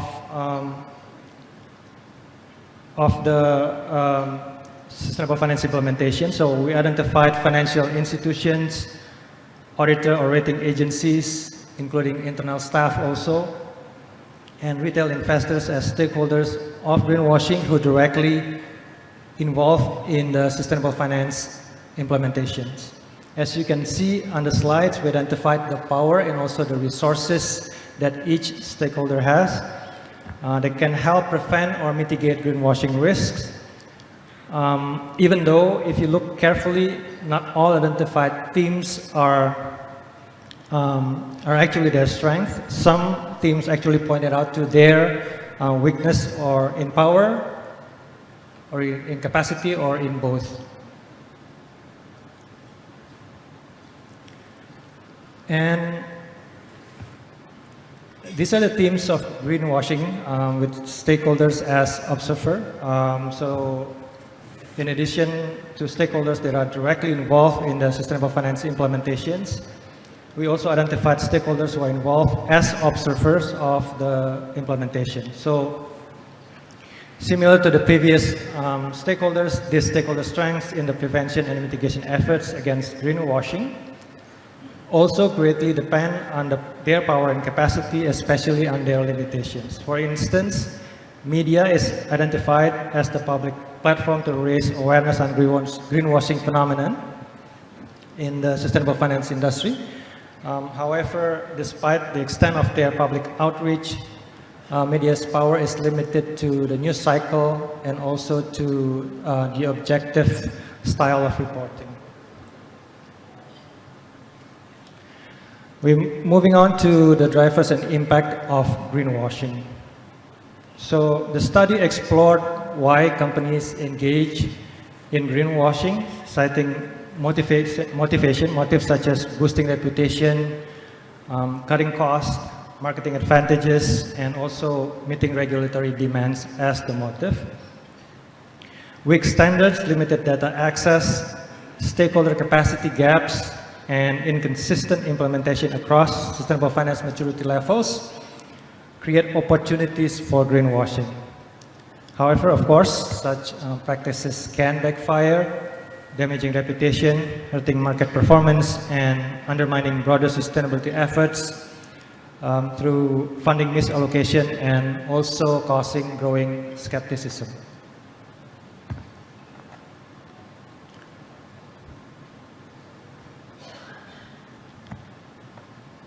Conclusions on the drivers and impacts of greenwashing. So as shown, existing literature supported some findings that we found in the study. Therefore, based on the themes identified in the study, the transparency and symmetry of information determine understanding and perception around sustainable finance, and thus be important to be addressed to ensure clear and objective implementation of sustainable finance practices. Also, there might be a need to align understanding on original incentives of adopting sustainable finance practices, as reputation and financial gain should never be the objectives and never be the rewards. Moving on to several case studies in which we analyze how in real life cases of greenwashing, proven and alleged, correspond with our findings. Case A, this case exemplifies greenwashing in finance, in which a European asset manager owned by a major bank was indicted for overstating its sustainable investment practices. This is an example of exaggerated claims. The issue surfaced via a whistleblower, so internal staff, involving financial institutions, regulators, and media. Alleged motives include pressure to appear sustainable, indictments in 2 jurisdictions expose regulatory gaps across regions, and the company faced fines and also a drop in stock value, reflecting reputational damage and also weakened market performance. The second case is misleading advertisement by a bank. So a major bank was indicted for greenwashing after making exaggerated claims in 2 ads about sustainability investments. An example of misleading statements. civil society groups flagged the ads to the Advertising Council, highlighting their watchdog role. The timing, just before a global climate conference, suggests a motive to appear climate conscious. And the case exposed the public capacity gaps as misinterpretations of figurative language triggered the complaint. So the bank was ordered to withdraw the ads, damaging its reputations in sustainable finance.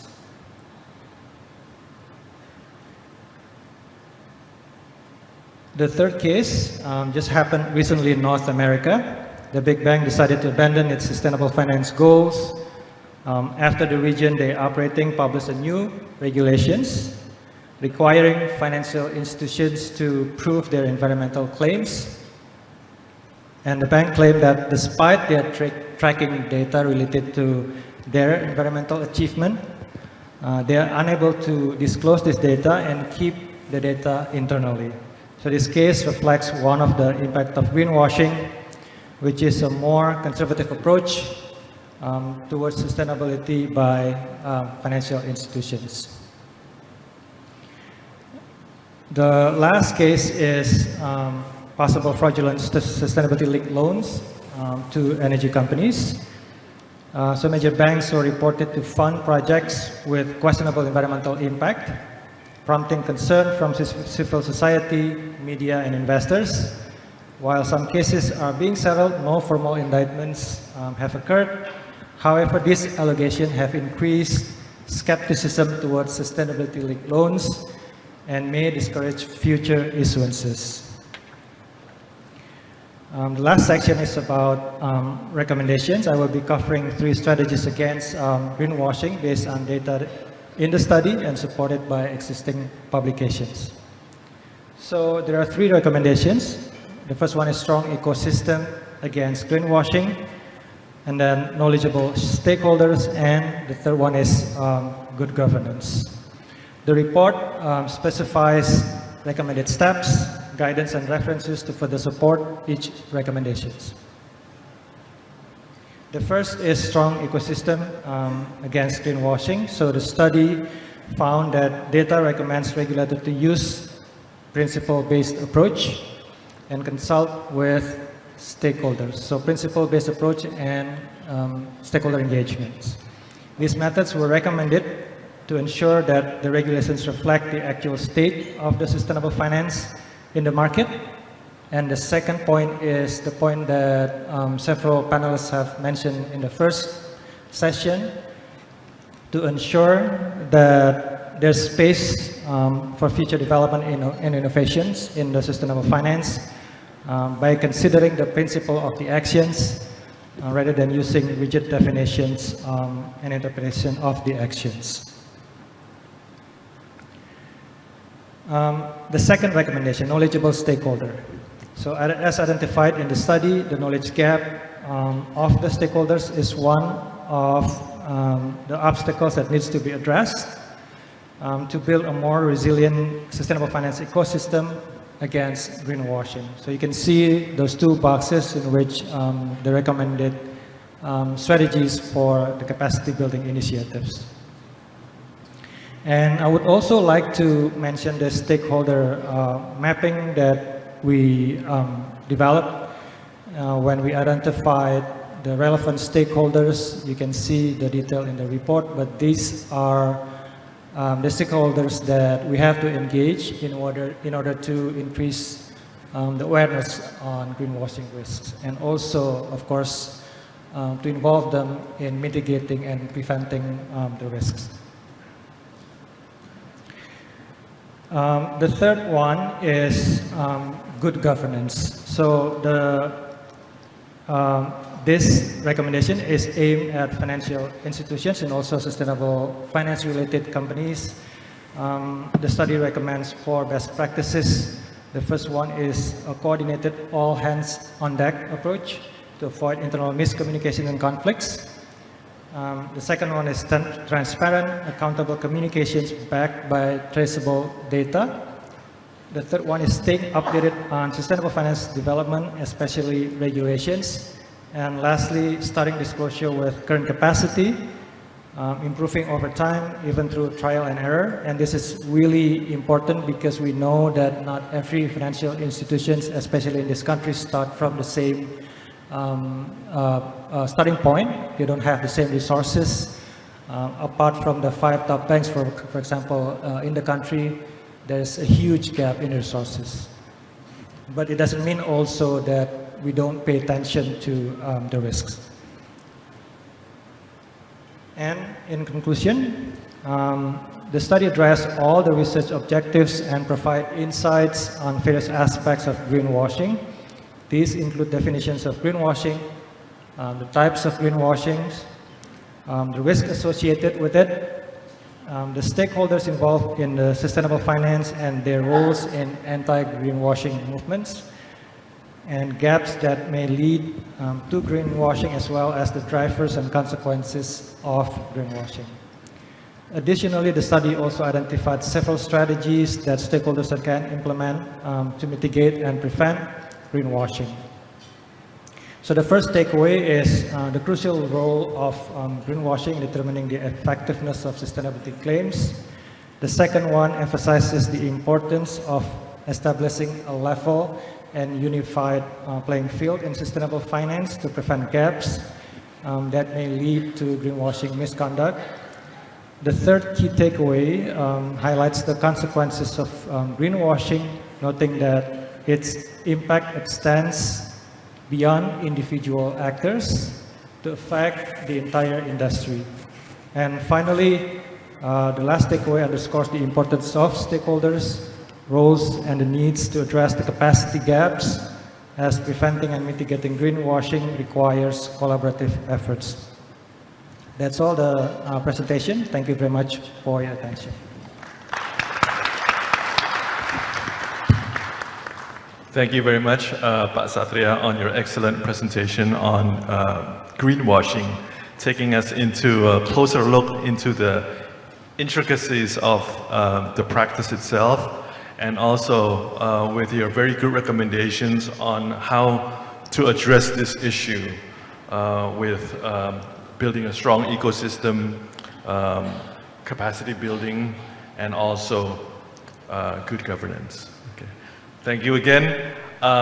With the 4 presentations from our 4 experts concluded, we will now step into the second phase of our event, of our session, which is the question and answers. Okay.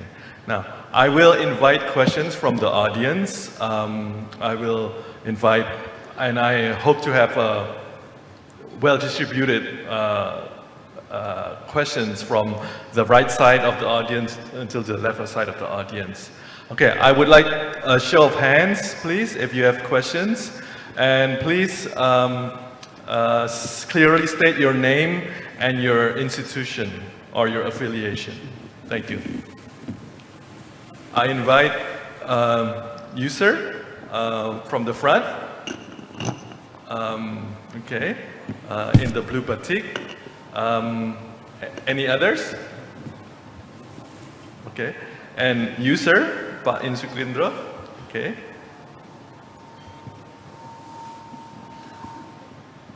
Others? You, sir? Pak Salim, is it? Okay. Okay, let's start with 3. Please state your name and institution, sir. Ma'am, sorry.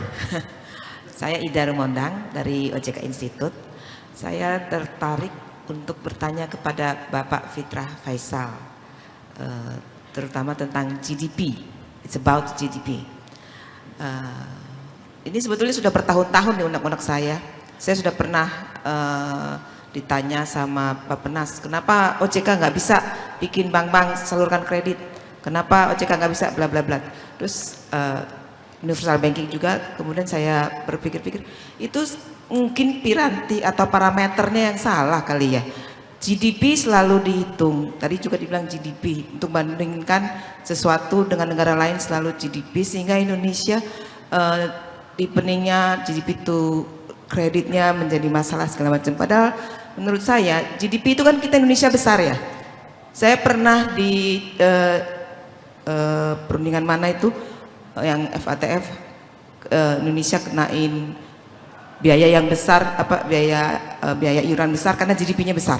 Padahal GDP Indonesia besar itu kan bukan dinikmati seluruh masyarakat Indonesia ya. Banyak yang ekspornya kita tidak tahu berapa sebetulnya jumlahnya. Penambang-penambang besar itu keluar semuanya, emasnya, batu bara dan segala macam, mana kita tahu aja sudah dapat berapa. Kita nggak pernah mendengar kecuali mungkin rakyat setempatnya demo atau apa, itu untuk kesejahteraan. Sehingga bagaimana kalau GNP yang menjadi dasar kita untuk membandingkan dengan kekuatan kita dibandingkan negara lain. Terima kasih. Alright, thank you Ibu Ida.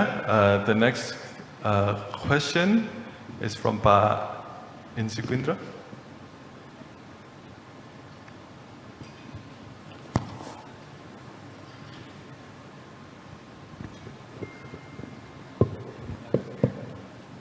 Thank you, Mas Boy. My short question to Pak Fitra. I read a statement, Pak Fitra, in the newspaper.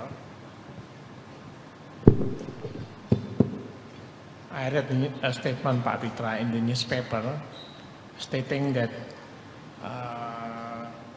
President Trump adopted his tariff policy because of his experience when he was a businessman in China and received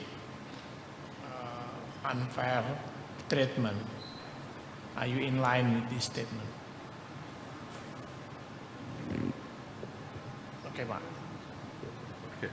Thank you, Pak Insigundra.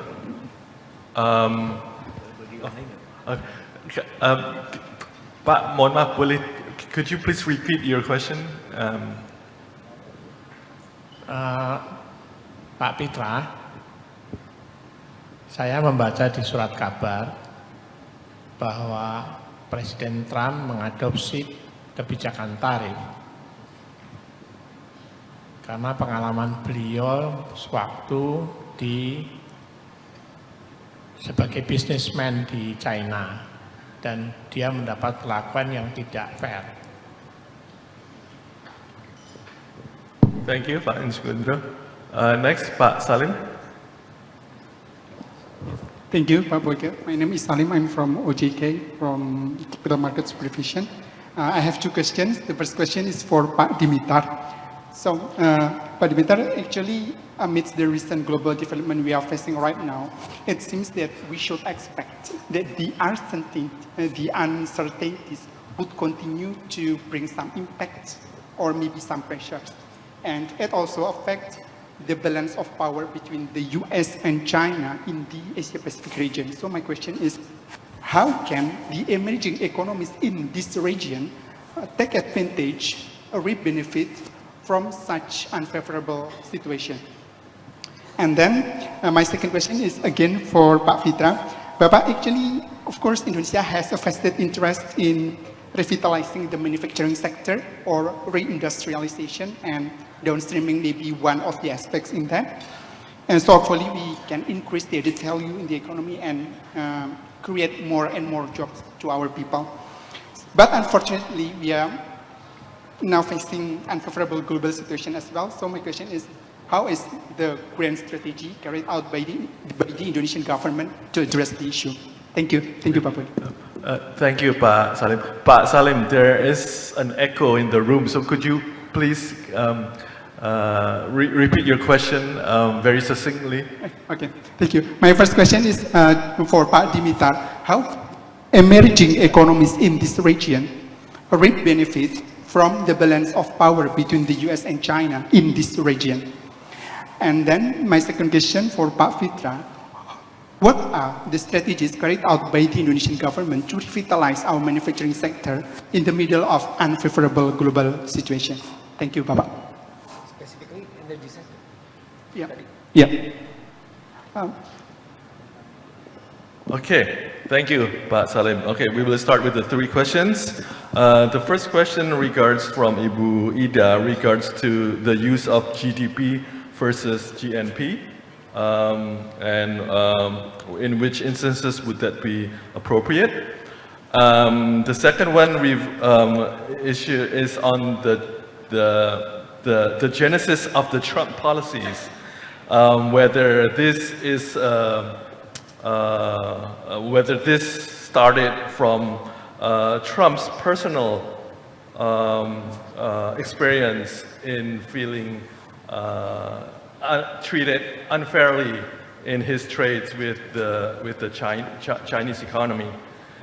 And the third, the last one is from Pak Salim.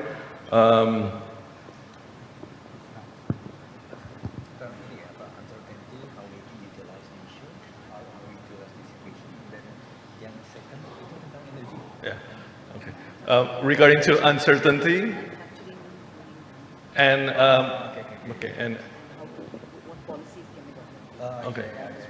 and what policies can the government take? Thank you. Please, I invite the speakers, Pak Miftah and the speakers, to respond to the questions. Okay, thank you for the questions. So GDP versus GNP is essentially very typical discussion in my class, in 101 economics. GDP versus GNP. So why we are using GDP instead of GNP? Because, for typical developing countries, if you measure it from the GNP, we are actually, quite limited because we don't have any expansion economy towards the other countries. So we don't have enough MNCs, we don't have any financial sectors and so on and so forth. So it's actually better for us, Indonesia, to measure it in GDP. But I know what you mean because if you're seeing, for example, gross fixed capital formation, the growth was actually quite staggering in the second quarter, 7%. As a matter of fact, if I'm mistaken, the growth in machineries, the growth was 25%. But again, so if you're seeing it in the gross fixed capital formation, it is not actually tally with the employment creation, which is actually, we have some lag. If you purchase machineries, we need time in order to, absorb labor. And then especially in the second quarter of the year, it was actually because of the front-loading activities. It's typical seasonal one-shot activities that is not actually quite very much reflected in the day-to-day economy. So that is why the people are still struggling. The middle class is not having, enough ammunition for their daily activities compared to the second quarter performance of 5.12% of GDP. So that is why also the government is trying to make the growth to be more inclusive. For example, in Molucas, so we have a quite staggering economic growth there, more than 20%, but the poverty level is still stagnating. So the thing is, if you, maybe I can actually give you my book. It was published in 2024, The Economic Resurgence Post-COVID in ASEAN, especially when it comes to absorptive capacity. So we also mentioned several studies on Indonesia. The absorptive capacity is quite limited. What is actually the absorptive capacity? If you're seeing in the Cobb-Douglas production function, we have machineries, and the capital, we have also the human capital. The human capital is quite left behind. So that is why the government is trying to invest more in human capital in order to increase the absorptive capacity of every investment coming to Indonesia. So that's actually the way to see it. So we are not inclusive yet in terms of the overall economy, but we are trying through Astacita, the 8 hopes of Indonesia. We call it Astacita. Astacita is Sanskrit. Do you know? Okay, no.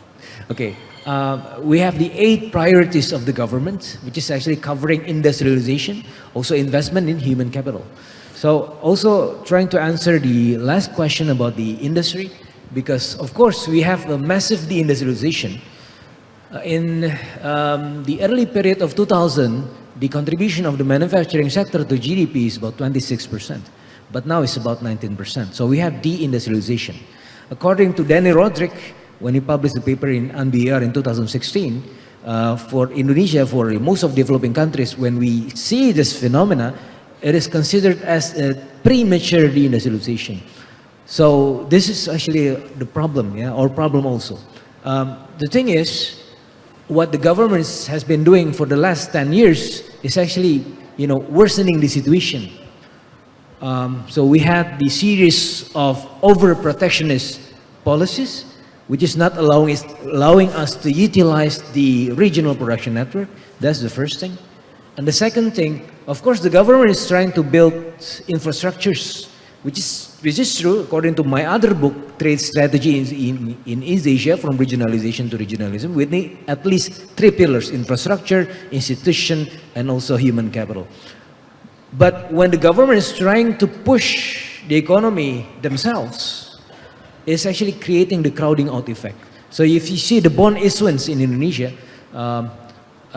the average is about 85%, if I'm not mistaken, yeah? And then the average ASEAN is 55%. So we are actually beyond ASEAN average. So it creates actually the risk of financing, especially for the private sectors.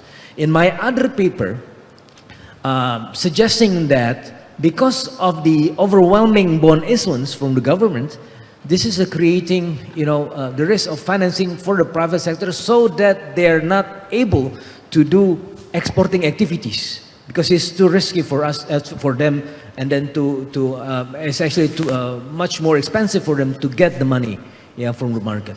So that is why we are actually also having the series of deindustrialization. So how can we capitalize the moment? So of course now we have the trade diversion effect, which is actually happening in the short run. That is why we have the recent trade balance. The surplus was more than $5 billion US. So on average we have 3 to 4 billion. 4 billion is above average, but $5 billion US is actually beyond average of 1 year trade balance. So this is happening in the short run, but we need to utilize the moment by participating more on the global production network. How we can participate more in the global production network, especially in the backward participation. We need to, dismantle all of the trade barriers, especially coming to the input sectors. So we have lagging in the backward participation. So we need to dismantle the local content requirement, not too high, just enough. And then we need also to change the trade policy, not having import quotas, but now having maybe another type of trade policies. Maybe tariff is just better than import quotas. Although as a trade economist, I'm not actually very fond of tariff, but if we compare it with import quotas, tariff is actually better than import quotas because, the government is not having the money, and then you have the corruptions, and then it's already in the textbook. Krugman in the International Economics textbook already mentioning that import quotas is actually the worst trade policies ever because the government can also have, unfavorable collaboration with the private sectors, which is actually corruption. And then Prof. Insukindro, I read your books, especially econometrics. So Prof. Insukindro is very famous. With regards to Trump, the motivation, actually, of course, people now are competing with China. Every country in the world are having actually a deficit with China.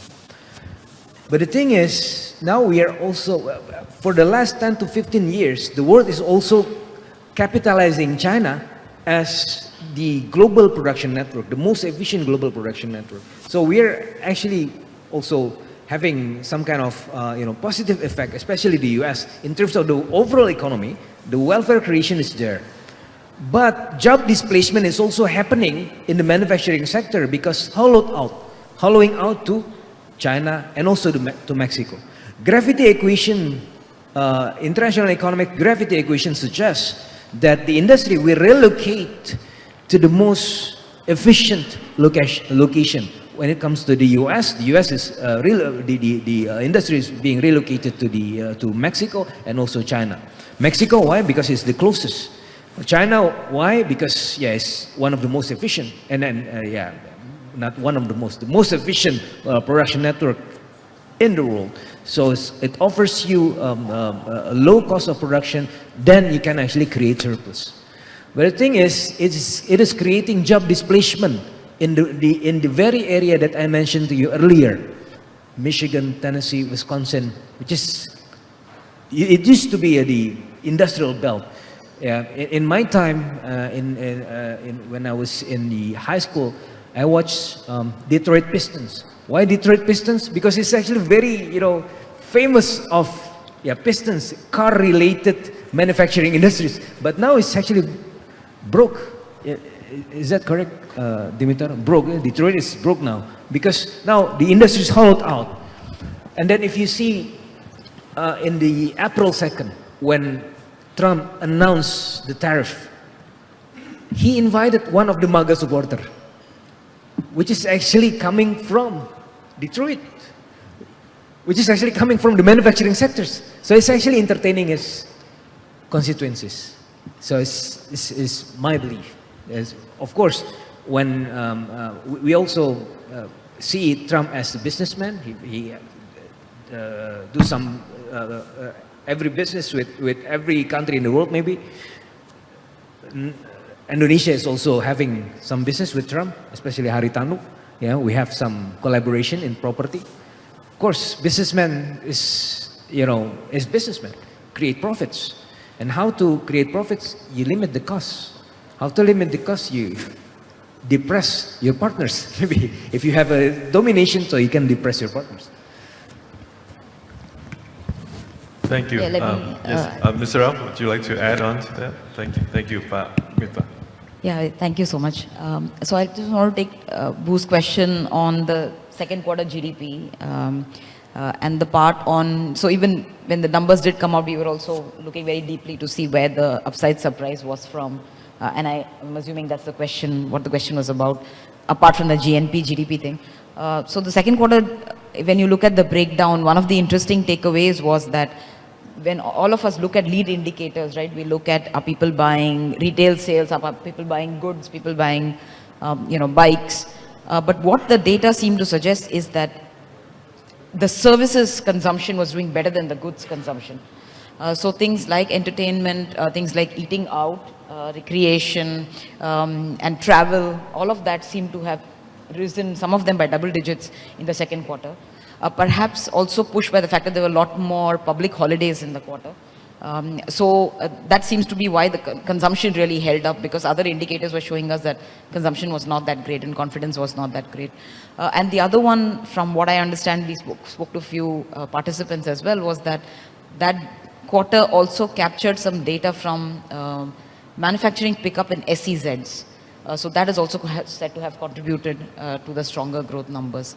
Of course, but the second half of the year might not have these same benefits, and that's why overall, put the first half and the second half together, we might end up at about 4.95% is where our forecast is for Indonesia. And the GDP thing, I think that's a very interesting and an important question, because why not count, the same people who are going outside and producing? That certainly gives a good picture of how they're doing worldwide. But some of the things that usually goes against that argument is that you don't, you kind of I would say understate what is happening domestically. Things like inequality is not well fractured and well captured by this number. The quality of the human capital is also not picked up by these numbers. So that's why then everybody tends to go back to the GDP argument instead of the GNP argument. But I think that's an important one, because we could have residents but doing better outside. So I think that's important. And the question on manufacturing and what the policies could be, and I think one of the good things to do is, because this is a very prime time, there is actual material shift in capacity that's happening in the region. I think I cover Indonesia, and I cover some of the other ASEAN countries as well. And we are looking at the officials playing a very, very important role. A lot of hand-holding in the sense that if any investor expresses interest, everything from land to connections to electricity to labor, all of that is done from a province level to a central government level. So everything is provided for. That's what causes a lot of interest in the investor, because this shift is real. So there is capacity that's coming out, not only of China, it's also coming out of the US, for instance. And all the countries are very, very keen to pick that extra capacity or incremental capacity. Thank you, Mr. Rao. I was informed that I have missed a question from the very back. Mr. Suryono? Yes, could you please share your question with us? Thank you. Thank you. Assalamualaikum warahmatullahi wabarakatuh. Thank you for this opportunity to answer. The questions I'm addressing to the Mr. Dimitar Angelo. When I see your explanation about this geopolitics and geoeconomic, this is very interesting for me, especially part of this topic about this public-private partnership. In your slides number 14, I see there are scheme, partnership, public partnership, and PPP. This is only scheme for the big company like this. And your slide is okay. The partnership only about SMI, AGP, FSG, and so on. The question is it possible if the scheme public-private partnership for the SMEs, small, medium economy enterprise? Because I think this is very important. We know that this SMEs is very important for us because the SMEs can be contribution on the GDP. So it's possible how to use this mechanism to do this scheme on this our SMEs. I think this is very important. Thank you. Wassalamualaikum warahmatullahi wabarakatuh.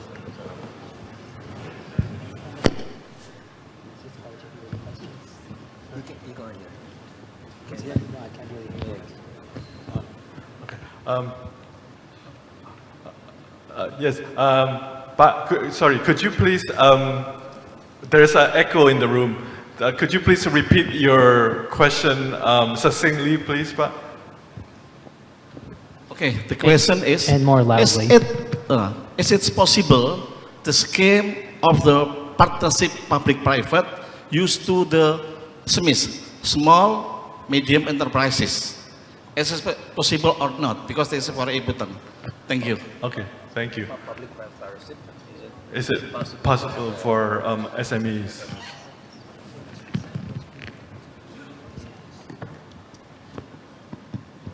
That's a great question, honestly, that I never had thought about. I mean, there's obviously a reason. Yeah, okay, so if you're asking if SMEs can participate in public-private partnerships or public-public partnerships,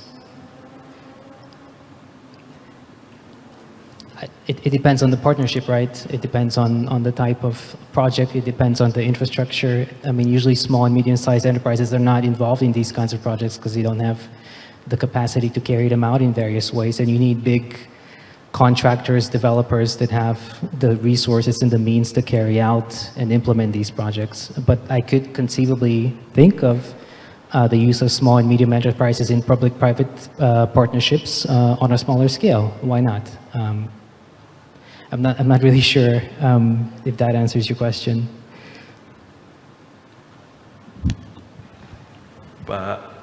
Thank you, Dr. Angelov. Satria, would you like to add to that? Yeah, I just want to second what Dimitar just mentioned. It depends on the sector. If we talk about infrastructure, as mentioned before, of course, it will be difficult to mainstream MSMEs.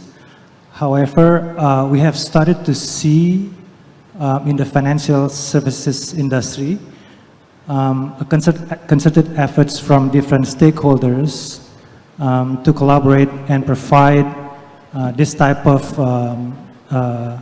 joint offering for MSMEs. For example, in UNEP-FI, we have we are the secretariat of the Vulnerable 20 Countries V20 Sustainable Insurance Facility, which is a pipeline facility funded by ADB and also the German government, with an aim to basically bring the industry and insurance industry and banking industry together in addressing the climate stress that are faced by MSMEs. As we know, MSMEs are the backbone of every countries, including Indonesia. But at the same time, they are also very prone towards severe weather events, for example. And in terms of their operations, they depend heavily on credits. And at the same time, they are also very prone. And it makes them also at risk because in the event of severe weather events, they would be impacted the most. It also makes the banks impacted the most as well. So the V20 Sustainable Insurance Facility tried to create a scheme, the PPP scheme that you mentioned, Pak, involving the German government, ADB also, and banks to try to pilot a project to help the banks model the climate risk in their portfolio, to understand with parametric risk model, to understand the exposure of the bank towards climate and also towards the MSME credit. So the aim is to basically help the bank to protect themselves and also to provide MSMEs with necessary protections against severe climate events.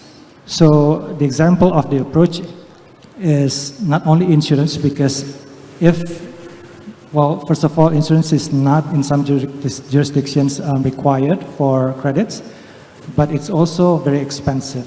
So what we are trying to do is to help the banks model that and then create a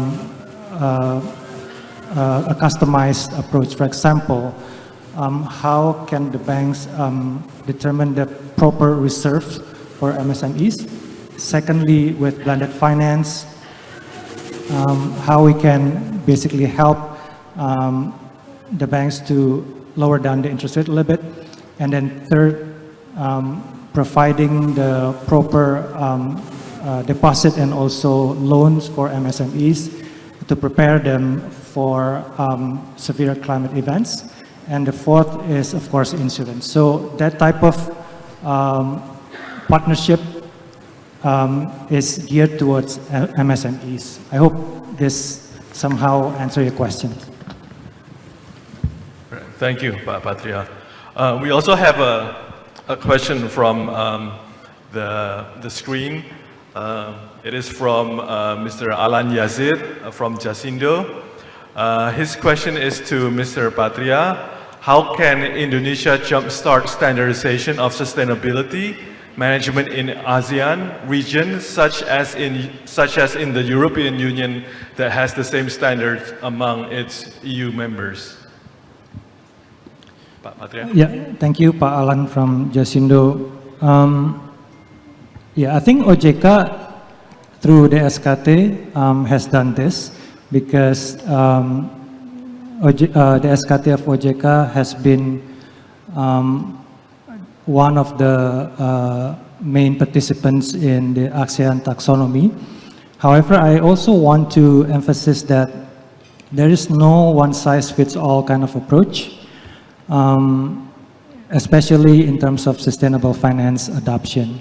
For example, if we are talking about European standards with Asia Pacific, we have very different kind of situation in which the European market is very mature, while here, for example, in Asia Pacific, we have a lot of very young coal-fired power plants, less than 15 years.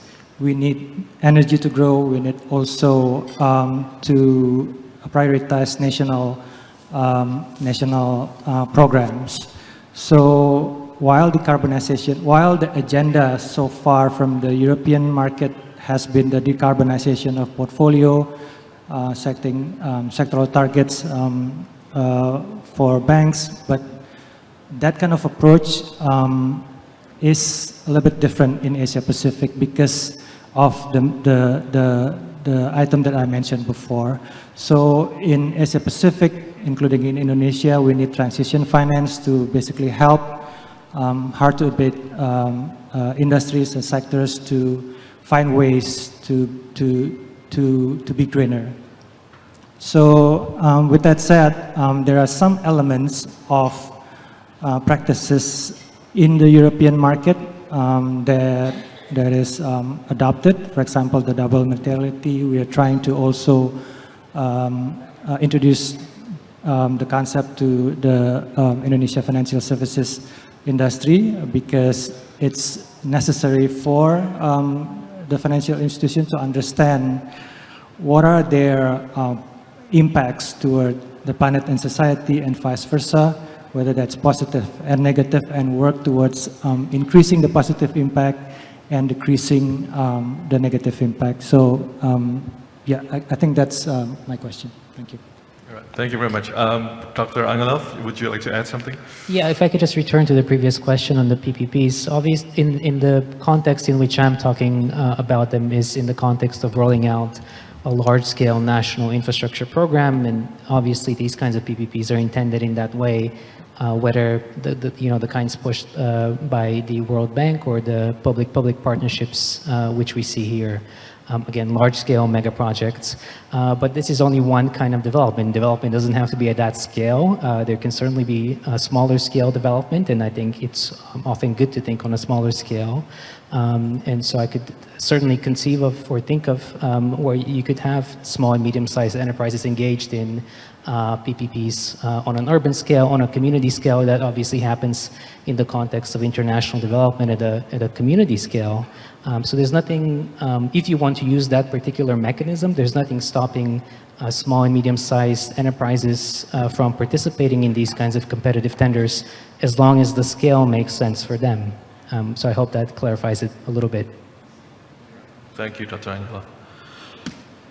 Okay. Thank you for your questions. If there is another question, I would like to invite you, but if not, then I think we can call it a day. All right. Thank you very much to our speakers. Please help me to thank our speakers for this session. Some of the important takeaways that I have noted is that there has been some blessing in disguise regarding to the current geopolitical situation, which can and has been optimized by many economies, including Indonesia. I think a good measure of optimism is needed to maneuver within this situation. Also, the markets are currently at a wait-and-see phase, giving the benefit of the doubt to economies, including Indonesia. So it will really depend on the agility and the nimbleness of each economy of each government to maneuver within this situation.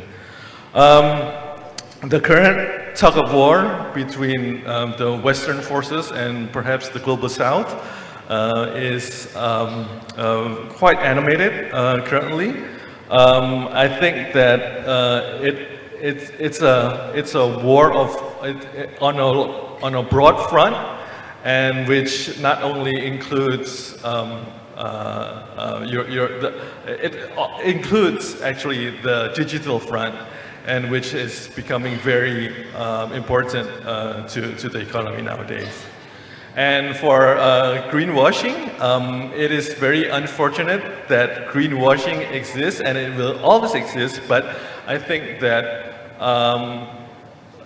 governments, authorities need to take good measure in managing this issue, because at the stage of where sustainable finance is at, climate issues where it's at right now, I think that the public perception is very important, and that greenwashing will only make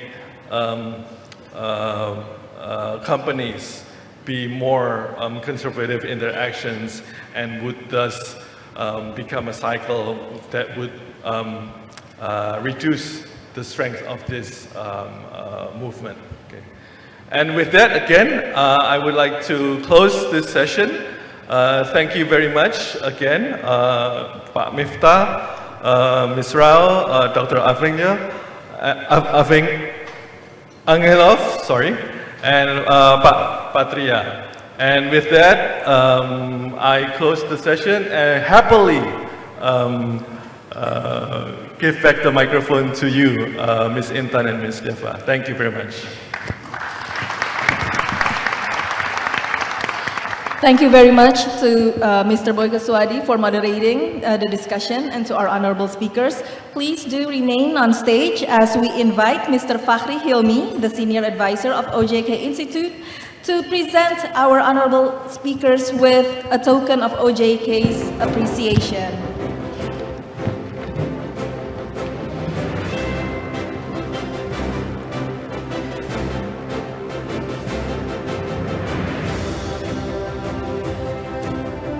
Okay, to begin, the placard will be awarded to first Mr. Fitrah Faisal Hastiadi, PhD, and then Ms. Radhika Rao, and then continue with Dr. Dimitar Angelov, and then the last is Mr. Nyoman Gede Satria.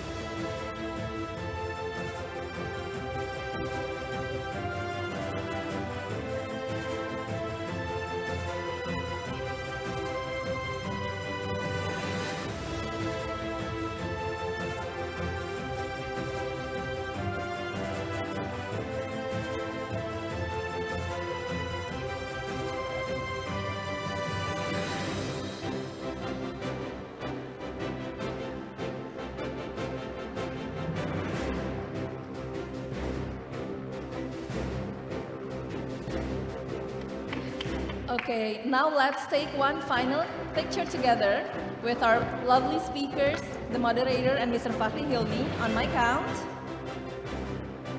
1, 2, 3, smile. Let's take another one, smile. Thank you very much, and you may now descend the stage.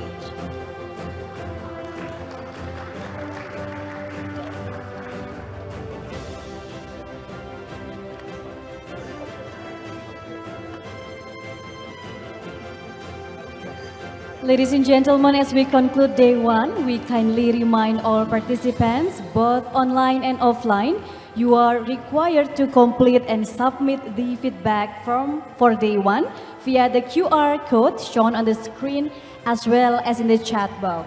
Hadirin yang kami hormati, menjelang berakhirnya rangkaian pada hari pertama ini, Kami mengingatkan kembali kepada seluruh peserta yang hadir, baik secara langsung maupun melalui daring, untuk mengisi feedback form melalui QR Code yang telah tersedia di layar atau di chat box. Additionally, all event materials are available for download via the same link displayed on the screen and in the chat box. Seluruh materi presentasi dan acara hari ini juga dapat diunduh melalui tautan yang ada di layar dan yang ada di chat box. Today's sessions are officially concluded. Tomorrow, day 2 of our forum will continue with Karisma 2025, carrying the theme Maintaining Financial Sector Resilience to Support Indonesian Economic Growth Amidst Global Geopolitical Session. Dengan demikian, seluruh sesi pada hari ini telah resmi berakhir. Besok forum kita akan berlanjut dengan Karisma 2025 yang mengusung tema Maintaining Financial Sector Resilience to Support Indonesian Economic Growth Amidst Global Geopolitical Tension. And please be informed that the seminar kits on vouchers will be distributed tomorrow on day 2. Kindly note that e-certified will only be awarded to participants who attend both day 1 and day 2 of this event. Kami juga menginformasikan bahwa seminar kit dan voucher akan dibagikan besok pada hari kedua, dan perlu kami sampaikan juga bahwa e-sertifikat hanya akan diberikan kepada peserta yang mengikuti kegiatan pada hari pertama dan hari kedua. On behalf of OJK, thank you for your participation. We look forward to seeing you tomorrow. Atas nama Otoritas Jasa Keuangan, kami mengucapkan terima kasih atas partisipasi Anda hari ini. Sampai jumpa kembali esok hari. Wassalamualaikum warahmatullahi wabarakatuh. Om Shanti Shanti Shanti Om.